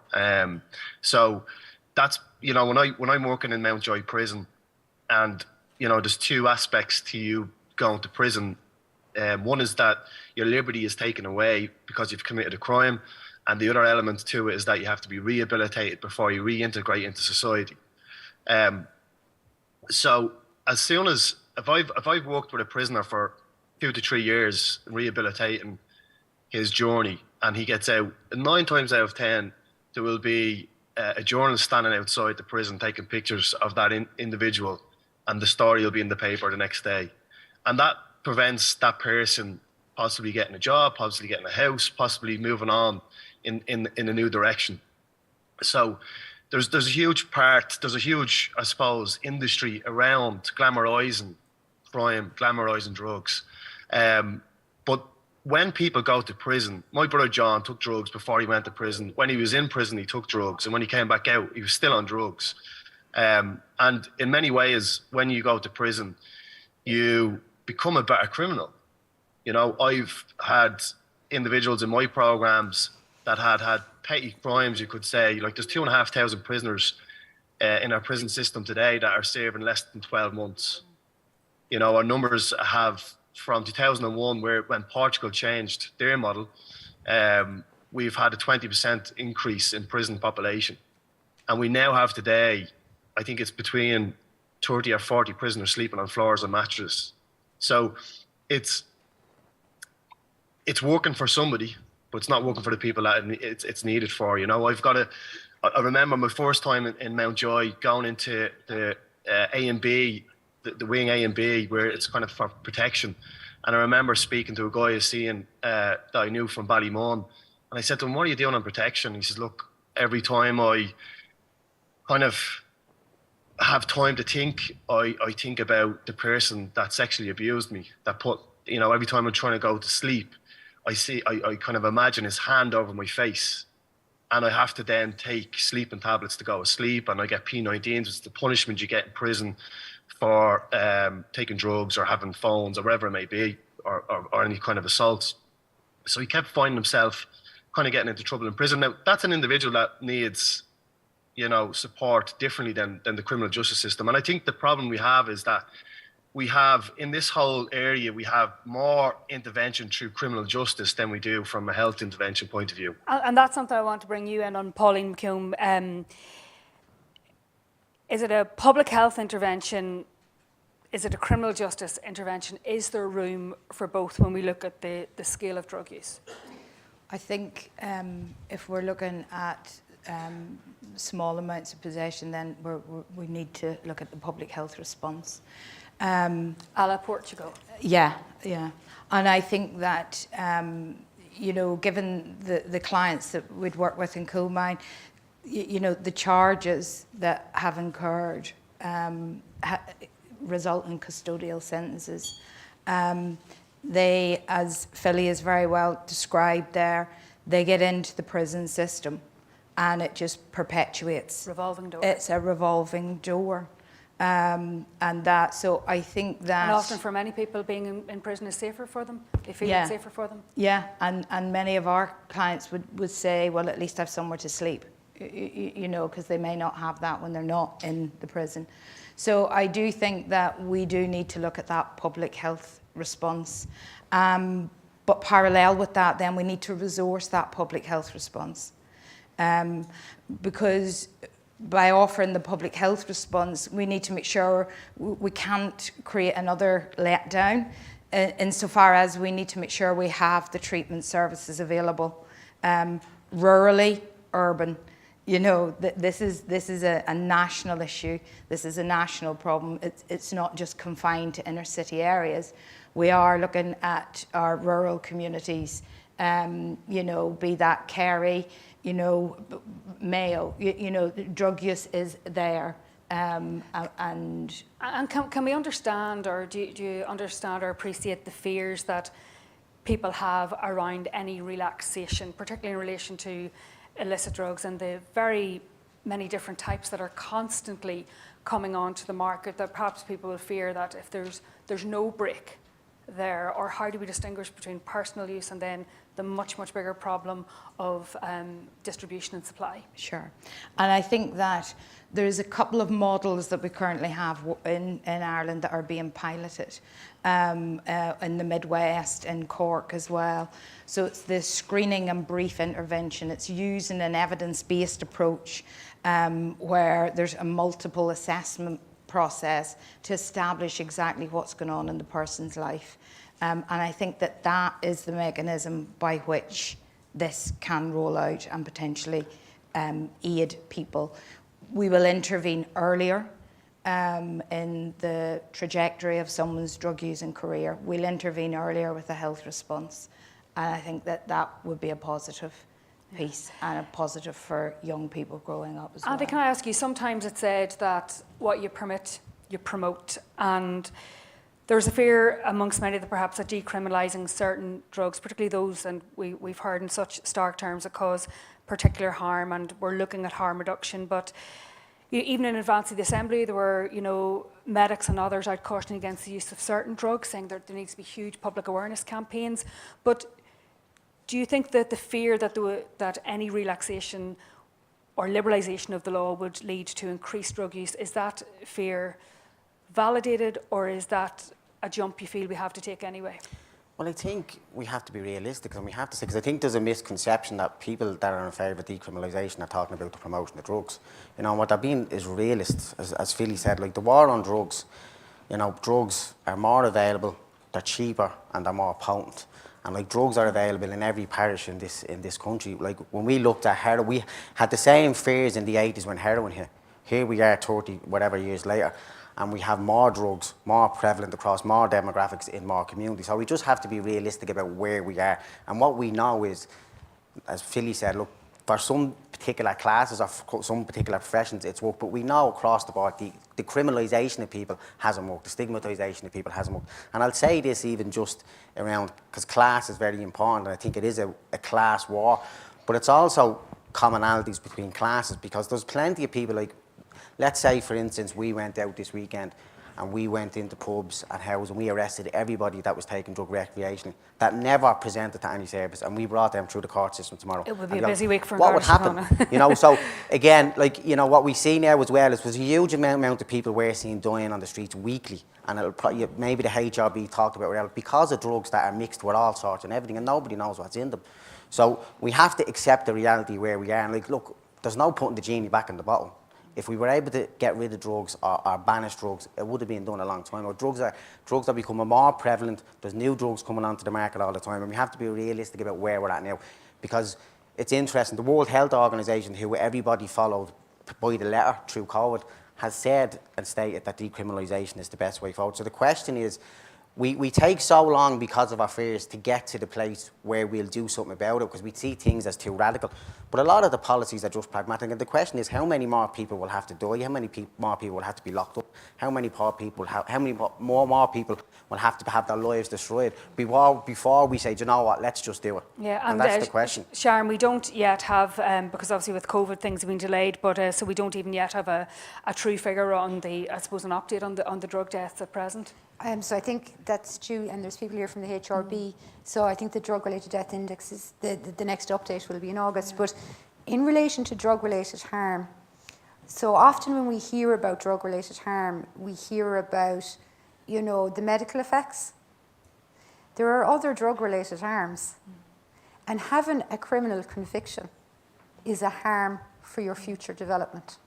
So when we're having these conversations, I'm not a drug policy expert, I'm a psychologist, so the drug policy experts can talk about that. But it does involve conversations from sociologists, drug policy, law, medicine, psychology, community, youth and community, addiction, mental health, and every single person there is entitled to be heard in an equal way. Because I think sometimes our focus is too narrow if we say, we know that some people who use drugs, have mental health related issues, and actually it can be sometimes difficult to know which one came first. Actually, one of the largest studies that was done was by Kessler et al. And what Kessler et al. Found was that anxiety and depression have their onset under the age of kind of between 11 and 15, but substance use disorder is much later. So that kind of puts an end to the chicken and egg thing. And I have worked with young people, and often they don't, when they come in and they might have a drug issue, they could come back to us 10 years after. I still get contacted by young people I met 15 years ago or 20 years ago, and they'll say, I didn't tell you this, but this is what happened to me, and I wasn't able to say it. If somebody comes in and says, I have this drug problem, you can't always assume that you know absolutely everything about them, because particularly in relation to abuse, it's often not disclosed. And that was the point that Philly made. Philly, I'm conscious that you're on air this afternoon, you're actually working, you're going to do punditry on a game, I know you'll try and stay with us for as much of the Q&A as possible, but just in case you have to scoot away and do some work, what is the main message that you want this assembly, to the many people who are listening on live stream? What's the main message you want to say to them today? Well, and particularly to the assembly, that, you know, it's not very often you get a chance in your life to make a big difference in society for good, basically. And I think it's something, without putting pressure on anybody, I think it's a great thing to be a part of. I'm definitely privileged to be a part of so many brilliant people, and it's been a journey for me. But I suppose the crucial thing is, and someone from HRB might correct me on this, but I think since our existence of our policy, our deaths from drug deaths have increased by 225%. So it's not working for us at the minute. And if you find it hard to really connect with change, or you know, if you don't have a loved one or a friend that's struggling with addiction, I suppose I'm very lucky. I have a 1-year-old child now, and every time I think of my brother, I kind of, and I look at my son, I think of what my mum and dad went through and the pain and suffering they went through to lose a son. You know, and not only to lose a son, but all those years from the age of 14 to 31, the pain and suffering they had to go through and carry. And probably when he was diagnosed with schizophrenia, not understanding all of that time why he was doing these things. So if you have a child, or if you have somebody that might, you know, possibly have trauma at a young age, and they start to try fill that void with a substance, you know, what way would you want them to be treated? Would you want them to be incriminated? Would you want the intervention to be done through criminal justice, or a public health-led approach?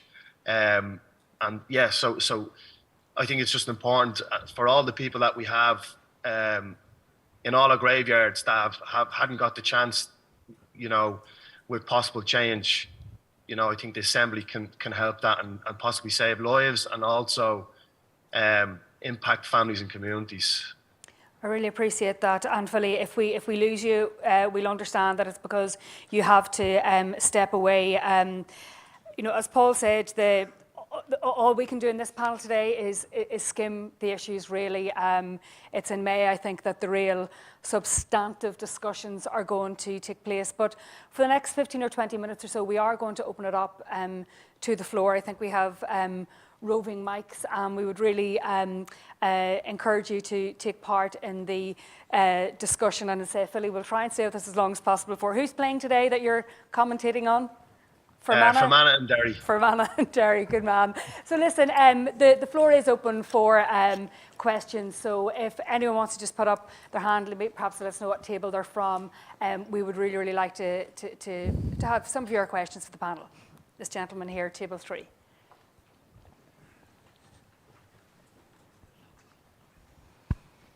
Hi, thank you. With the growing technological sophistication of criminal gangs, does the ease of access to drugs on the dark web black markets and things of that like make supply side policies ineffective? And would it be more effective to focus resources on treating the mental health and socio-political or socio-cultural roots of the issue rather than marginalising addicts with criminal legislation? Philly, I might just, if you're still with us, I might just bring you on that. The question is relating to, you know, the growth in technology and the impact on the supply side. Portugal was interesting because it raises the interesting question, well, does it free up resources, including criminal justice resources, if we don't penalise people, let's say at the lower end of the scale, the personal use scale, does it free up resources to look at the supply side? Yeah, I was lucky to travel to Portugal. I'd done a documentary on decriminalisation, so I travelled to Portugal to look at the model that they used, and that has been studied immensely over the years from across the world. And I think they have, you know, definitely been the front runners in terms of decriminalisation. But they will all, when you speak to, and I know we have a meeting in a couple of weeks, and we'll have best practice internationally kind of being the topic. But when they decriminalised drugs, decriminalisation was the key word, but it wasn't really the key thing to the success of Portugal. It was the multidisciplinary approach that they wrapped around that, the resources that they wrapped around it, and the investment that was generally pushed into the criminal justice system was now being pushed into the public healthcare system. But what they found was, yes, crime increased, but it increased on the basis that they went after drug dealers, not people that were struggling with drug addiction. And I was, again, very lucky to sit on one of the meetings of somebody that was caught with personal use of drugs. They were brought into a normal office block. They were sitting in front of 3 people. There was no police there or anything. And they were just asked simple questions like, you know, have you got a problematic issue with drugs? And the person said no. And it was like, okay, that's fair enough. This is the direction you go. And I said, well, what happens if they did? And this is they would have been sent on a certain program. So, and there's so much more to Portugal's levels of the layers, I suppose, of what they did to make an impact on their metrics around this topic. Like, for example, they would have had methadone buses pull up on the side of the road, and you would have people very like similar to seeing an ice cream van. It was kind of, I was kind of taken back that, you know, do people not feel ashamed walking up to this bus? And there was nothing like that. It was people pulling up in suits, people driving off in cars. It was people on methadone for 20 odd years. Now, my brother had a different experience with methadone here in this country. Every time he went to get his methadone, which would make him more functional to get back into work, employment and everything else, he was stopped by the guards because the Garda station was on the way. So we had to eventually send him out to Bray to get his methadone, and he'd get a full bottle of methadone, which is like, you know, it's incredible to think that, you know, you're getting your full supply for the week. This person needs this drug to, I suppose, overcome any psychological pain he might have, but he has a full bottle of this, and, you know, it's very dangerous. So for me, Portugal have got there's really good parts to it. They'll also say there's things that they needed to get better at. I think for us, we need to look at different elements from different countries and find what works for our country. But decriminalisation in Portugal was definitely a success in terms of the stats and the statistics that you'll see. Pauline, one of the things that you were raising, obviously the state's resources aren't infinite. There's pressure on all areas, but it's that investment piece in the public healthcare side of it that is critical, isn't it? Yeah, it is. And, you know, we need to put in place services that are accessible. And what I mean by that is that, you know, currently our configuration with our drug policy and drug responses is you can go to the wrong door when you need help. So as a person, you know, as a person who uses drugs dependently, coming with the trauma, the reasons why we're using those drugs, as we've heard about, you know, you can seek support from the mental health service, and they may say, well, we can't actually assist you right now until you're not using drugs. And then you may seek the drug service, who may assess you as being not appropriate for their service. And if you're pregnant, because your mental health, then you might be a pregnant lady. Many services won't be able to offer you that support. You know, so there's just multiple barriers. So, you know, if we're looking at increasing our public health response, then we need to increase the service delivery. We need to enhance and make sure that that's evidence-based. We need to make sure that it's multidisciplinary, i.e. we've got everyone at the table that's needed. So, for example, for a pregnant woman or one with young children, you know, we have to have TUSLA at the same interplay as the addiction service. We need to, one example would be where there's a consultant psychiatrist comes into the addiction service and provides a satellite service to assess the level of mental health that's there after a period of time. You know, there's good practices that we have in Ireland too, that we need to invest in and resource, as well as what Philly is saying at that international level too. Okay, I'll just say, just move to another table, this lady here, and then this gentleman at table 12. So we'll just go to, I've lost the table number. Hello, how are you? Don't you think that the decriminalization will increase crime, drug dealers, instead of like the law in Switzerland, the drug policy, control legalization will be proven that this method is extremely effective? The control legalization, like in Switzerland. Yeah, and this isn't a policing panel, but Andy. Well, I think, like, I suppose we have to ask a question as a society, like, why is there a never-ending supply of young people, mostly men, who are seen selling drugs as a form of employment? You know, and it's not by accident that the majority of them come from one community over the next. I think Morris Devlin was I can't remember, there was a book written by called Young People in Contemporary Ireland, and they found every young person wants a bit of money, a bit of status and power, but how you acquire that in one part of the city to another is vastly different. So the argument has to include opportunities and addressing poverty in communities where they come from, because like we'll talk about the drugs and the drug trade, and we'll talk about the successes of taking down particular gangs, but drugs never go away, and the people who are looking for opportunities will always be there to fill those gaps as long as there's no opportunity. So it's the multidisciplinary approach won't be dealt with, has to include providing real life opportunities. Like, we're working with people now, and they're coming up through the system and they're coming up through communities, and they don't see a future. They don't see, even now, like, I mean, if you follow the rules and you get a job, it can be even hard to maintain a standard of living or a house. And people want a quality of life. And if you're from a community where drugs are around and it's an opportunity and selling drugs is there, you know, it's not always, like, not all drug dealers are evil or bad. You know, the majority of drug dealers are out there probably just sell drugs to their friends, but they do it to make money. So poverty and opportunity is how you resolve that problem. But it is, Sharon, you even just see it in the children's court, the children's court where children are being used as drug mules, they're on the front line of it, but the criminal law has to intervene somewhere to try and break the chain of supply and demand. Yeah, so, I mean, it's the criminalisation of it hasn't worked. So that's the reality is we know that more and more people, and like Andy said, if you went back 30 years ago in Ireland, the drugs only appeared in particular parts of Ireland, and now you can get them everywhere. So that hasn't worked. One of the things I think is, you see that people sometimes talk about decriminalisation and legalisation. Legalisation, is happening in other places, and where they have had difficulties with legalisation is they have excluded people. So if you look at in California, for example, the black market has continued there. But the reason why the black market has continued there is because the people who were involved in selling drugs before they legalised it were primarily black people in that area. 98% of the people who own legal cannabis shops are quite wealthy white people.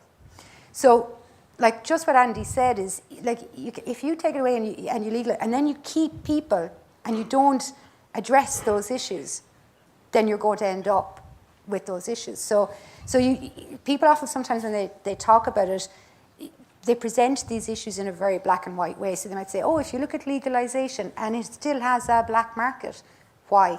So, and every time I hear something, the next question I say to myself is, why?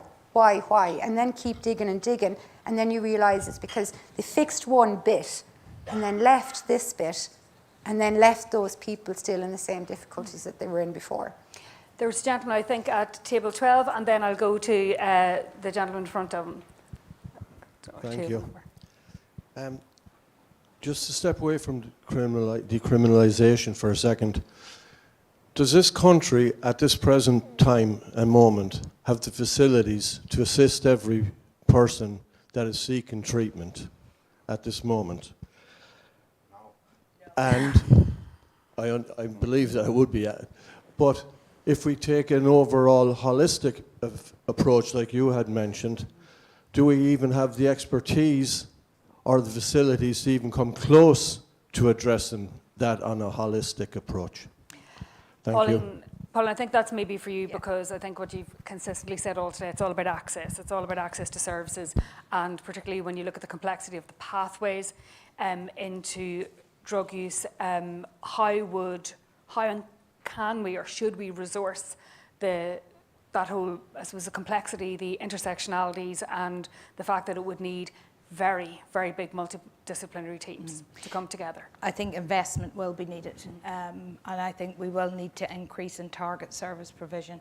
But if we look at this through the lens of what we've presented here around the intersectionality element, so it's the homelessness, it's the poverty, it's you know, so it's not just the drug response or the drug policy or the service response, it's across the sector. So, you know, we are looking at needing to increase housing access. You know, that's another response too. But if we're looking purely in terms of the services that we have and what scale up would we need, well, what I can say is there's a waiting list for residential treatment centres across the country today. What I can say is that we know in a previous conversation Andy and I had around the restriction around detox. So if you're in a position and you want to access detox, that's a very difficult thing to do because you may be using multiple substances. So, you know, we need to look at the exact services that we have and we need to map the upping of those. One piece that I would raise a red flag around, I think, when we're looking at the current service delivery and the staffing and the skill and the development of the workforce to be able to handle the increase in service delivery that's required, is pay parity is an issue across the voluntary and community sector as well. What I mean by that is just, it's basically as Section 39 organisations, the state agencies, you know, are in a different salary than the Section 39 who are providing the service on behalf of the state. So that's a real challenge. And everyone as well is competing for funds. There was a gentleman, I think we've lost Philly, but just, yeah. It's just, you know, when Pauline is saying there, you know, what we would need in terms of investment, we need that anyway. If we have status quo, if we change nothing, we just decide, oh, well, everything's grand, we'll keep going. Or we decide that we're going to do things differently. No matter what way we go, we still require those additional resources anyway. Today. So whether you change or not, and actually if you do change and you do have more evidence-based policies, what you will end up doing is reducing costs in the future because you're reducing, you know, if you invest now to reduce later on. Come in on the back of that, sorry, just in another point, Sharon's just reminded me there, the cost of someone in the prison system for a year, I think it's in the region of 83 to 85,000. The cost for someone, let's say in an intensive residential treatment service for a single person could be somewhere in the region of 13,000. For a mother and child in the region of 24 to 25,000. So, you know, that there's, you know, over time, the resources are there to reinvest back. And just to finish at this, when we look at, so for example, we tracked, we conducted a longitudinal outcome study of the people who had come through our services and published it in 2016. And it showed that 7 out of 10 of the people who came through the service were illicit drug-free 2 years after treatment. Why? Because 100% were back in contact with meaningful relationships in their lives. 98% were not engaged in any criminal activity, and almost just shy of 50% were engaged in education and training pathways. You know, that's the capital that assists people to have the quality of life. And to get that full recovery. There was a gentleman, I think, here at this table, and I might have just time for maybe one question from the back, and then we'll bring this session to a close before you go into your deliberations. But would you like to go ahead? Yeah, thanks. Very interesting discussion from the panel. I think we'd probably all appreciate that there's a spectrum of different types of drugs, from recreation to very serious. And so I'd just like to get the panel's view in terms of decriminalisation. Are you in favour of decriminalisation across the board? Would that be useful? Or is it more for the more serious drugs as opposed to the recreational drugs? Just like to get a sense there for what you think. Sharon, I think this is something that when you were tweeting earlier this week, you were saying some are recreational, some are using it for medical use, some have dependence. They are not the same things. And perhaps where people struggle when it comes to the debate around regulation, legalisation, decriminalisation, is that there are different types of users and different types of drugs that they are using. So I think that's perhaps why some people struggle with any liberalisation of it, because they will say, well, there's a different type of user, and we might have more empathy for the type of human experience we've been discussing in such really strong and harrowing terms today.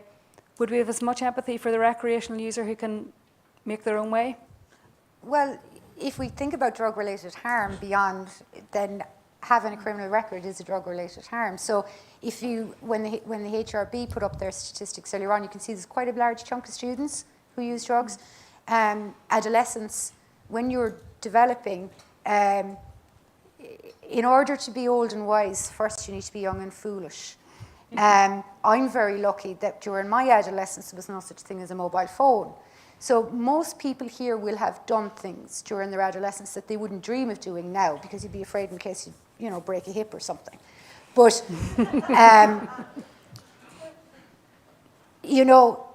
if you have a 17, 18, and a 19 or 20 or something, and they're using recreationally, and they end up with a criminal record, that is going to be drug-related harm, and it will limit their opportunities in life.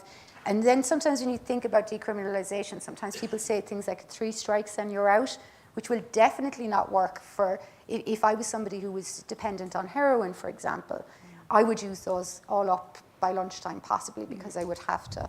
So I think when we think about drug-related harm is to think about the impact of a conviction. I think James Leonard from the Tunaris spoke about this.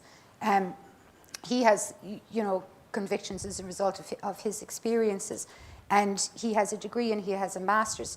And there are times when there are things that he wants to do that have become very, very complicated. So, for example, if you were invited to go on the board of management of a charity, you are not allowed to if you have a criminal conviction, and you have to go to court and you have to ask for permission, even if that was 20 years ago. So I think it's not helpful always to distinguish between. And then the other thing is what are we saying about people who use drugs recreationally? So, and also those who use it for medical use. It's not. And some, you could say, oh, I don't like the idea of somebody using drugs recreationally. I don't have to like it. I don't have to like it. I have to say, does it impact me? Does it impact on them? Does it impact on the rest of society? If you want to do something at home and it's not having any impact on me or anybody else, that's your business. And actually, the route of transmission is a problem. So if you look at cannabis, for example, Professor David Nutt from when he was in University College London, he looked at harm, and cannabis is one of the least harmful. But actually, if I was 26 or 27 and I was going to university and I was engaged in using cannabis, and because I didn't drink alcohol and I ended up with a criminal conviction for cannabis, that's going to have a big impact on my ability to progress through life. And you might say, well, Sharon, I don't want you to use cannabis. And I say, well, I eat it. I'm just conscious, actually, because I know Professor Ivers had a slide with Sharon in it, and I don't want anyone to think that was me. But if I decided to go home tonight and say I was going to have a cannabis cookie, if I smoke cannabis, that is bad for me. Smoking is bad for you. But if I go home and I say I'm going to have a cannabis cookie, it has, in terms of somebody my age, I don't have, an ongoing mental health difficulty or anything like that. And then so then what you're saying to me is, no, I don't want you to have the experience of it. So it's teasing out all of those things. It's just it is teasing out all of those things that is simply impossible for us to do in this time. Before I hand it back to Paul and back to the floor, I just want to ask each of you very, very briefly one final question. It's the question I asked Philly McMahon before he had to leave to go off and do punditry for Fermanagh and Derry. And I'm going to start with you, and just to really, really bring it back to the people who use drugs and their families, their experience, that person-centred perspective. What is the message you want the Assembly going away with today? I think it's Philly said, there's great hope in this room and everyone's rooting for you, but we have to be realistic and remember this is a matter of life and death, and there's a lot of people depending on policies that are centred around people. So I would encourage you over the next couple of months to seek out and demand to hear from the people who are most impacted, who have the most experience. Because if we create policies without them, they won't work and they'll further marginalise them. But if we listen to them and let them drive the change and be part of the solution, we will have better outcomes for people who use drugs, their families, their communities, and everybody in society. Thank you. Sharon? I would say that when you're thinking about research in the area as well, is to always, sometimes studies are presented in their correlation. So they'll say if you do X, then you have Y. Correlation is not a causation. So I might do X and Y might happen, but they might not necessarily have happened because of each other. So always say why, and it's when it's like the legalization. Why is there still a drug? Why? So always asking why, and remembering that there is no one expertise in the area, and actually the people who have the most expertise are often not heard, and they're the people that are talking about. And they, just finally, Pauline, are the people that Coolmine has been working with for 50 years. What's your message to the Assembly today? And I think my message to the Assembly would be, if we are truly looking at a public health approach and we are looking at reducing the harms associated with drug use in Irish society, make sure we have the services available to support the people when they need them. Absolutely. Well, listen, as I hand you back to the Chairman, we could only skim the surface. We wish you well, all of us, in your deliberations in May, and I'll hand it back to you, Paul, but thank you very, very much, and please give a round of applause.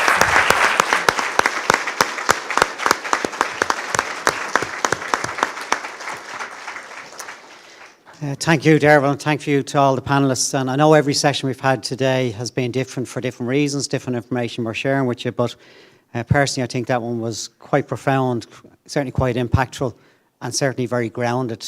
And there's a number of early messages I took up as people were speaking with Derval, but certainly Sharon talks about the emotional pain and the wider issue of emotional pain and why people may or may not use drugs, and I thought it was a very clear message around it.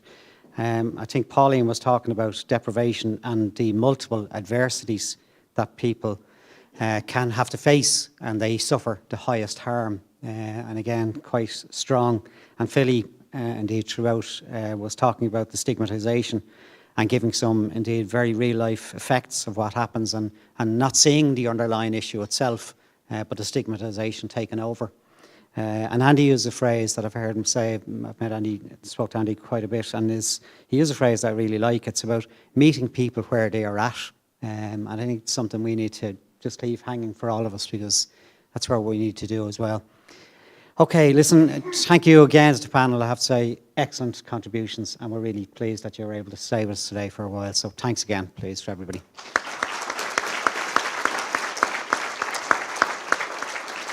Okay, what we have now is time. I'm going to pass you to your facilitators. You've heard quite a lot today. We've shared quite a lot today. Some of it may be impactful for some people. Some of it may not have touched some points some people. But we just want to, with the facilitators, take time for you to reflect at the table where you may be at, what you want to share, some things you think might hurt, some things might have helped.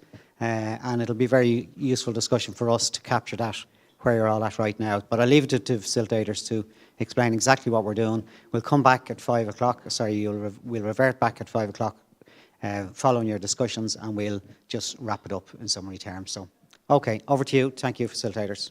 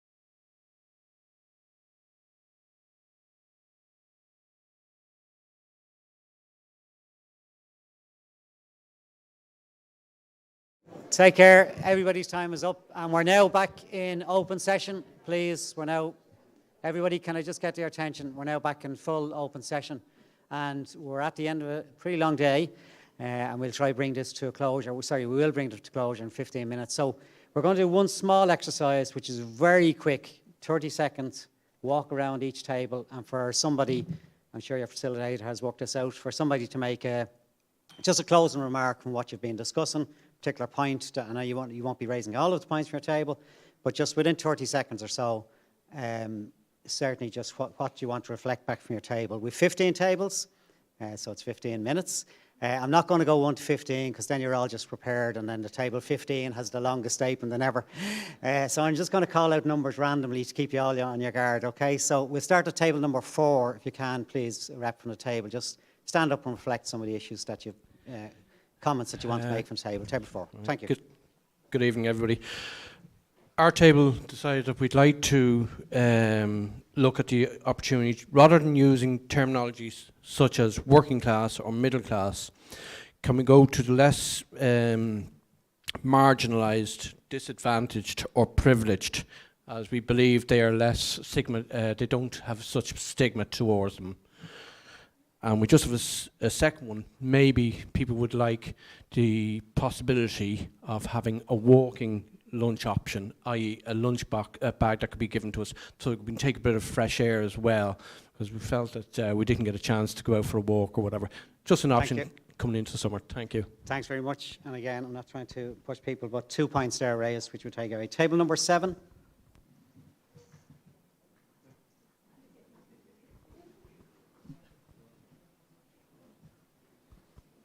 Hello.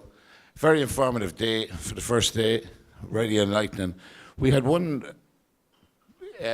discussion was about the slides. We were wondering at the end of a talk, could we possibly get the slides? So at the table, because there were some issues sometimes about percentages, and somebody might have said, you know, I thought it was this percentage, and then somebody else said, no, I thought it was this, and it'd be nice to have the slides to be able to give them facts and figures. Thank you, and we'll come back just to give summary answers if we can, some repetition that might emerge. So thank you again for being brief, really appreciate it. Table 13.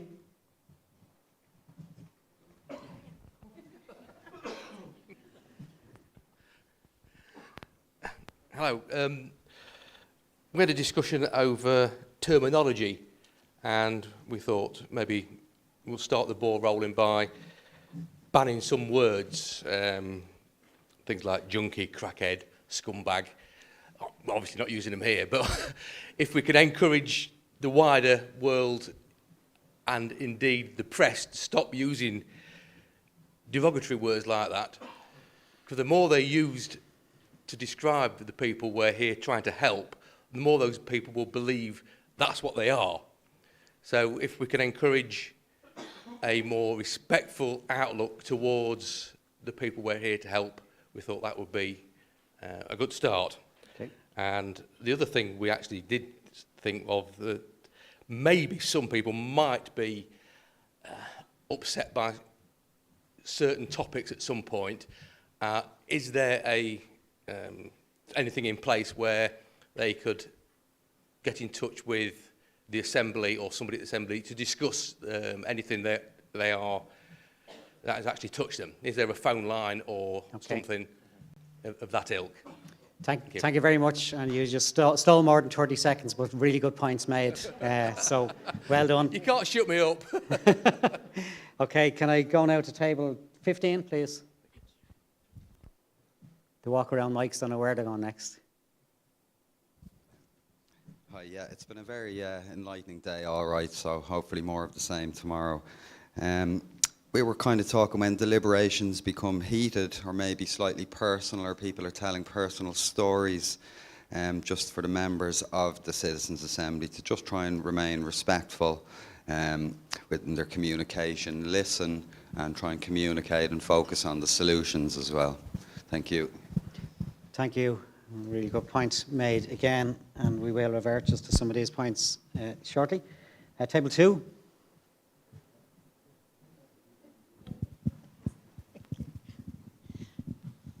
Yeah, we came at it from two perspectives in terms of the self-care. We thought there should be organisational support of some sort in the form maybe of somebody on site that a person could go to if they were triggered by something, to have a chat and maybe go outside if there was a breakout room or something like that, or an employee assistance programme type approach, that there was a phone line, something. And then on the personal side, then there's the individual side of being responsible for your own self-care and knowing your triggers, and maybe having, if you had time, to have a self-care, maybe 10 or 15-minute presentation by somebody experienced in the area, just to help people know how to care for themselves. And then speaking to the listening and hearing piece, peer support within the table to allow people to tell their stories. And there was also a suggestion to bring in some therapeutic animals.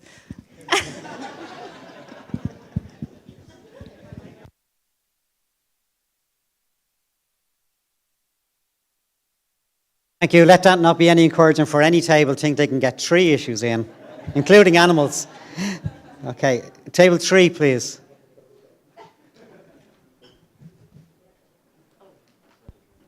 Thank you. We have a couple of comments on language and terminology.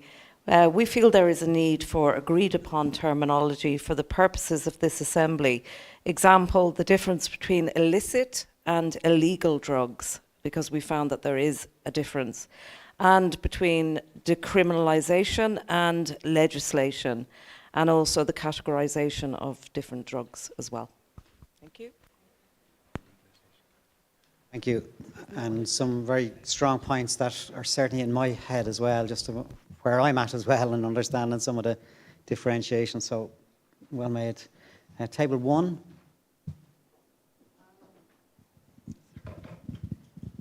Our topic is the same, the use of words, and we agree with table 3, with what you said. And at this table, for example, we decided that the word drug user is a more comprehensive term than drug addict, and covers those who have problematic and non-problematic use of drugs. Thank you very much indeed. Table 1, again, excellent points. Some reinforced, which come through strongly. Table 11.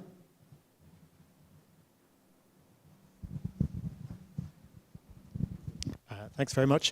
We were reflecting on language and communication, and we were suggesting that we encourage each other to focus on the intention of what we're trying to say, rather than worrying too much about the specific language at any given moment. And following on from that, we would encourage everyone to be bold in their questioning and recommendations as we go through the process. Thank you very much. Table 6. Sorry, Paul, can I just add that I'm a yoga teacher, and for self-care I'd be happy to do a class pre-breakfast in the morning any weekend. So just something, let me know if the assembly is happy.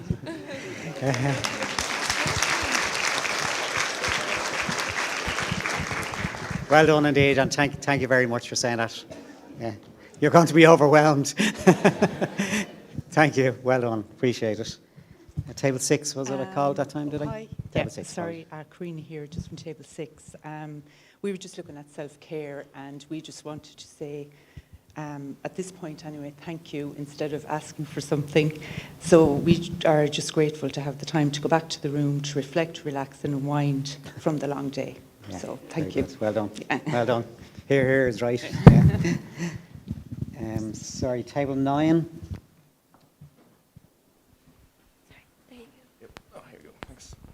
Yeah, so we came up with a lot of the suggestions that other people said, particularly about you know, if anybody needed assistance or were triggered by anything that was talked about during the day. And we also thought about perhaps like stories of presentation, which might include abuse or abusive stories. We might get a warning beforehand. So I guess people might find it upsetting. Thank you very much. Table 12, if I haven't called you already. Don't think I have. Oh yeah, I think a lot of the points have been hit already, but in terms of the hearing and listening, we also agree that we were happy for facilitators to step in and kind of, if things are getting too heated, to kind of keep everything calm.